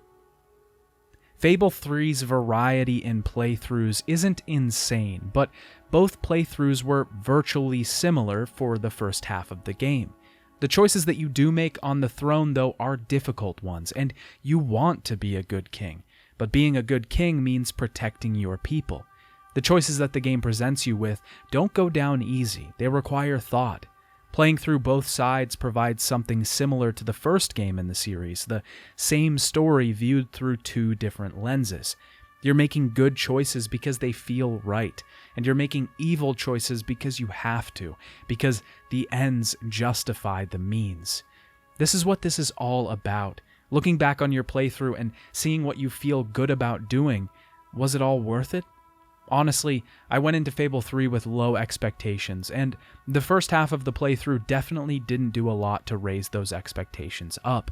But by the end, I genuinely felt like I had experienced something different. A game that, although had strayed very far from its RPG origins, had branched out and tried to do something different and interesting. Fable 3 takes risks and tries to work outside of the box that it's put itself in. It's not a good RPG by any means, but it's an interesting action-adventure game with genuine morality and questions to be asked. I overall enjoyed my time with Fable 3. It was incredibly interesting and overall a great time. It has some weak points, and I felt that the general stripping down of mechanics into their simplest form made those mechanics less interesting.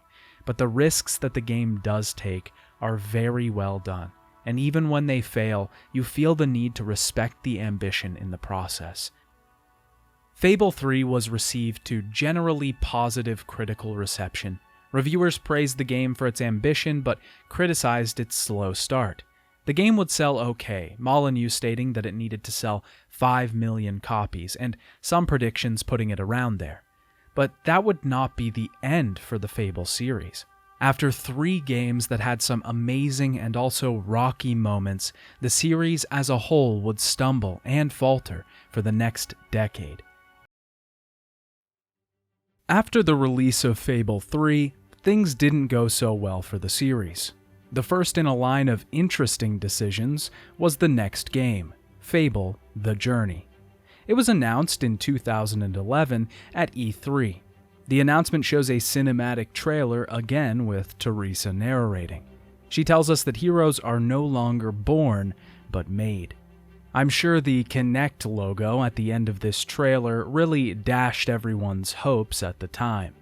It's clear that this game was another exercise in immersion and putting yourselves in the shoes of the main character. We didn't get as much of an insight into the development with this entry, as there's only a short dev diary. Peter Molyneux was really only working on this entry in a consultancy aspect, and it seems a lot of the team was changed.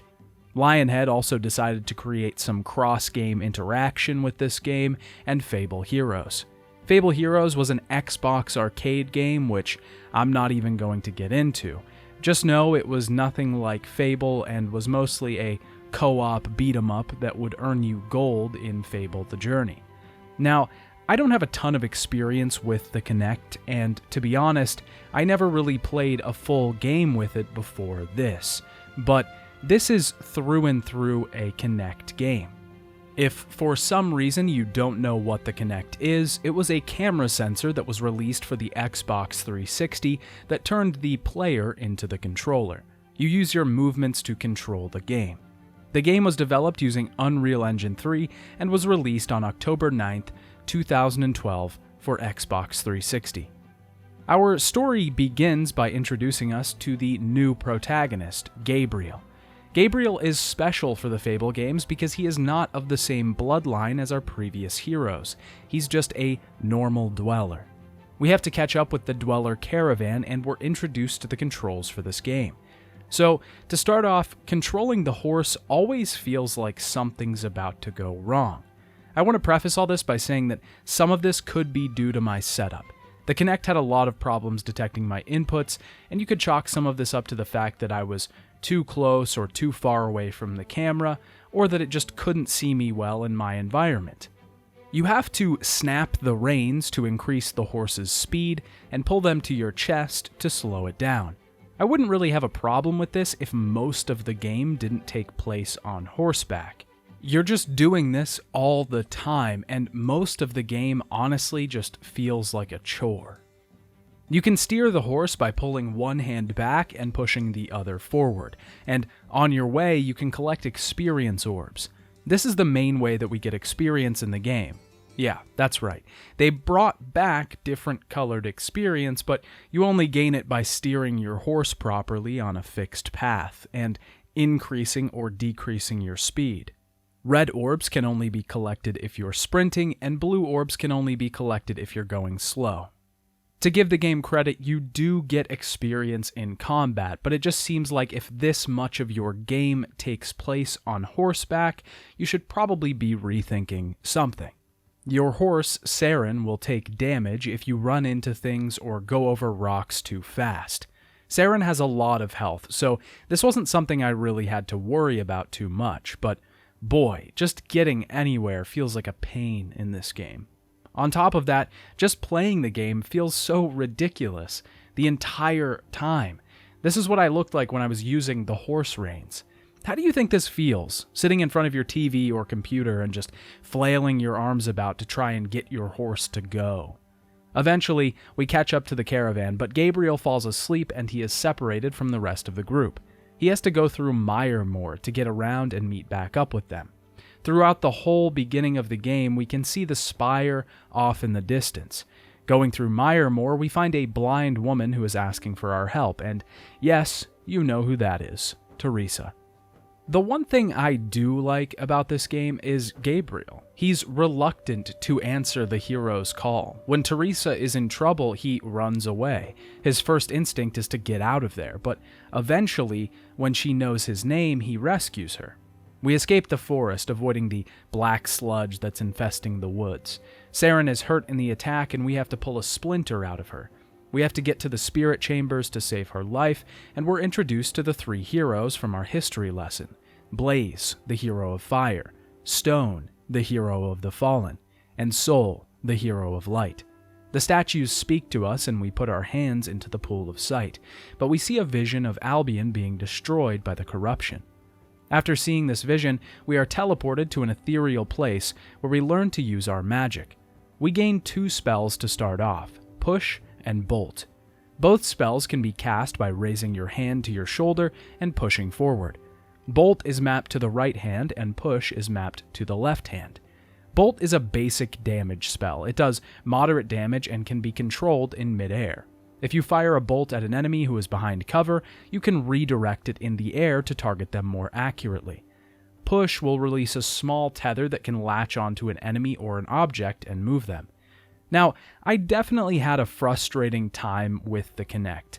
It took quite a while for me to get it fine-tuned to my area, and once I did, there were still points where I felt like it wasn't working properly. Bolts would shoot off in random directions, and Push just wouldn't work in certain cases. It felt like the Kinect as a whole was just fickle. Sometimes it would work great and be incredibly responsive, other times not at all. Now, I totally understand that the Kinect was meant to be played in a living room, well lit, on a big entertainment system. That doesn't exactly fit the model of my small, cluttered office space, but it was still detecting me properly. Everything in the Kinect fine-tuner was working well. I will chalk some of the Kinect's failings up to my area and setup, but not all of them. I'm sure the Kinect just has some of these issues baked in, and even if that is the case, the stipulations to play a video game shouldn't be so long that I have to sit upright, not move forward or backward too much, and keep my legs uncrossed just to play this game. This is not an enjoyable experience. Even the loading screens tell you not to relax. They frame it as, be a hero, not a hob, but my god, I can't even lean back in my chair while playing this thing, or in moments when I was too into the game, I was too far forward. I had this sweet spot of posture that I had to stay within to make sure my movements were detected properly, and I just don't think there should be this many rigid rules for playing a game. We're also introduced to a feature in the pool of sight that lets us move the character from side to side if we need to dodge. This sees us tilting our body in one direction. We can also block attacks from enemies by raising our left arm up. After leaving the pool of sight, when the heroes and Teresa deem us worthy, we can heal Saren, but there's a catch. We have gauntlets now that have been painfully fused to our arms and a whole lot more responsibility. We can leave the way we came because the darkness will catch us, but Teresa says there's a path deeper in the caves. Gabriel is not okay with this situation and wants to get out of here, but he doesn't want to get in any more danger. I told you it'd make you better. Now we can go home again. Gabriel, the gauntlets are not only a means to heal, but also a weapon, perhaps the only weapon that can defeat the evil to come. What do you mean? The gauntlets are now a part of you. Would you rather have let Saren die? Did I not warn you the power to save her would come at a price? You tricked me. Fate led me to you for a reason, Gabriel. The 3 heroes deemed you worthy for a reason. This is a mistake. Take them off. Take them off me now! I'm not a hero! The Devourer. He's found us! The powers within these chambers will not allow the creature to enter. So how are we gonna get out? There is another route, but we must head deeper into the caves. No. You must trust me, Gabriel. I kind of love this characterization. Gabriel is entirely afraid of all of this. Magic, fairy tale creatures, and doomsday. The first thing this does is create a sense of growth for the character over the story. We can see his journey as a hero over time, and it makes that development as a character more realistic. The second thing it does is change the way we look at past heroes, and makes the people of the Old Kingdom look insanely heroic when viewed beside just a normal person like Gabriel. He reluctantly agrees to go deeper into the caves because it's his only option. We head in and start defeating some rock mites. We have to close the holes that these things come out of by dropping stalagmites onto them. We get to the other side of the caves and activate a bridge for Saren and Teresa to get out on. We make an escape on Saren, only to be confronted by a troll at the end. We narrowly escape with our lives, and we decide to stop for camp before finding the temple Teresa seeks. In camp, we can clean the horse and heal it, give it water, find chests, and pick apples. Once we're ready to leave, we pick up the cart and head out. Teresa tells Gabriel that they have to head to the Forge of Fire, and enlightened temple that housed the many that were devoted to the three heroes. She says that there will be a way out of this for Gabriel.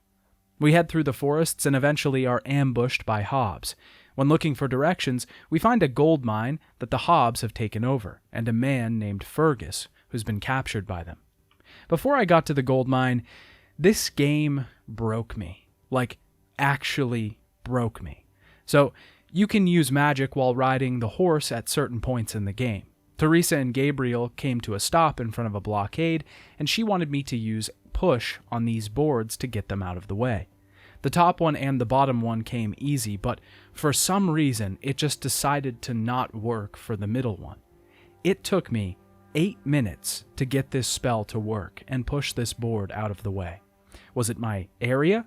Was it the connect? Was I not using the spell right? Don't know, don't care. I didn't have my webcam recording myself during this portion of the game, but you can see some of my reactions when I was leaned forward and the connect was telling me to move back. Now, Dad, I know you're going to say, "Son, obviously you needed to move back." I tried that. I tried everything. When I finally got it, you see the look of a broken man, overjoyed with passing a simple test and then moving forward to do some more horse-related hijinks. Fergus, Teresa, and I stopped for some ale. Fergus and Gabriel share a drink, and Fergus tells Gabriel to do the right thing and not run away, otherwise it'll haunt him. We're attacked by Balverines, and unfortunately, this is when disaster struck. Not in the game, but in real life. I had paused my game at this point, and the next morning when I got back to playing, my Kinect wouldn't work. Not just like it was being fuzzy and wasn't detecting inputs very well, it just wouldn't work at all. I'm not sure if it was older and already on its last legs when I bought it on Facebook Marketplace, or something got jostled in the 3 separate times that I dropped it, but regardless, its life was over. I was already on my second Kinect, and I honestly did not want to buy another one just to finish this game that I already pretty much hated.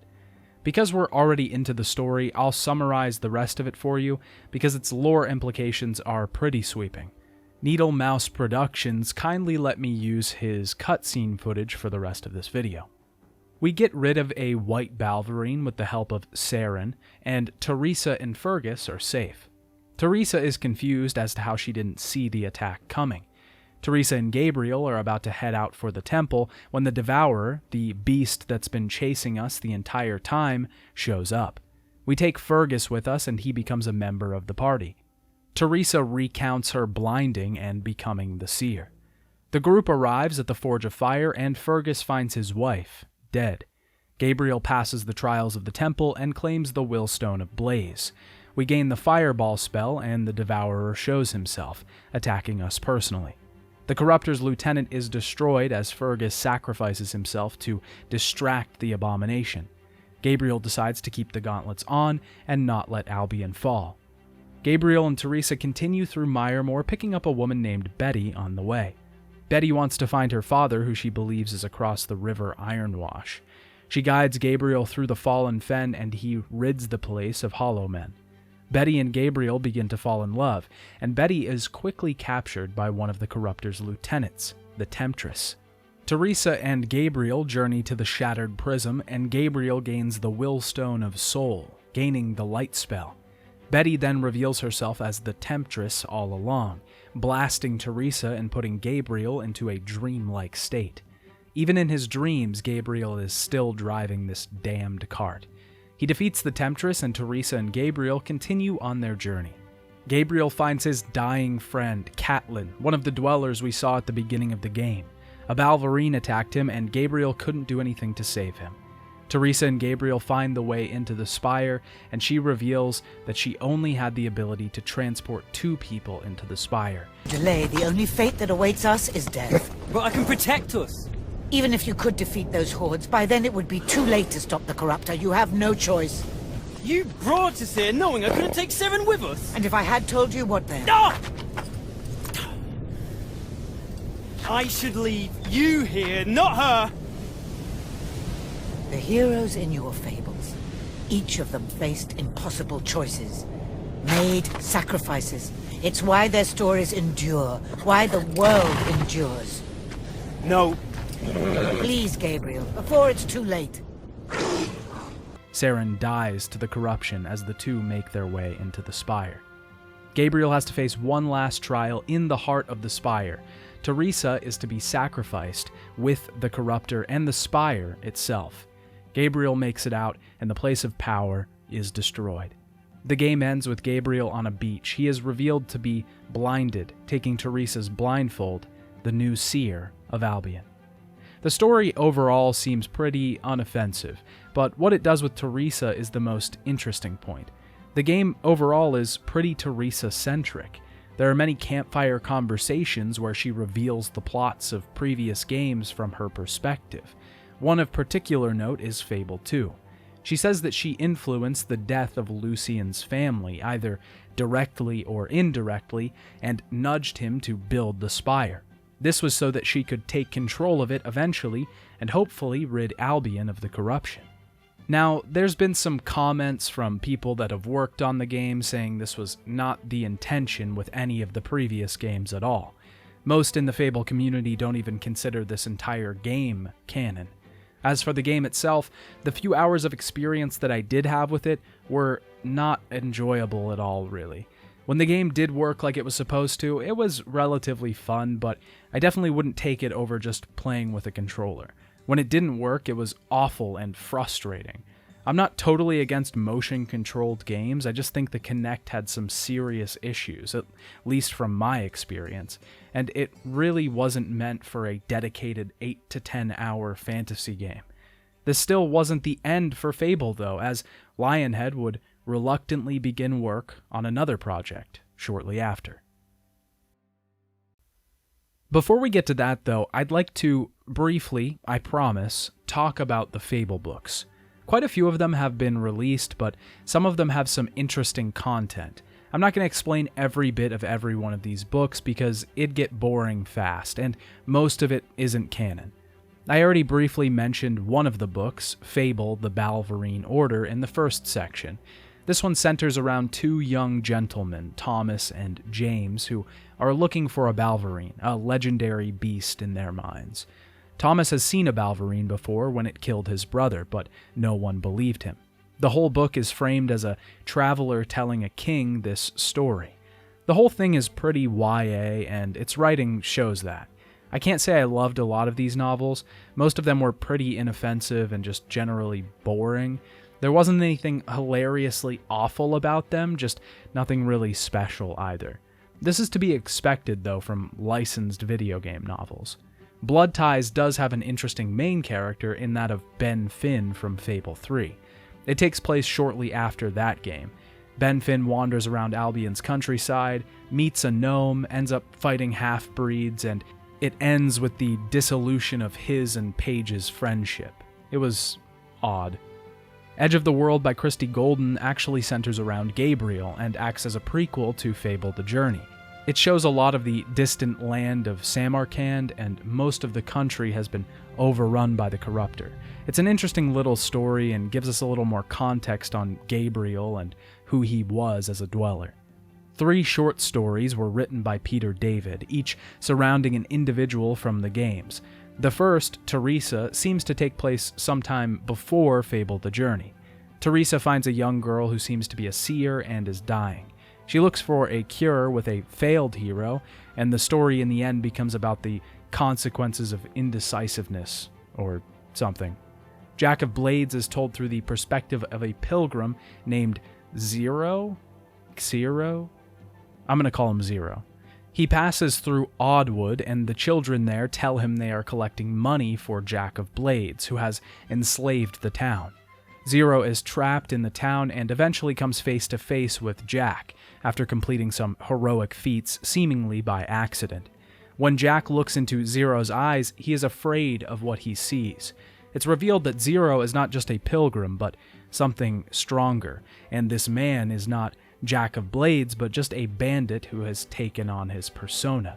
This story was probably the most interesting to me, just because of the mystery it introduces. I wish Lionhead would have introduced more stories like this. Remember when there were things like Scythe in the games, little stories where you weren't sure of the answer to the question you were asking, but you had some idea. It let your imagination run and allowed you to develop your own conclusions. Man, that was cool. Anyways, the last short story is called Reaver and has 2 chapters. The first is in the perspective of Captain Dread, a pirate who's celebrating on the coast of Albion. The second chapter is told from the perspective of Reaver himself. Captain Dread makes the fatal mistake of working on Reaver's turf and goes to a sort of war with him. Reaver ends up killing him with the use of some clever deception, and then decides not to take his title, as he's, quote, too pretty to be called Captain Dread. The last book was Blood of Heroes, and I'll be honest, I didn't finish this one. I just didn't really care for it. It acted as a companion piece to Fable Legends, and it seemed so out of the world we knew, having taken place way before the games we knew. A lot of the heroes featured in the game were central to the plot and acted as protagonists for the story. I generally respect tie-in novels as long as they match up with what the developers wanted for the games. I think lore books can be an interesting idea, but a lot of the time, they don't really have much style or substance. Some of the books I read were decent, mostly the short stories, to be clear, but I definitely wouldn't recommend reading these unless you're a huge Fable lorehead. Around the same time that Fable The Journey was released, development began on another spin-off game, Fable Legends. It was announced on August 20th, 2013 with a cinematic trailer. It showed off different heroes seeking adventure and fighting a troll of some sort.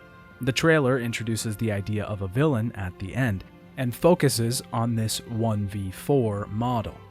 The game was developed on Unreal Engine 4 and was supposed to be a co-op focused action role-playing game. The game was played with 4 heroes and a villain. A real person could fill these roles, or the game could be played entirely single-player by filling them with bots. Each hero was supposed to be unique with their own abilities, powers, and gameplay. Sterling, Winter, Rook, and Inga were just a few. A set amount of heroes would be free for a period of time and rotated out. Heroes could also be bought for permanent use with purchased currency or in-game currency. The villain's goal in the game was to stop the heroes, controlling enemies, when they spawn, how aggressive they play, and where traps are located. The game was supposed to take place hundreds of years before the Fable trilogy, a time when Albion had not yet discovered technology. The story would take place in the hub city of Bright Lodge, where players could buy weapons, armor, and change the look of their characters. There were 12 total quests involved that were apparently distinct from each other and did not tie into a narrative, just one-shot adventures the heroes and villain could partake on. A lot of this information comes from releases to the public, but some of it also comes in the form of the closed beta. There was an actual playable version of the game in the form of a closed beta. Unfortunately, Microsoft officially canceled the game in March 2016 and closed Lionhead Studios. The closed beta ended a month later, and players were refunded their in-game purchases. It's a bit of a shame because a lot of this game does look interesting. It doesn't seem much like Fable, as most of the core features, alignment, and property buying, for example, were removed. But the idea of going back to an Albion with actual heroes and more rooted in the folklore rather than the science and technology was something I always wanted the series to do. In the end, the game was too costly. The people working on it didn't really know what they were doing, and reportedly would have rather been working on Fable 4. We can speculate all day on what actually happened with development, but it seems like this was a game that was trying to grab at the free-to-play market by using the Fable name. Nothing at its core had to do with the living world, morality-based life simulator that we've come to know Fable to be. Before Lionhead was closed, Microsoft offered the Fable license to another studio, Flaming Fowl.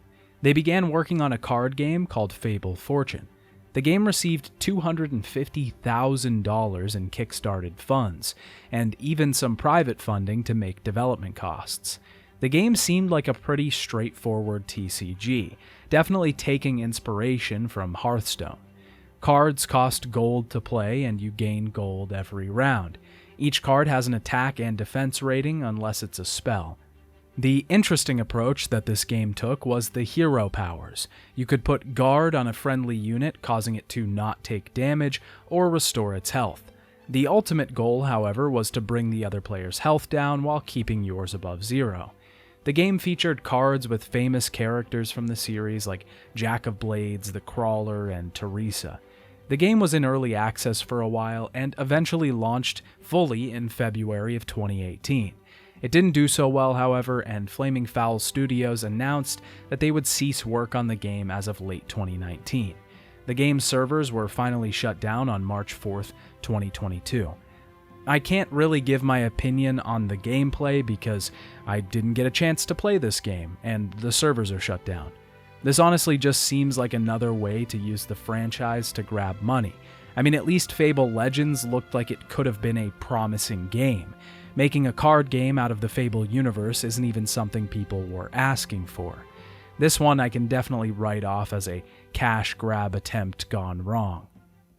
Starting at the beginning, what was your first experience with the games? I bought it accidentally, thinking it was a different game. Me and my sister were looking for this game called Cameo, and we bought a game without a box, and we thought it was Cameo. We'd just forgotten the name of it, and then we took it home. And it was Fable, and then absolutely loved it. Became obsessed with it. The first time I seen Fable, my dad was playing it on his Xbox. I asked him, like, "Hey, Dad, can I play the Xbox?" And he just gave me the controller. Then I think I just I think I just took it away from him pretty much. My first experience with Fable was going over to my best friend at the time's house, and he was just playing this weird game where you could do all these different emotes and kind of, which was just strange at the time. And I didn't have an Xbox at the time, so I didn't really mess with that until a little later. And then I wound up playing it for myself, and I was like, wow. Obviously, a lot of games have done like the morality, the choice, the branching narrative kind of thing. But what makes Fable different? Like, what makes the way that they implemented it different? In my mind, I think that a lot of games have no business even putting in a morality system. Like, not that they have. It feels almost like the devs go, "Oh, well, that's a good idea," but they don't really think beyond. Like, well, what would that affect? What would that change? How would people treat you differently? Would that change your character look? All this stuff. And Fable's one of the only games that I can think of that really takes like all of and actually gives you effects for your action. The landscapes, I really do enjoy like the world of Albion. It's just like it's a nice cozy place. I mean, most of the time. I think because it's one of the first ones that your actions directly had a reaction on the world around you, and you felt like you're actually going into a living, breathing world. With Fable 1, that was the first game that you felt like you made a difference. What's your hope for the future? I'm hoping it's Heroes and the Hero Guild. But with it being a reboot, they could tell their own story. I'm hoping maybe they come back to the whole Jack of Blades thing, reintroduce that maybe. I don't think they could make it better, but tie it into the old Fable games somehow. It just have ties, like you'd have references to, the old hero of Oakvale. It'd be nice to have those Easter eggs. And even if they're not a major part of the story, if they're just on tombstones that you find scattered around the land, like we had in Fable 1, I don't know, they just follow in the line of the heroes, and just, I'm a little worried about what it could be. Yeah. If they make it anything like Project Ego, what they envisioned, like this massive world, like just like looking through the galleries of screenshots I've seen, like holy moly, it was gonna be like some absolutely massive. Like I'm sure they could pull like something off today, kind of like Skyrim or something. I would hope. I mean, again, eternal optimist, but sometimes I guess I see a lot of the way the industry has gone with creativity. Publishers or shareholders or whoever tend to drive a lot of these bigger franchises now, where it's like, oh well, just make sure you have these elements in your game and don't get too crazy. It felt like Lionhead was more willing to make a little more edgier jokes and a little more interesting kind of rough cut humor and stuff like that. And it led to a lot of charm. And sure, maybe it wasn't always the most politically correct in today's atmosphere, but it was fun. And I don't know if that's going to affect the new Fable. I have no idea. I just don't know if it'll have that same spirit. And I mean, as much as it's like, hopefully they don't change everything, at the same time, they could still make a really good game if they did change a lot of stuff, as long as they kind of kept that same spirit. I mean, looking at God of War 2018, that was completely different from the older ones, and it was one of my favorite games in recent years. Yeah. Fable has had a long, hard road. Over the course of 8 years, the series went from choice-based RPG to flailing your arms around in front of your TV. Many strange decisions along the way caused this, and I think Lionhead's general fascination with ambition led them in this direction. It's exactly what made Fable interesting in the first place. The team's ability to think outside of the box is what made the games work, but it also became their downfall in the end. So what's next for Fable? Well, the future has some promise, even though Lionhead Studios isn't around anymore to be involved. At the Xbox Games Showcase in July 2022, a new Fable game was announced. We got one cinematic trailer, and honestly haven't received much info since. It's going to be developed by Playground Games, the studio behind the Forza Horizon series. Former Fable assistant producer Amy Loke also joined Playground recently as senior producer. It's good that the team seems to be getting old Lionhead team members, but it seems Amy only worked on Fable Legends, so we'll see. But the rest is mystery. Some people are calling this a Fable reboot. Some people are calling this Fable 4. There's even leaks and rumors suggesting that it could be an MMO. So we really only know enough to speculate at this point. Looking back though, I overall enjoyed my time with the Fable games. Even though there were some disappointing moments, the Fable series has done something that not a lot of games have. Present new and consistently interesting ideas. Even if those ideas were more cumbersome than useful, the games always went out of their way to push the boundaries. If you have the chance, I would take the time to try out these interesting experiences, because for better or worse, you won't forget them anytime soon. Bye, Dad.